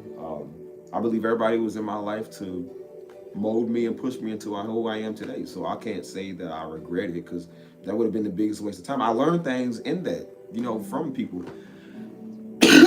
Like I said, with the first one, the Mexican girl, I was like, like I said, she owned her own home. Like, she was very good at careers and very good at like stuff. Like, she was a school teacher, and I learned a lot from her. And I was like, because I said, where I'm from, you don't see a lot of young people owning anything. And I said, I'm on my own ways trying to do that out here. And she was teaching me how to do that. So I learned a lot from her. That was a lot of motivation from her. Even though we didn't work out, I still took from that. Same with the last girl. Like, you know, we had good times, but I'm like, they were showing me that it's possible to, because I was kind of like, I didn't really see myself in a lot of relationships or like really how it was really going to be. And it's just like they show you that, they really show you yourself, and I learned a lot about myself, like being around people like that. And even when we didn't work out, it was just her. It was a lot of things. It was stuff in life that was going on at that time, but that added fuel to the fire to push me to come here and do this. They pushed me further to come here and do the channel, because I think about 2 months after that incident that happened, that's when I came and started doing the channel. I was already working on business. I was more focused on business and entrepreneuring, but I think about a month and a half later, that's when I was like, you know what? Because I kept saying I wanted to do something like this, but I kept prolonging it because I was worried about what I had going on, and then I was more worried about, we're having fun and we're having our time and a little relationship. Relationships distract you, so it was distracting me from really doing what I was supposed to be doing, what I wanted to do. Even though I was still doing the music, I was, like I said, she would be over studying, I'd be over doing music, but I wasn't doing it as effective as I was. And so that's when I said, man, forget this. I said, bro, I'm going straight ham on this. And I came out with the channel, and that's how I'm here today. And I said, that situation, even though it sucked, and even though we both didn't really end on good terms, it made me a better man. I'm glad, I thank God every day that it happened, because if it didn't, I don't think I really would have been doing this. No, it ain't wrong. I don't have respect for a lot of niggas no more. I don't respect a lot of people, and it's only because they did it to themselves. It don't mean I hate them. It's just I don't respect you. That's why I said, like, there's people like, I don't hate them. I love everybody, and I told people that, I said, bro, I forgive. Like I said, I forgave her. I forgave the girl for that. I forgave I forgive everybody I've ever talked to. Anybody that's ever done me wrong, I forgive them. But I said, I ain't dumb. Like, I don't have to respect you. I don't have to like you. I don't have to talk to you. I don't have to be around you. I don't gotta throw salt in your name. But I'm just like, I know who you like. The same thing from somebody that steal from you. Like, somebody might steal from you, you might respect them. I mean, you might still love them, but I'll never let you come in my house again. I'll never let you around me again. Like, no, we ain't cool like that, because you don't know boundaries. You don't know respect. It's all about respect is given, not earned. Or respect is earned, not given. You know what I'm saying? So no, like I said, you don't have to like your ex, or no, you ain't gotta talk to him every day. Like, you love him and pray for him, but you ain't gotta like talk to him and be like, we get back together. No, I still don't respect you because you fake. You just a nigga. That's why I said, like, even when her, like, I was upset about it at first, like she was upset about it, but then again, I realized I was like, dude, she literally fell out with everybody. Like, that's why me and her cousin and them, and they still cool me to this day. Cause I build connections with people. And she was even saying, she was like, bro, before we fell out, she was like, listen, she said, my cousin and her husband don't really like anybody. She said, but they like you. They said every time you come around, they was like, y'all are so good together. But she was like, he's really respectful, he's cool, it's something about this guy, we like him. That's what the people were saying when I hung out with Saturday. They was like, me and my wife don't really get along with a lot of people. They was like, we get along with you. They was like, bro, you really cool. You know what I'm saying? And so even though me and her fell out, and they asked her what was going on, but they even told me, they was like, look, it's before they fell out. They was like, look, we still love you. They said, we still cool with you. They said, our friendship doesn't go off of your relationship. She said, so if you ever need anything, me and him is still here. She said, we still love you. We'll have lunch with you. We'll talk to you. She was like, we still want to be friends with you. We want you in our life. And that was powerful for me, because I was just like, the fact that somebody I met through them still cares about me, even though me and her ain't together no more, they still care about you, and they still treat you like you one of them. And we still got a great relationship to this day. And she ended up falling out with them. She did the same thing to them, and they told us, they was like, yeah, we can understand where your pain came from. They was like, she did the same thing to us. Like, and that's why I don't feel sorry, because I'm just like, this is what they do in life, and that's why their life sucks. And so I'm like, it's whatever. I told you, I'm the type of person, I could take your friends from you if I wanted to. I could get all the people that like you, that like me. Because everybody be like, hey, bro, what's old dude that? Like, we liked him. Like, what happened? And people be hitting me up like, hey man, we liked you, man, despite your relationship. It's always like that, bro. It's always like that. I got friends now that I'm friends with. That's how my homeboy, the one that keep calling me every time I'm on live stream, that's how my homeboy is. Like, I met him through another friend of mine. And she's just nasty. She fell out with everybody. But me and him was cool. And we only been on each other for like almost 2 years. And we act like we known each other for like 10 years, dude. You build connections with people, man. That's why I keep saying, like, bro, you build connections with people through other people. And that's why I said, thanks to this girl, I got people that still in my life that care about me. She introduced me to this church that I go to down here. They still love me. They treat me like I'm one of them. They cool. So I'm still benefiting off of you. Maybe I was able to motivate myself to do this channel, do what I'm doing. And so that's why I said there's some good that came from it, man. In my hard times, I was going through it in life. I was going through everything all in one time, bro. I'm talking about that was a tough time this year. But I was able to come here and do this. And in my tough times, look at the beauty of it now. Look at the beauty. Now I got a community. Now I got y'all. Now y'all here.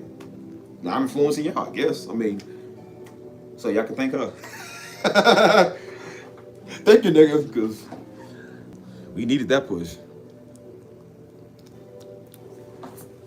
But yeah, man, that's why I said, like, you give off a good persona, good personality, people are going to love you whether you with somebody or not. You know what I'm saying? That's why people was asking. They was just like, hey, man, like, it's like, I know y'all didn't work out, but, you know, we still like you. You know what I'm saying? And then when people realize that they fall out with that same person, they hit me up, hey, man, you know, you was right. It was them, you know what I'm saying? So that's why I said page is just, you know, this page is just do people right. I was going somewhere with that. I can't remember. But yeah, man, it's not, like I said, there's nothing wrong with not working out with people. That's just part of life, man. Sometimes it works, sometimes it don't. That's why I said I would rather just be more concerned about success right now. So. That's what I'm saying, man. Some women be wanting. Even in that too, I keep telling them, I was like, bro, like, your religion and what you think is that don't really. That's why I said that don't really persuade me. If anything, I'm more leery about people that do that stuff because I'm just like, people think they title, I think who they are, what they do is makes them a better person. Like just because you go to church don't make you a better person. Just because you claim you're pursuing Christ or pursuing God, that don't make you a better person because Negroes still be wicked. You know what I'm saying? I know people that go to church all the time, some of the worst of the worst, you know what I'm saying? So like, people, a lot of times, man, people just be trying to hide behind it. That's what it is. Move, boy. Move. People just be trying to hide behind it, you know, like using church as a scapegoat. If I, you know, a little sprinkle of Jesus, like if I throw a sprinkle of Jesus on it, yeah, maybe that make me look. No, you still the same word, Negro. Like, yeah. That don't persuade me. That's why I say I ain't no fool. People could say they go to church all day. People could say they love Christ all they want to. It don't matter to me. That don't bother me one bit. Because them same people be the most evil, two-faced Negroes gonna stab you in your back. That don't mean nothing to me, dude. That don't mean nothing to me at all. So believe me when I tell you, man. Like that's what my homeboy he was into that. He thought because everybody went to church, they was good. I was like, no, brother. These are some of the worst people in here. He was talking on some female. Oh man, she listened to your daddy's messages. I said, brother, leave her right now. I said, I'm trying to tell you, brother. She's probably one of them. I said, dude, she's probably one of them deep chicks. Leave her alone. No, man. See, she under the word. I'm like, no, bro. She's under her word. Leave her alone. Turns out. So she was. And I said, now, brother, do you see why I said I wasn't entertaining nobody in here? You see why I don't just get turned on because people think they know the word of God? Because Negro didn't know no word. They was into some weird something. And I told myself, brother, just because everybody go to church don't mean everybody good. Everybody's not good, dude. I said, I ain't gonna lie to you, man. One of the last places I used to look for with women was church. That was one of the last places I looked because I knew I seen some stuff in church. Them be some of the weirdest people, man. Some of the weirdest people. That's why I said they can't talk to you without trying to be deep and quoting Bible scriptures all day. I'm like, dude, I'm a human. I told you people look at us and think we like that. I'm like, dude, don't talk to me spiritual. Do not quote me in scripture. I don't want to hear that. I know scripture. I don't need you to quote it to me. The Bible said it. I don't need you to say it. The fact you have to say it shows that you're not really about that. So stop. That's why I said I would go to the library. I'll go to a nice little event or whatever. And the quiet one that minds her business, that ain't bothering nobody, that was the one that I wanted. Because I'm just like, I already know she has value. She's not in everybody's face. She ain't entertaining everybody. You know what I'm saying? I already knew the one in church, the loudmouth one, and the one trying to give out revelations. I think she's deep because she watched Pastor Darby. No, sir. I will not talk to you. And I mean that. I never had to use my title to get no woman. That's very unattractive. I said, dude, I don't even tell people I'm pastor's son because people be like that. They be like, oh, I'm married to a like, no, you're not. Who does that? Like, oh, y'all royalty. No, I'm not. I'm me. Steve is Steve. Like, bro, no, you're not doing that. And people just do that because they want to be related to Pastor Dory. No, definitely not. Like, man, I told you, I got women in my DMs now. Like, I ain't paying attention to that stuff, man. Because Daddy said that he was like, son, be careful. He said, because some of these girls, man, they be wanting a pastor's son or something to that. I'm like, ew, who does that? Like, who wants that? I was like, bro, want me for me? Like, are people that bored? They don't got nothing to do? Like, So yeah, church is one of the last places I look for women. I ain't gonna lie, it's one of the last places I look for women because people just weird. Like I know weird. Like some of y'all probably don't know because y'all probably new to it. I know weird, man. I grew up in this, so I know it. You know, that's not attractive. And people really think that you like be turned on because they know the word. I'm like, that is not a turn on for me. You're supposed to. God told you to. So it's not exotic. Can you cook? That's why I like the old girl because she could cook. Old girl had skills. She had something that she brought to the table. Like. I like stuff like that. I don't care if you know your word or read your Bible. Do it. You're supposed to. Know your scriptures. Be deep for God because you're supposed to. I don't care. Like, that ain't got nothing to do with me. So, yeah, they be like, oh, yeah, a woman is under the word and she's under your daddy's word. So, you're supposed to be. So, I didn't say that. That does not win you points because you read your word or you go to church. You're supposed to. Like, I don't know why people think that. That has never been attractive to me. I'm like, you're supposed to do that anyways, bro. Like, it don't make me attractive because I go to church and read the word. It's like, I'm supposed to do that. I'm supposed to do those things. Like people want brownie points for everything. It's like, dude, I don't care about that stuff. Like, you know. Remember I told you I don't listen to everybody because Negroes, you listen to them and end up in a weird church relationship. Now, that's not to say that all people that do go to church are bad. They not bad, bro. Like, but they just not necessarily my cup of tea. Because some people, man, like I said, they only want to talk about Pastor Dory to get to me and think that that's gonna win some points. I'm like, nah, you ain't slick. You ain't slick.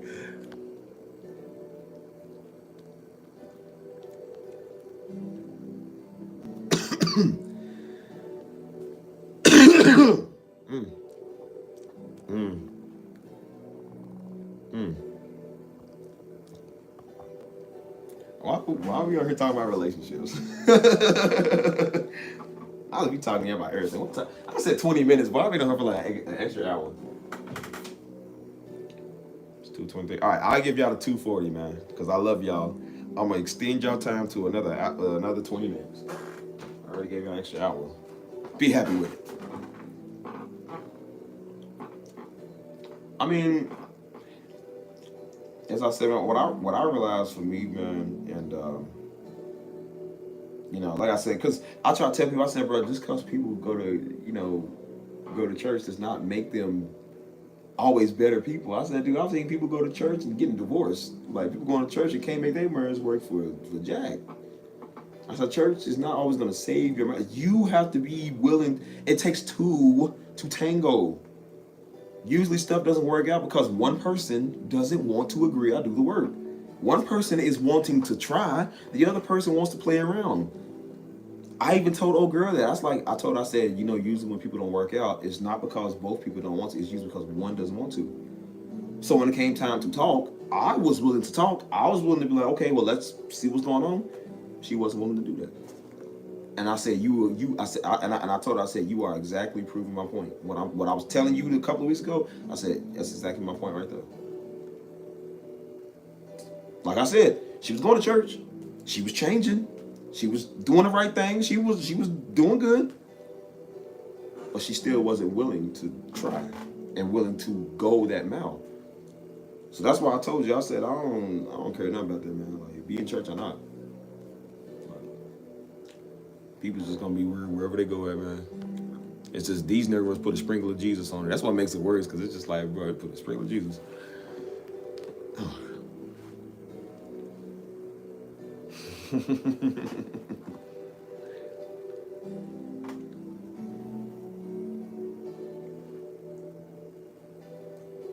Of course. I believe that's what I'm saying. Yes, you yield to the Holy Spirit, but that don't win you brownie points because you do that. I keep saying that. I'm like, dude, that you supposed to have those things anyways. I keep telling people that, like, bro, like a nigga want points for having a job. Like, dude, you supposed to have a job. You supposed to work. And I take care of my kids. You're supposed to take care of your kids. You're supposed to love God and pray. You're supposed to do those things. God told you to do that. We all have responsibilities. You know what I'm saying? And so that's why I keep saying, I'm just like, bro, like, you have your own personal relationship with Christ. That's your personal relationship with Christ. You know what I'm saying? That doesn't determine your relationship. It doesn't determine what everything else. That determines your personal growth with Christ. You know what I'm saying? I can love a person all I want to. If they don't want to have a personal relationship with Christ, that's on them. If they're not on the level that I'm on, then that's on them. If I love them as a person, if I love them because they either know enough or they're something that I can see myself with, that's cool. But at the same time, I'm not going to marry you just because you got the Holy Spirit, because a lot of people got the Holy Spirit and are not my type. They are not somebody you really want to get with.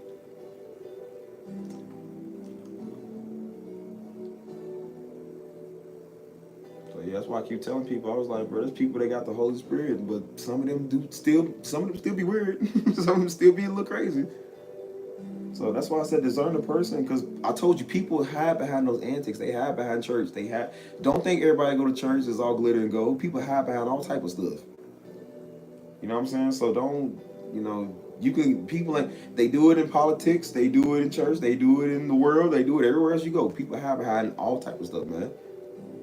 Where you think we get the download from? Like, people say they download, they hide behind a perspective. Like, people are using something to shield themselves from the truth. So it's like, and that's why I keep saying everything that glitters is not gold. So when they think they got word and they trying to be all deep, they hide from something. They real self is in there somewhere.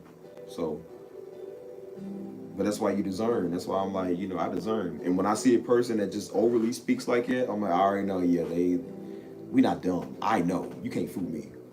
That's why I say I don't play that. I'm not gonna do that. You know what I'm saying? That's why I don't tell people I'm a pastor's son. I don't tell people, like, I don't need to. Like, why? So you can get a word? So I can fake to you? No, I'm not gonna do that. I told you I was in church trying to pray today because we got a new building, and so we was having a nice little service and whatever. And this one guy, he's cool, but I think sometimes he try to do a little too much. Like, he kind of does a little too much, and I'm kind of like, bro, I don't need you to, you know what I'm saying? So I'm over just, I got my head bowed, I'm sitting down just praying. I feel somebody touching me on my back. And I'm thinking it's like, at first I thought it was like a woman. I was like, somebody touching me, like, patting you, everybody's in there praying and stuff. And so he's just sitting there, just keep touching me. He's like, yo, brother, God's got you, man. And he just started praying. I was like, brother, you gonna get off me. Like, I was trying to be nice, but I was kind of like, nigga, get off me. Bro, I'm over here feeling the presence. I'm like, bro, get off, man. Like, you messing me up. I'm trying to have a personal connection right now. Like, you messing me up. And I'm just like, because sometimes I've seen it, like, he's cool with it. He kind of do a little too much. And I'm just like, dude, like, some people don't know when to stop. And that's why I said, I'll never be one of them type people. Like, don't do that. Because I'm trying to have a personal connection and you throwing me off. Like, dude was really throwing me off. And I'm like, bro, stop. I'm like, for real. But I don't know, man. Y'all be wary, man. Y'all be careful, because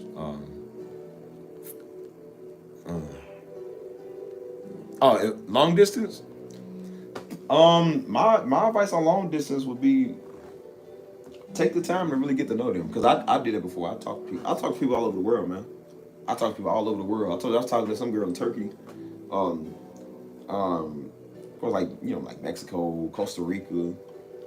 I told you got options, man. What are your options? Look around. I talk to people all over the world, man. And when you get to know them, like I said, y'all not on there doing nothing. Like, all y'all doing is get to know each other.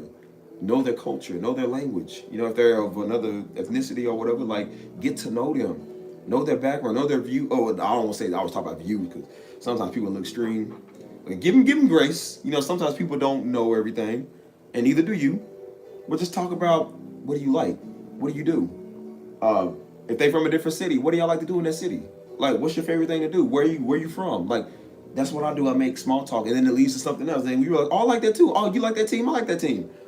Or like, if it's from a certain city, and like, say something happened there years ago that made it national news, and you're asking like, oh yeah, well, I heard about that. Like, if somebody from Chicago, and I talk to them, and I'm like, oh, you know about O Block, and I'm like, yeah, I know about O Block. You ever been there? No, I never been there. But you be like, oh, well, what's that? Like, have you heard about it? It's like, oh, well, you know, it's all there. Or you might go to Miami. Somebody knows about Miami. And I'm like, oh, y'all live over on the street. I seen where that, you know, and you just build connection. It's like talking to the homeboy. Like I said, don't look at it as somebody that's just like, oh my God, it's like, you hang up or you hang up. Like, you know, oh, stupid flirtation stuff. Talk to them like they one of your partners. Talk to them like they one of your homeboys or homegirls. You know what I'm saying? Like, be cool. Just be direct and like, hey, what's up? What do you like? You know what I'm saying? Like, talk to people, man. Like, you could talk to them like you want them to talk to you. Don't be all shy and, you know, well, I was wondering, you're really cute. Don't do that because they don't like that. Like, just talk, man. You know, I mean, sometimes you laugh. You know, y'all laugh and stuff, but it's just like, just talk to them like you would talk to anybody else, man. Yeah, I'm still live. I'm giving them to 240. I say that I'll probably be on until like 3:30. I'm gonna stay up to 240. I'm gonna give y'all that much. So if you wanna know something, you better ask. Yeah, man. But yeah, like long distance, man, there's nothing wrong with it. Cause like I said, when I was still in Louisville, I was talking to somebody that was in. That's how I knew them in Texas. They live in Dallas. I knew them in Texas, and that's why we was packing up. I knew them for a couple of months, and that's when we was about to do our Dallas conference. So I was like, oh yeah, I get to go down there and meet them. I'm gonna go meet them and stuff. And I was even thinking about having Pastor Darby and Mama meet him. And I was gonna leave a couple of days early to go see him. And right before we did, that's when Pastor Darby died. Pastor Darby passed. You know what I'm saying? And they didn't know about it, and I didn't talk to him for about a week. I told myself, look, I need some time, because that's when we was praying and believing. And I was like, look, I just really don't want to talk and stuff. And then after everything was said and done, I talked to him about it. And I still ended up going down there eventually, like about 2 months later. No, about a month later. Well, no, 2 months later, because we met on Valentine's Day. So I went down there to talk to him and meet him and stuff. But, you know, like I said, you know, that's what bonded us even closer, because a couple of months prior, she had lost her cousin. You know what I'm saying? And so that situation, I bonded us closer. You know what I'm saying? So yeah, long distance, man, nothing wrong with it. Because like I said, on long distance, you can't knock somebody off. It's less tempting. You just really get to know them and know what they're about. You know what I'm saying? So like I said, just talk to them like anybody else that you would talk to. Ask questions. Be curious. Don't be bored. Don't be on there flirting or like, you know, like, oh my God. Like, just talk, man. It's the easiest thing to do.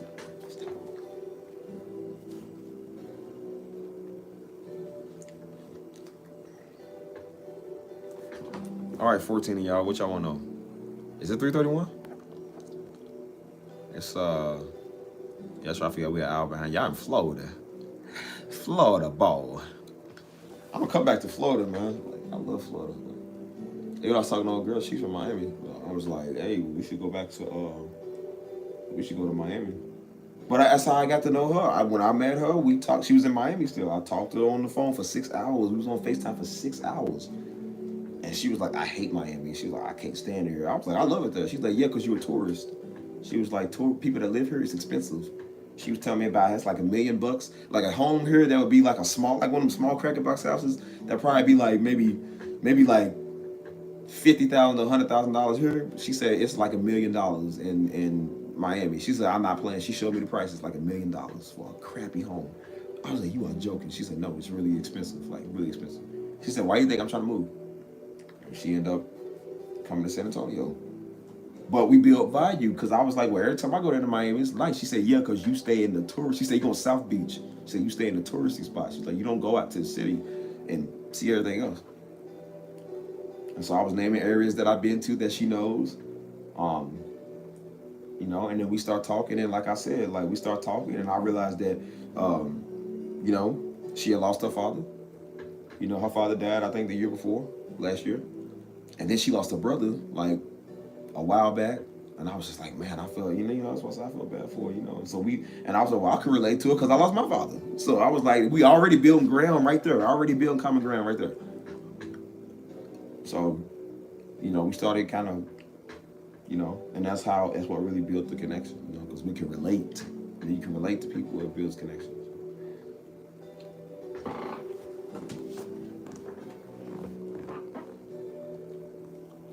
I got 5 minutes. Anything else y'all want to know from the love coach? You got 5 minutes.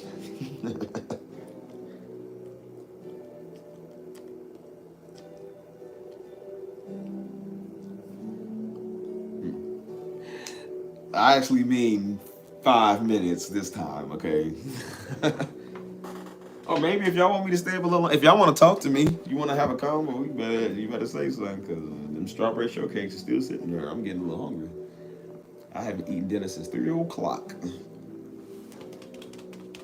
I need a snack. I took a long nap today. I woke up and forgot what time it is. I was like, I thought it was like nighttime. Like it's like 5 in the morning. I woke up. I was like, oh Lord. I was like, what time is it?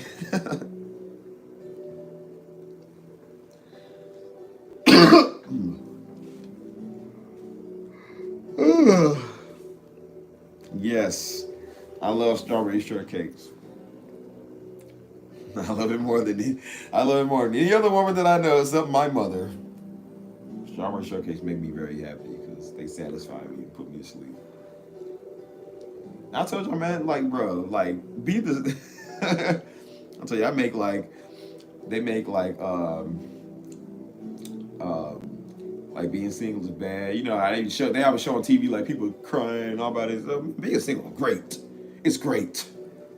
Like, man, yes. I even be asking girls, and I'm like, do girls be like, bro, there's a lot of girls love being single. They was like, dude, we take our snacks and relax and stuff. They was like, we love our time to ourselves. You know what I'm saying?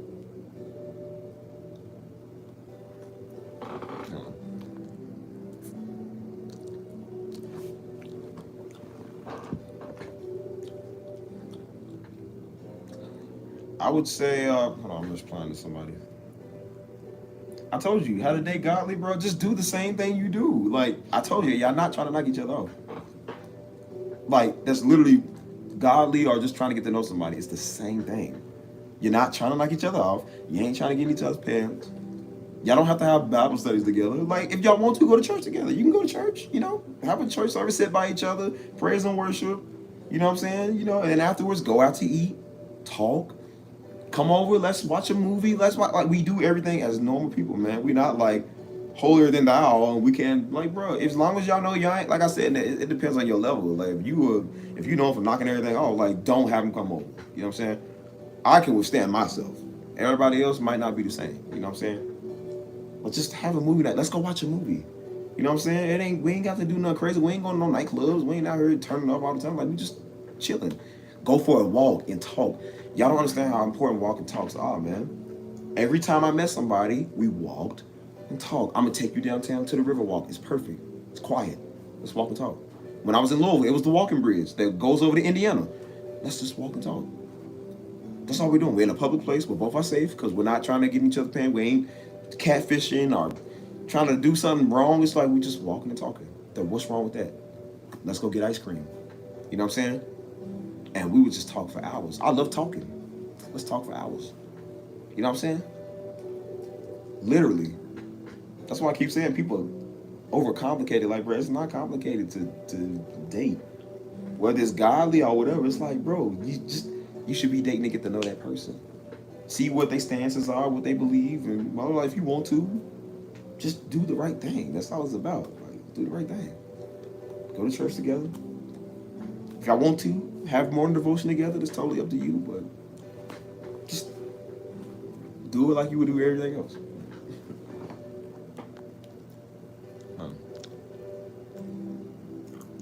If a man, like I said, it's the same thing. Men and women have to deal with the same thing, man. You got women out here that do it to men, men that do that to women. If a man take a woman for granted, then he's a silly Negro. You can't change a silly Negro. I had somebody in my DMs one time.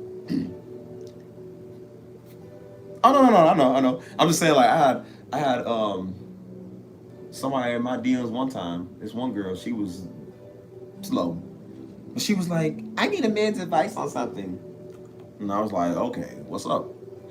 Well, I want to know, like, I want to know, this is guy I like, but I'm trying to get him to see me for more than just, my body, and for just using me and stuff, and I'm trying to know how I can make him respect me. And all I said, well, first off, if that's all he sees you as, I'm like, he don't respect you. Second of all, if you want a chance of him respecting you, close your zipper. I don't like. You literally just said what the problem was in the combo. I told her that. That's not good advice. That was no help. I'll just ask somebody else. I said, okay. Guess what happened? On on social media, I can't believe I gave myself to somebody who doesn't even love me. I don't know what I'm like. Did I not just tell you what he was going to? Because I told her, I said, if you keep giving him the due, he's not going to respect you. I don't like that advice. Okay, now you on Facebook crying. Now you posting to the world how you got played. After I said, he's gonna play you, right? No, he's not gonna do it. Okay, guess what he did? He played him. Now you on her crying, talking about, oh, whatever. And that's when I realized people don't, that's why I don't like talking to everybody, because people don't want advice. I'm like, did you not come to me for advice, or did I DM you, or did you DM me? The same way people come on my page, or did I come to your page? Like, how does that work? So you wanted my advice to not want my advice, just to cry at the end. So I'm like, people don't want to talk. Yeah. Yeah, Marriage 101 was a good one. I forgot what that was about. I gotta rewatch that. Most of these messages I be talking about, I'll be forgetting. I remember doing that, but I forgot what it was about. Yeah, but if a man, like I said, if a man don't let a good woman walk back, that's on them. I told you, like, I don't want to say I'm the best man, but I've had women that walk past me because they thought they spotted something better, or they get scared and want to run off, and then they all regret it. I got people that I ain't talked to in a long time. They come back somehow. They still get your number. Or they know somebody that know you. They be like, oh, such and such they asked about you. Or they call me. I'm just like, what you want? I remember how we used to talk all the time. I remember that too until you walked off. You the one that did it. I was like, bro, like, I never told you to go away. You decided to walk off because you want to entertain old boy, yo. Or you want to weigh your options. Are you scared? That's your problem. Like, that's crazy. I don't know.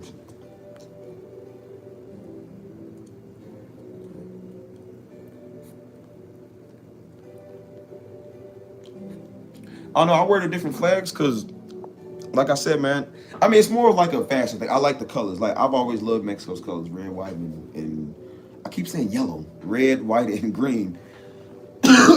At the time, like I said, when I was back in my extreme liberalism, I'm not neither liberal or conservative. I don't do that. But back when, United States was showing they didn't give us the proper respect. You know what I'm saying? Like, they didn't really, how do I say this? Like, they didn't really, I wasn't a big supporter of the American flag. You know what I'm saying? Just the way that it was being represented. You know what I'm saying? So I was like, well, I'm cool with the Mexicans, man. I was like, well, let me find another, because I like the colors I like red, white, and blues, good colors. But I was like, I can't really wear it because I'm like, I don't want to seem like I'm too patriotic. You know what I'm saying? Like, that's annoying. Sometimes people get a little too patriotic. And so I was like, well, I like the Mexican flag. And I was just wearing this just because I liked it. But people love it. And I love how it looks on me. You know what I'm saying? But, you know what I'm saying? So I started wearing like the flags, and because I love the colors, but they love it. And so that's why I said, like, the Haitians, when I wear their stuff, because I like the Haitian colors too. I was wearing their stuff, they love it. You know what I'm saying? I wear Dominican colors, they love it. You know what I'm saying? I wear Argentina, because I like the Argentinian blue, like the blue they have.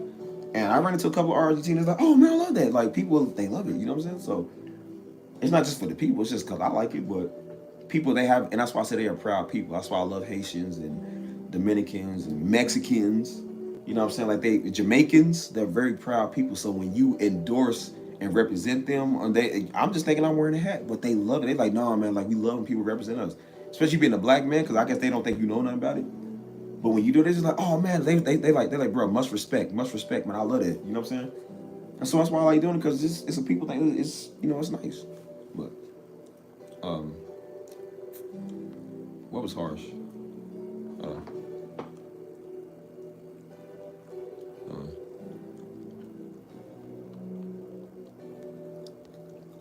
on.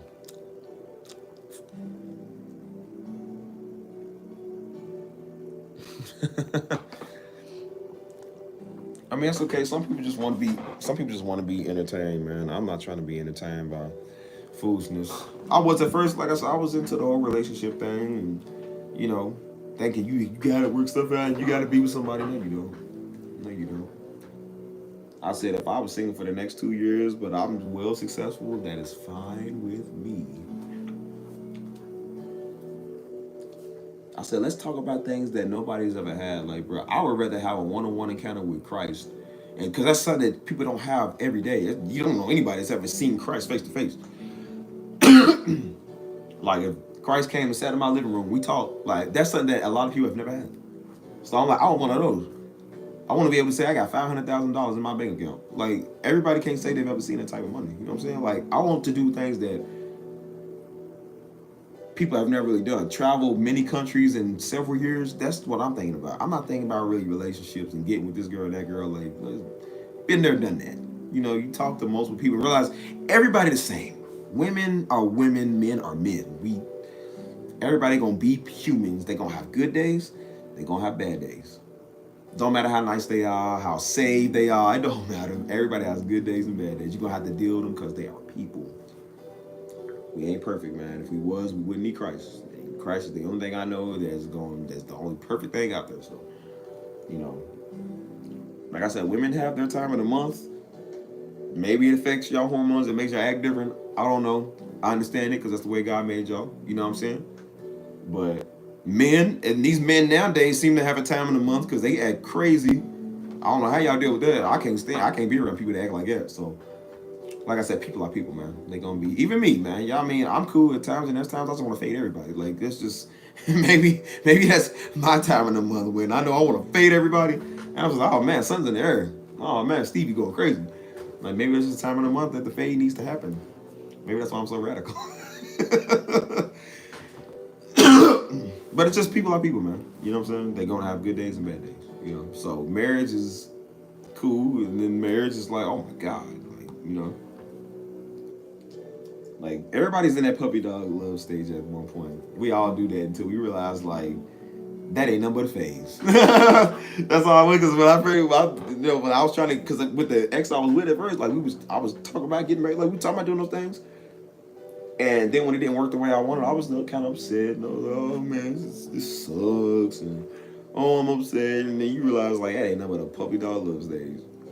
And I think the Lord, I fall on my knees every day and thank God that it did not work the way that I was trying to make it work.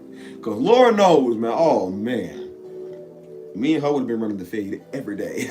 I would have found any excuse to get divorced from her. Because that was just like, dude, I understand why it didn't work. Thank God. Thank God I was not a naive idiot.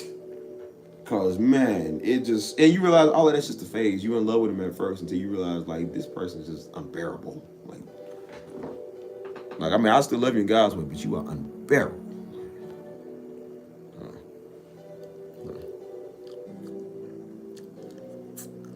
Yeah.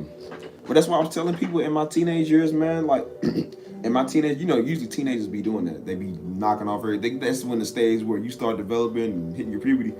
And of course, they first instinct is to go knock something off.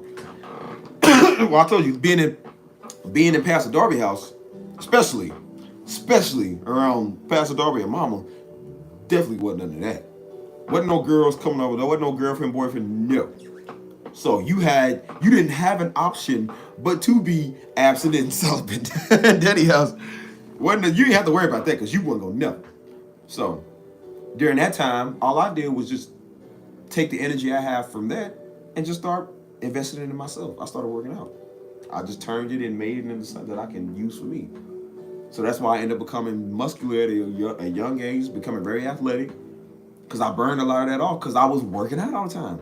You're praying and you're working out, like, you deal with it. And then I was using my intelligence skills more than I was using my man dog instincts. You know what I'm saying? Like, I was being intelligent. And, you know what I'm saying? So, and I always felt like, too, as teenagers, I'm like, we kids, man. Like, I wouldn't want to do it as a teenager. Like, we still are kids. Like, we ain't even fully developed yet. It's like kids messing with kids. Like, it's off. Like, you know what I'm saying? So, what makes a woman unbearable to be around? Let me tell you. Cuz, nah. Let me tell you, when they just don't know when to shut up.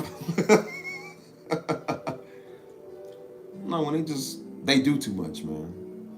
Like, just people that's too dramatic, I can't stand drama. And so when stuff is like too dramatic and everything's a problem. That's why I say I don't like sensitive people. People that's just too sensitive, I don't like people like that. You know what I'm saying? So when everything is just too much of a problem and they come to start stuff just to start stuff, like, that's unbearable. I can't stand that. You know what I'm saying? If they just be themselves, like I said, women are women. They're going to be how they are. But if they're just like extra malignant, just doing the most, trying to start stuff and always trying to argue, like, that's unbearable. I don't have time for that. But they come up with stuff that just ain't even a problem. It's just everything's a problem. Like, dude, I ain't do nothing to you. You just mad because you can't find nothing on me. And they can't find nothing on you. So.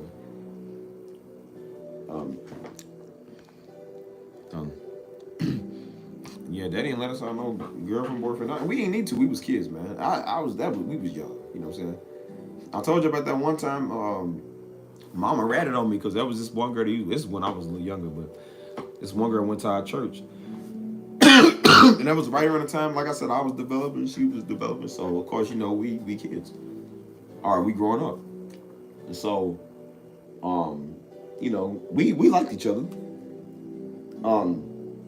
And so Mama had found out that we had liked each other. I think we was like, what was we doing? We would like doing like a lot of playing around outside. And so like me and her, we established like we was like boyfriend and girlfriend. We was like, we're boyfriend and girlfriend. And so we just like play outside and we was just like run and chase each other and like grab each other and stuff like that. So one time Mama found out and she told Daddy, and Mama make everything worse than what it sounded like. And she told Daddy, I think this is after the youth ministry night. And I remember we was in that little daycare spot we owned down there. So Daddy said, what? He said, come here, boy. He said, come here. Past the door, he like, come here, man, come here. And he do it whenever, because they used to do it, he was like, come here. And whenever he did that, come here, oh boy, it was like, finish him. Like, that's how you knew you was about to get it. He said, you mess with them little girls? Pow! Straight down the middle.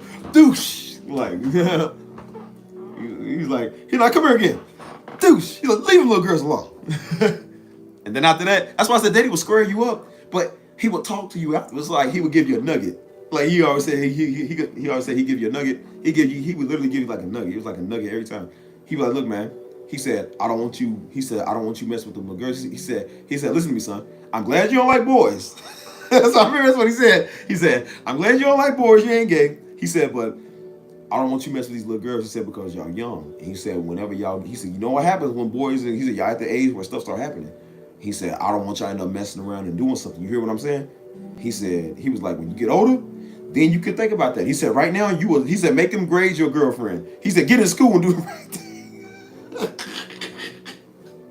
Because my grades wasn't always the best. So he was like, make him grade your girlfriend. Get in school and and do that work. He said, do that work. Make that your girlfriend. And he was like, now go on, sit down. Like after he popped, you go on to sit down. So I'm over.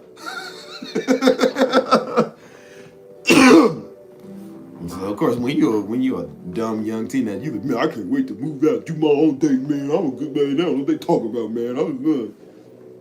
And then I realized why he did it, because that little girl, she was, her mom was slow. She was slow. So it was like, that definitely would have been nothing good that came from that.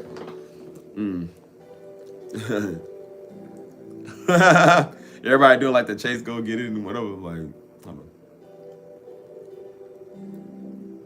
Oh, so you fresh. She a fresh one. Yeah, he said make them grade your girlfriend. I was like, But I want a real girl, man. But I didn't understand why he was saying a lot of it because he was like, he's like, man, me and your mama did it. He was like, that's why we was thrown off. And that's how Stisha came into the world because they was kids having the kid. You know what I'm saying? That's why mom and daddy. That's why mama really didn't get to really enjoy a young life a lot because she had to be a mother at a young age. And then once she was still mothering us till we grew up. She was dealing with kids all day, doing the daycare, doing the church, the business. Mama. That's why I said mama was real strong, man. She did a lot. Like she held daddy down, held us down. That's why I said mama's at the age now where she's all her kids grown. And mama asked, and that's why daddy kept saying, he said, son, one day you gonna have to know God for yourself. And mama said it too. She said, you gonna have to know God for yourself. She said, mama prayer is done. She said, mama prayed for y'all all these years growing up. She said, y'all gonna have to pray for yourself. And it's true. When I got in them situations, I had to pray. I had to call God for myself. And now mama grown, living her best life. Mama like, it feel good. I ain't got to take care of nobody no more. She was like, I miss your father. But she was like, of course your father's not here. But she was like, as far as y'all, she said, y'all grown. She said, I ain't got to take care of y'all no more. She said, I take care of my grandbabies. She said, I'm going to spoil them. But she said, that's it. So I ain't take care of y'all no more. And I said, believe me, I don't want you to. I said, mama, we was trying to move out at 14. We couldn't stand y'all. Like, believe me, I couldn't stand y'all. But yeah, man, that's why I said I wouldn't, I understand why, man, because it's like, I told you, man, literally once I started getting into the dating game, I started seeing how wild these girls is, man, girls wild. And I said, I told him, I said, but y'all always say it's the men that do that. I kept being told, it's only the men, they just want one thing. Until I ran into these women and they was doing that. I said, but you said the men wanted that. And that's what threw me off, because I was like, but y'all always talk about men are like that. And then you realize, like, nah, it ain't just the men. These girls be freaks. That's what made me start second guessing that. I said, it ain't just these men. It be the women, bro. Women don't even like each other. So it ain't just the men. It's y'all too. Y'all be doing stuff, man. And I was like, I'm a church boy. I'm innocent. You start trying to mess with them, they be like, man, they be trying to turn people out. It's like, what's something wrong with y'all? I was like, nah, I be these females, man.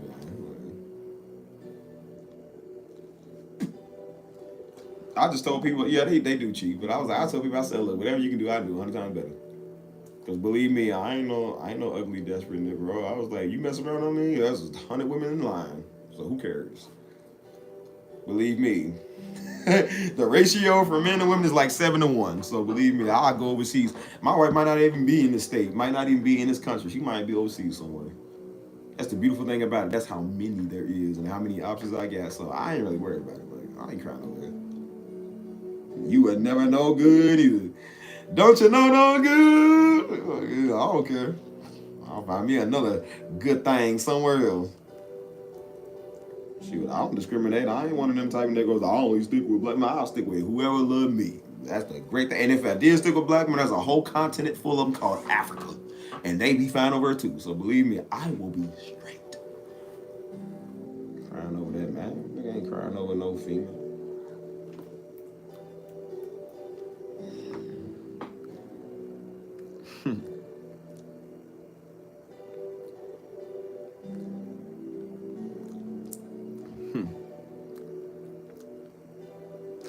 But that's what I'm saying. You know, it's the crazy thing. Like, a lot of people, that's what I want to say too. A lot of people from the world, they tired of the world. Like I said, when we was growing up, we couldn't do a lot of stuff.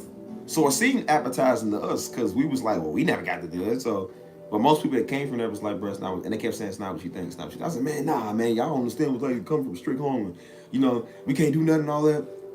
And you realize, like, why a lot of them was saying that. You know what I'm saying? Like, you really ain't missing out on nothing. Because like I said, Daddy told me, Daddy was like, son, he said, son, you're going to have to learn for yourself. He said, if that means you got to go out here and get a couple of knots, he said, you're going to have to learn for yourself. He said, do you growing up? And there was times, like I said, I had to get a couple of knots on my head just because my daddy don't mean I was always the smartest. Daddy didn't always force us to do everything. He was just like, go out. He was always like, son, go out there and learn for yourself if that's how you feel. He said, go out there and learn. And there was times I had to go out there and learn and hit my head. And I was like, Daddy was right. You mess with some of these girls and realize, Daddy was right, man. These girls crazy. Like, I mean, not that I was out here like doing that, but you know, you think you know everything because you're young and you're dumb. Like, Daddy told me, he said, go learn, man. He's like, I ain't gonna stop you, go learn. And I had to go learn. And he was so right. And my mom was so right. And I hated it too. I hated when they was right. I said, oh man, I hate when he's right. Because then you gotta say it like, oh, he was right. But he was, man. He knew what he was talking about.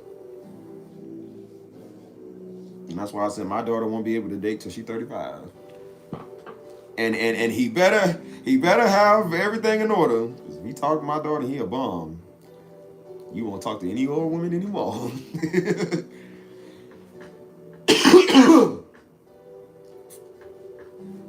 But yeah, that's why I said, like, I'm not perfect, man. Like, we ain't none of us perfect, man. Look, I don't know what people think this conspiracy that we perfect, man. I'm far from perfect, man. I ain't out here doing everything. Don't get me wrong. I ain't out here. I ain't selling drugs. I ain't doing nothing.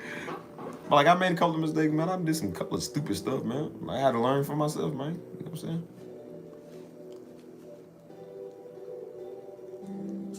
It really ain't, man. It really is not, man. Because like I said, I used to love crowds. Because growing up, man, Daddy and I, we ain't always get to do everything. So I was like, man, whatever, I'm going to go do whatever. Like, I don't care, man. You know what I'm saying? And so when I got a chance to go to like a little party or go do something, I would try to go do that. Because I used to love crowds. I used to love people. I used to love audiences, all of that. I can't stand crowds now. I can't stand anything more than 25 people. I'm not, except church, I can't stand anything more than 25 people. Because I don't like people. Like every year they have that Dirty Derby festival at Kentucky, and we all go. And well, I don't go, but they'll go have like parades and stuff like that. And it's just a bunch of dumb Kentuckians. I'm like, I can't stand Louisville fans. I can't stand Kentucky fans. I can't stand anybody anymore. I don't like anybody. I don't like being around people. I had coworkers calling me. Somebody called my phone. It was two people calling my phone talking about for Halloween that just passed. And they was like, oh, let's go because they was having something downtown San Antonio. They was like, oh, we should all go. I said, Negro, I just got home. I said, Negro, I am going to sleep. We're not going to sleep, but I was like, I'm relaxing. I was like, oh, we should go in. Negro, I am relaxing at home. I said, I just got home. That is my peace. I said, because I barely get me time. I got a homeboy talking today. He wanted to hang, talk, hey, let's go watch the game because he's trying to get away from his girl. I said, no. I said, brother, I'm not hanging with you to get away from your woman. No. I said, brother, I'm enjoying my Sunday to myself. I found my wallet. I was happy. I ate food and fell asleep, and now I'm on here with y'all. I said, no, I get Sunday. That's my only day I get off. No, man, I don't want to talk to you. So yeah, parties and all that, like it ain't. I mean, I like going dancing, like salsa dancing. I like, hanging with the essays or hanging with some folk, but I ain't. Like, come on, man.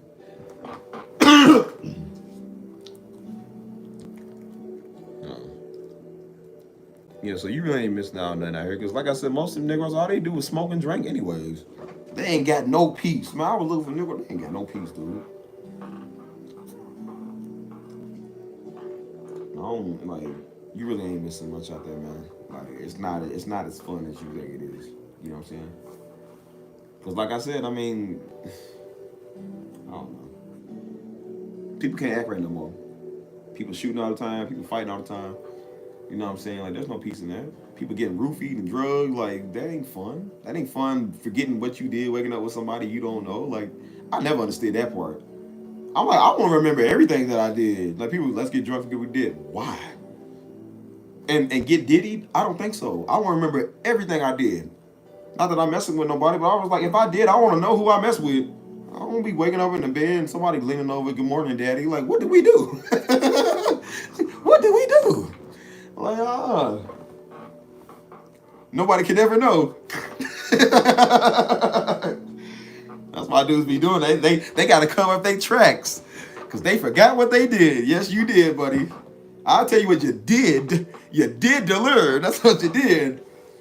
Yeah, wasn't it fantastic? Because that's what you wanted. No, sir. So yeah, I rather just save myself from being traumatized. I like to remember everything. That's one reason why I never drunk. Because I'm like, I don't understand why people do that to forget. To forget what? The point is having fun. Why do I want to forget having fun? I don't want to drink to do that. I don't need to drink to do that. So I ain't never drank. That's why I said, like, I ain't never drank or smoked. That was a couple of times I would tell you. Because I went to middle school. I told you I went to a hood middle school. And most people over there did smoke. They smoked. I was never a drinker. And I was never a smoker. So I was never really into really either. Ever since we had dare in school. So they was like, don't ever do drugs, don't ever drink. Of course, daddy, mom was like, don't ever do that. And I never really had a knack to. But you be around people that do that. Yeah, I never almost drunk, but I remember some people that were smoking one time. And so I was like, hey man, come smoke with us. And I remember I was at that time where I thought I was a little gangster. I don't know what was up with me in school, man, because I hung with the gangsters, so I thought I was a little gangster. So I was like, hey man, come smoke. And I was like, nah man, I don't smoke. I never smoke. But it was like, because Blackie Mouse had like a sweet smell, so everybody smoking Blackie Mouse. So I was like, those do smell pretty good. So I was like, come smoke a Blackie Mouse. So they lit one, and I made a joke one time. I was like, all right, I'll smoke with y'all. And so they lit one, and they gave it to me. And I remember holding it, I was like, man, no, this ain't even my thing. I said, bro, this ain't. I said, even though I was trying to, because I was a dumb kid. I told you I hung with hood niggas. And I looked, I said, dude, Daddy would kill me. I was like, bro, Daddy Mom would kill me. And the second of all, I'm just like, it wasn't even my thing. I was like, bro, I don't even want this. Like, I mean, even though I was never gonna take it, I was like, it didn't even feel right because it wasn't right. I was like, bro, I don't want this. I gave it back to him. I was like, nah, man, I don't want that. And that was me when I was stupid. I was a dumb kid. I was like, and I knew when I was dumb. I was like, I don't want this. Like, nah, man. And I realized I was like, I wasn't missing out on nothing. Because now Negroes can't stop smoking weed to say they like, Negroes having anxiety attacks, they don't smoke their weed. Like, they ain't smoked in 4 days and they twitching. Like, I mean, you ain't missing nothing. And drinking, that seems even worse because it seems like it hurts. Like, I hate throwing up and hangovers, so I mean, headaches by itself is hard, so a hangover, I only can imagine what that feels like. As I said, I've never drunk before. I don't know what that's like. I don't know what smoke is like because I've never done it.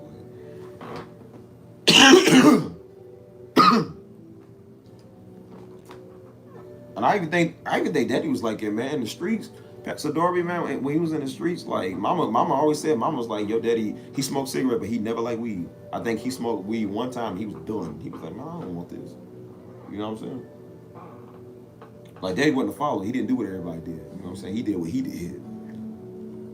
So he was, everybody back then like smoked cigarettes. I don't know why that was a thing. Cigarettes is worse than all of them. They should ban those, not weed. They should ban cigarettes. Cigarettes is disgusting. I hate the smell of it. I hate the smell of weed, but cigarettes stink worse. But yeah, you ain't missing out now. Like I said, take care of your internals. Just, go to the gym, be healthy. You look good. You ain't gonna look 30 when you 18. You know what I'm saying? Like, people be looking old because they can't stop smoking. Can't stop drinking either. So it really ain't nothing out there that you missing on, man. Like, get that dinero. Don't worry about that. Get that dinero. Love God, get your dinero, man. Do the right thing. You could be just as successful and not have to have a party life. And not have to be a whore to get it. And messing around with everybody, you know what I'm saying? Like, I told you, I talked to this one girl, man, and I be feeling bad because I don't understand why they do it because they got terrible lives, man. Their lives suck. I talked to her before, man. She was like, man, I felt bad for her. She had an abusive childhood, but they always on it look like they having fun, having partying and stuff. And they over passed out on the floor because they getting drunk. You know what I'm saying? I'm just like, I said, your testimony story, like, one day you're going to get saved, and your testimony story going to be deep. And I was talking to her, that was years ago, like, about 2-3 years ago. And I was talking to her, like, we was kind of like talking. And, like, I feel kind of bad for her. I'm like, even though we ain't like cool no more, I was like, I pray for you. Cause she came from church and she was like, dude, that was one point. She was like, I hit my knees, man. She was like, I was in church crying out to God, like, God, why? Like, she was like, God, I need you. And she got a lot of doubt. She was like, and I felt like he didn't show up, And I'm just sitting here talking, I'm listening to her. I'm sitting here talking to her, whatever. And she was just like, she was mad. She was mad at God. She was mad at a lot, And I said, look, I get it. I understand. Just, I told her, I said, look, just don't blaspheme the name of the Lord in front of me. But feel how you feel. I'll talk to you about it, but I'm like, just don't say nothing blasphemous, because I'll take offense to that. Don't do that. But we talked about it. And, it was just, But yeah, she was like, she did all of that. They did all of the drugs, everything. And they still ain't found happiness. Smoke every day, still ain't found happiness. You know what I'm saying? So I was like, that's the lifestyle y'all want people to live with y'all? Like, it's the one y'all defend? That's not cool. That's not cool, man. And I was like, be mad at God all you want to. That weed sure ain't helping. Them pills and that coke is not helping either. Like, so.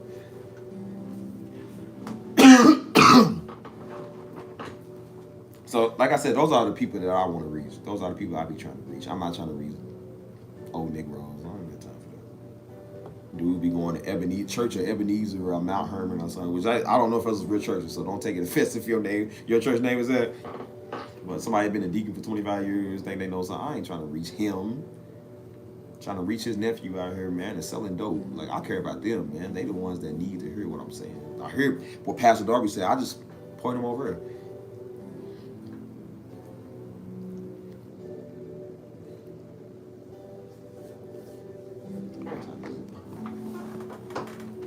Look, I said the 240. Well, it's 310. I told you I was gonna do this. You know, sometimes I really don't like y'all because y'all make me stay up later than what I'm supposed to be staying up at. But it just be real talk, man. It's really be real talk. You know what I'm saying? I don't mind staying up talking to y'all. It's real talk. You know? I had a long nap today, so it ain't like I'm really in a rush. If y'all want me to stay up to another 20 minutes this time, then I'll stay up. It's up to y'all. Because, you know, it's just real talk, man. I like having real talk, you know. But it's just stuff that people is dealing with, stuff people really going through. So if y'all feeling some type of way about it, man, we can talk about it. Hey, I needed this too. I ain't gonna lie, man. I needed this because I was thinking about some stuff. I feel better, man. I went to vent to y'all. Like,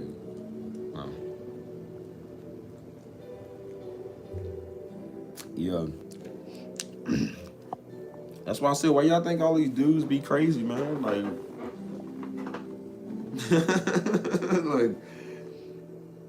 but you don't have too much of a connection. That's why girls be going crazy, dudes be crazy. And that's the thing I be trying to tell these females about, like, they don't understand, like, it ain't just with dudes. Because, you know, females don't understand, like, a connection with somebody is a connection. That's why some of these girls be messing around with each other and don't understand why they end up weird and why they don't know why they like. So I'm like, because y'all forming covenants, man.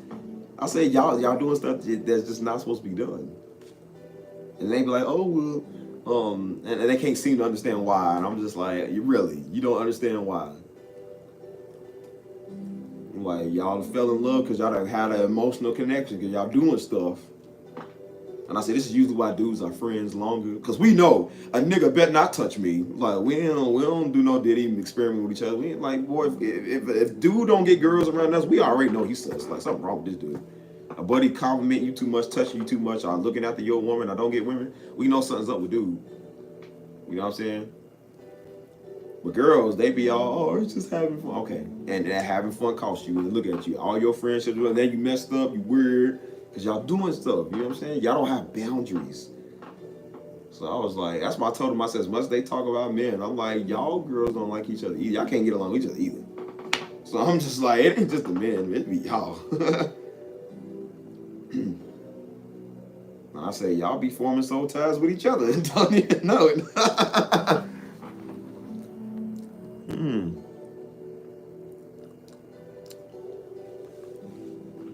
Be the same with these. Oh, don't. Yeah, they open up a door. Let me tell you, they be opening up doors.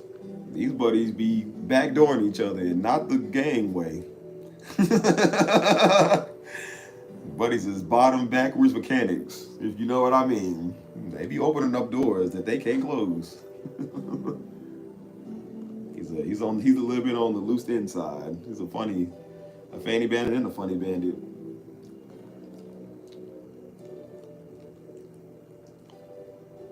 Yeah, man. Well, I mean both ways. Because it be the truth, though. That's why I said I'm laughing, but it be the truth. That's really what people be doing. Like, they wonder why I be like it. It's like, that's why I get out of Louisville, man. Because everybody in Louisville be messing with each other. You can't even go somewhere with somebody say you want to talk to somebody. You don't even know, man, because, like, they done been with this person over here. Like, people worried about seeing each other out in public with somebody else. Exes can't get over the last girl, the last nigga. Like, they be fighting over each other, man. That's why I say you be scared to get shot. Like, I don't date nobody, but people be messing with them. They be like, man, they worry about their ex, and I can't get over my ex. I'm like, man. And that's why I said, now do you see why I talk to people from afar while I was always talking to somebody else from somewhere else? Because people here messy. Everybody is sloppy third, fourth, and fifth seconds, if that makes sense. Everybody's been passed around there. That's what it is, man. They don't care about housing or careers or really even money. All they care about is weed and who did what with who. And being woke all the time. And that's like, ain't proving that to nobody, man. Like, I got better things I'd rather be worried about. I said, a virtuous woman, don't find them in Louisville because they're not there. But that's why, I mean, I understand. I don't know, like I said, I don't know about the passport bros or any of that, which I don't care about that because dudes have been on this way before that even happened. I don't even know what that is. But a lot of dudes are seeing that women overseas, man, a lot of them do have value. I've talked to them. I've seen it. I talked to a Turkish woman. They have very high values. And they said it. They said, we are not like y'all American traditional women. She was like, we understand that, there's roles to be played. A man plays his role, a woman plays their role. They was like, we love our men, take care of our men. The man loves us, take care of the family. They understand that. And don't get me wrong, Turkish women are beautiful. She was very beautiful. Only problem was that they, some of them, but a lot of them is Muslim, but a lot of them are Christians too. Because that's where the Constantinople, or the Byzantine Empire, that's where they still have a lot of those churches over. And so, but they understand traditional roles, man. Muslim or Christian, they understand it over there. And they just like, we love our men, we love our families, they love us. And that's why I say, like, so she was like, yeah, y'all Americans are just different. That's what a lot of people say. Even though my friend from Spain was the same way. She was like, y'all Americans are different. She was like, the way y'all do stuff, the way y'all drink, the way y'all act. She was like, it's different. Because everybody on the Western, right? Everybody in the Western hemisphere is more independent. They don't care. It's all about freedom, independent, and which is whatever, if that's what you want. But in Costa Rica, they know that too. Like Costa Rica, they ain't running around here. They love family. That's why they got so many of them. They not trying to kill their kids. They ain't trying to have empowerment. They love their families. They love being with somebody. They love their people. You know what I'm saying? Like they not. That's why I said like they be looking at me when I go to Costa Rica. They love it. They love black men over there. They love a brother from the States, man. You know what I'm saying? And that's why I said they treat. And it's not. Don't get me wrong. It's not just Hispanic women. It's all women. All women do that. You know what I'm saying? But I use them as an example because every one of them that I run into, they say that. Even if they are like independent minded, they all say that.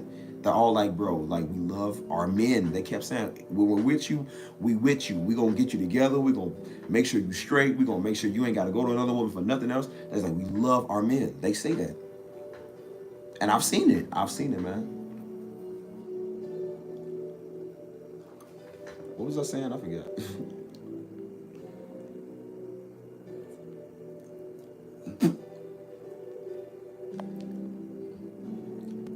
But yeah, that's why I was saying, like, when you talk to people from other places, man, even San Antonio, like, Louisville is one of the worst places in the nation to date. I think Louisville was like number 7. And on 4, I think it was the Forbes list or whatever. Like, it's number 7 for the worst places to date. Nobody wants to date there. Like, you gonna find value somewhere else, man. You know what I'm saying? Look who joined the chat. We been good. You man, you've been so late, cuz. I'm about to get up off here in a little bit. You done already missed like 68% of the chat. But like, when you find a virtuous woman, man, like, I don't know. Okay. But value is something, man. But I kept telling you, I was like, I talked to women of different ethnicities, man. Like, when people in like Mexico, Costa Rica, all of that, bro. Like they understand. I said a lot of them understand, man. You know what I'm saying? Like even in Africa, a lot of them understand that too. It's like everybody over the world understands it. It's just when it comes to, people in the United States, man, they be kind of weird. I stepped foot in Costa Rica for the first time before. I never wanted to come back. I didn't want to come back to the United States. I did not look at people here the same. I told you, Daddy purposely did that. He was like, son, I wanted you to go over there because I wanted you to see that you got options. You got people over there. If you want to go over there and find somebody, he said, son, they right there. He was like, he said, I got you out of Louisville for a reason. He was like, I didn't want you to be stuck to one of these flus. He called them chicken heads. That was his favorite word. He called his girls chicken heads. He said, I don't want you to be stuck to one of these chicken heads, man. He said, even the girls go to our church. He said, even girls chicken heads. I don't want you to be stuck to one of them. And that's all. Believe me, that I already wasn't. I already knew, but I didn't know about Costa Rica. I knew about talking to Father, but He was like, son, he said, the reason I got you, he said, because these dudes over here got a record. He said, they got a record. They can't go nowhere. He said, you can go anywhere you want to. And I went to Costa Rica one time and never wanted to come back, bro. Like, brother was in paradise. A brother was in paradise, bro. It was nice. Nice. Some of them didn't speak a lick of English, but I knew what that looked meant. I was, oh yeah. And I'm like, well, como estas? Yo poquito uno Spanish. You'd be lucky that some of them do know English. So half of the nation know English. And they took US dollars too. Our money is double their money. So brother went down there, brother was set, man. And Stisha told me, she said a lot of they men is ugly down here, but she was like, they women are gorgeous. She was like, they're really gorgeous. And I said, there's no way that all the men are ugly. Not that I judge men. But I went and I was like, man, she right. You see dudes walking, they ugly, but they got like a supermodel because the women there are so common. Like, they're beautiful. And they be walking like a supermodel girlfriend. And I was like, how did he? I was like, oh, no, I said, I know me. I know a brother, because I said, hold on, bro. And that shit gets to go to show you hope for you fellas that if you act like you can't get women, if he can pull them, you can pull them.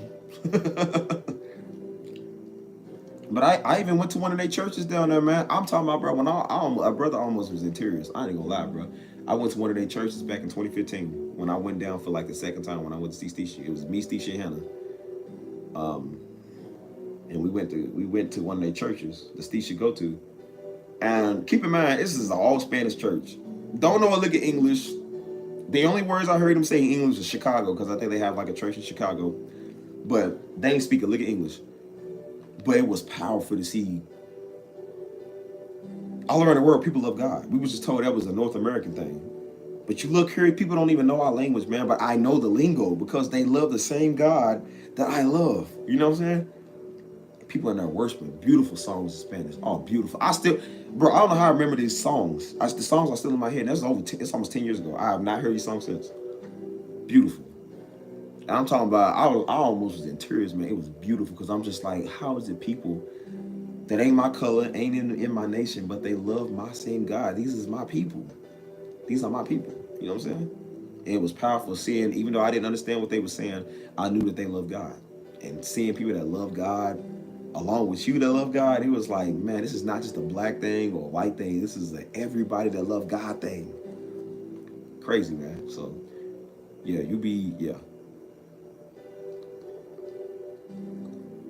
So that's why I said I seen there was some sisters in the trade, man. That's why I said, man. Even with my hats, man, I be wearing my hats like, even so my church I go to down here, like it's like I said, it's mainly like Mexican. So sometimes they'll have one service that's English and then another one that's like Spanish. You know what I'm saying? After the English service. So I was wrapping up for the first service. I was wearing my Dominican hat. And so the one girl, she was staring me, bro. She was staring. And I was like, well, I said, she probably see the hat. That's probably what it is. She see the hat with the fresh J's on. I said, I had the red, white, and blue. And nigga was fresh with the fresh J's on and everything. And so she was like, she had the accent. She was like, where are you from? She was like, hey, I like the hat. She like the hat. And I was like, let me guess, you Dominican, right? She said, yes, I'm Dominican. She was like, where are you from? And I was like, I'm from Kentucky. Ain't no, they ain't Dominican. And so she's like, oh, so you're not from the Dominican Republic? I was like, no. I was like, but I know people that are. I said, I know Dominicans. They be cool. I said, I love y'all flag and the colors. Like, if you see their flag, it actually has, like, the Bible in their flag. Like, it's kind of dope, you know? And so, like, they right next door to Haiti, so I'll turn around and wear Haiti stuff, you know what I'm saying? But she was nice. She was like the dark Dominican. Like, she had the nice hair and all that. And so she was like, what's your name? I said, Steve. I said, what's your name? She said, it was like, she said the Rosalina. I said, whoo. I said, woo. I said, say that for me.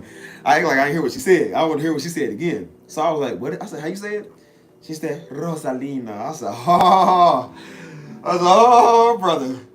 I said, yes, sir, brother. I like the Dominican. It's the way she said it. She said, that they roll they are, the Rosalina. I was like, Ros con pollo. Roje. Like, well, my brother was gone. I was like, yeah. And she was like, I said, well, look. I said, look here. I said, you know, our brother been trying to learn some Spanish. And I said, I've been looking for somebody to teach me some Spanish. And she started laughing. I said, well, maybe you can teach me some Spanish. She's like, I don't know, maybe if I see you around, I teach you some Spanish. So I was like, oh. That's all. So yeah, we'll get these Spanish lessons going. Because the way she said it, I was like, yeah, I gotta learn this Spanish. And she's like, good. She had like the accent. I love the accents, bro. They have pretty, like Hispanic people have really pretty accents. Them and Jamaicans and Haitian, or Jamaican and Jamaican and Haitian. But I like that, man. She said, Rosa. And I seen it again today, and I said, I got your name. How you say your name again? And she said, Rosalina. And I said, how you say it again? And she was like, Rosalina. I was like, oh. I said, muy fuego, papacito. Papacito me gusta. I guess it means Rosie or Rosalina. I don't know. It's the way she said it. She said, Rosalina. I was like, oh. I was about to say, ole, toro. Like, hey, I like that. And so, like, even the people play too much. That's why I said people, they can never see me talking to a woman because they always think like it's like a thing going on. And so even the people I was working with today at the church, and so the woman, she looked at me, she's like, she's cute, ain't she? I was like, yeah, she's cute. She's cute. She was like, she's single, right? I was like, oh God, don't start that. And she was like, I don't know how old she is though. I was like, okay. She's like, but she's a cutie, ain't she? I was like, yeah, she's a cutie. Okay, don't start nothing because it ain't like it. But I was like, how old did you say she was?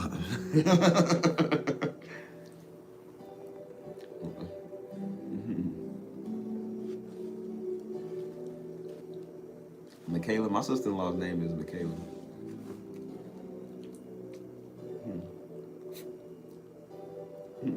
I feel like Steven was a basic name. I didn't like my name at first because I feel like it was like a white man name.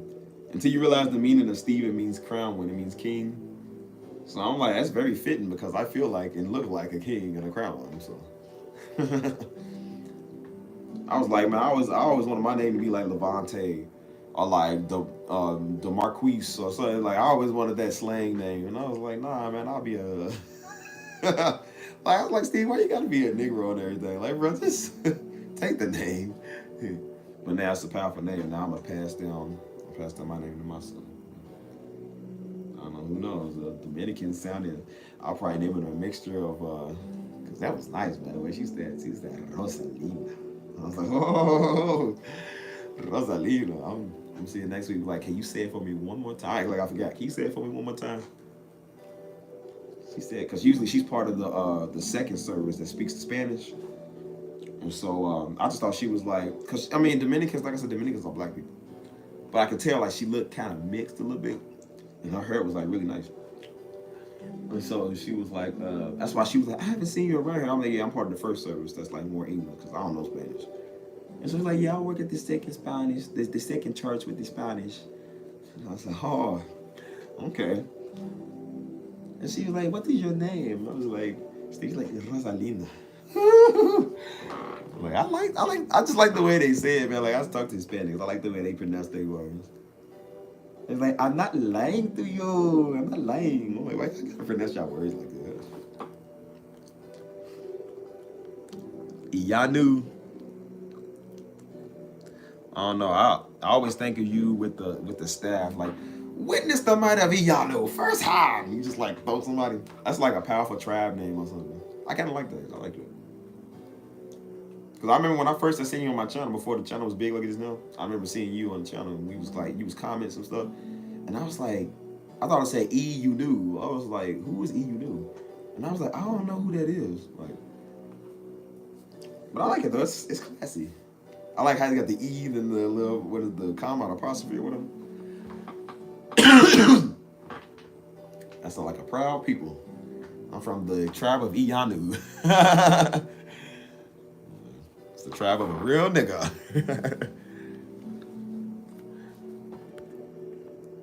Bro, what am I doing? What time is it? Okay, y'all officially banned from any more live streams because I told you I was like 10 minutes, man. This is like, I was supposed to be out for like 1:30. It's like 3:30 now. Somebody was right. They called us. He gonna be here till like 3:45. Like, well, technically it's 15 minutes off.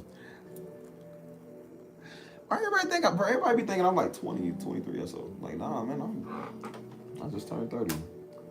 I'm very immature sometimes, like I am like 12 or 13, but I have the young mindset of like, 15. But I have, when it comes to business and stuff, I have a very mature mindset, like I'm 30, 35.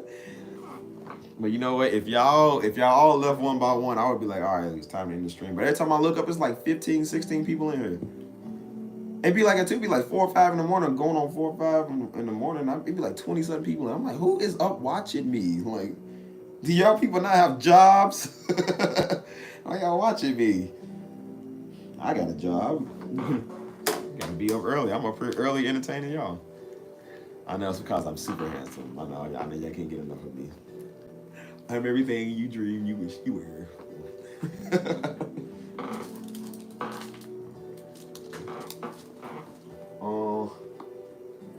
I was putting the Jones sodas in the refrigerator because I forgot to put them in the refrigerator. And I said, well, I'm about to get off of here. I said I'll probably have to drink some Minute Maid because it ain't cold enough. I've been out here long with y'all. It's frozen now. Jones sodas is frozen. So thank y'all for getting my sodas cold. I'm about to hit one of them before I go to sleep. No, I'm about to go, y'all. I really gotta go, man. Like fast dog. Oh Lord, I gotta go, y'all. Come on, y'all. No, I really about to go, man, because I need to go sleep and I need to eat because I had dinner earlier. I had Raisin Canes and I'm hungry again. So yeah, thank y'all for tuning in, man. I love y'all. I really don't think y'all understand how much I appreciate y'all, man. I really do. Even if it's a small amount of y'all in here or whatever, like I love y'all, man. Please be careful driving. Be safe. I might go live tomorrow. Who knows, man? Love y'all, man. So, till next time, man, I'm gonna catch y'all. 100.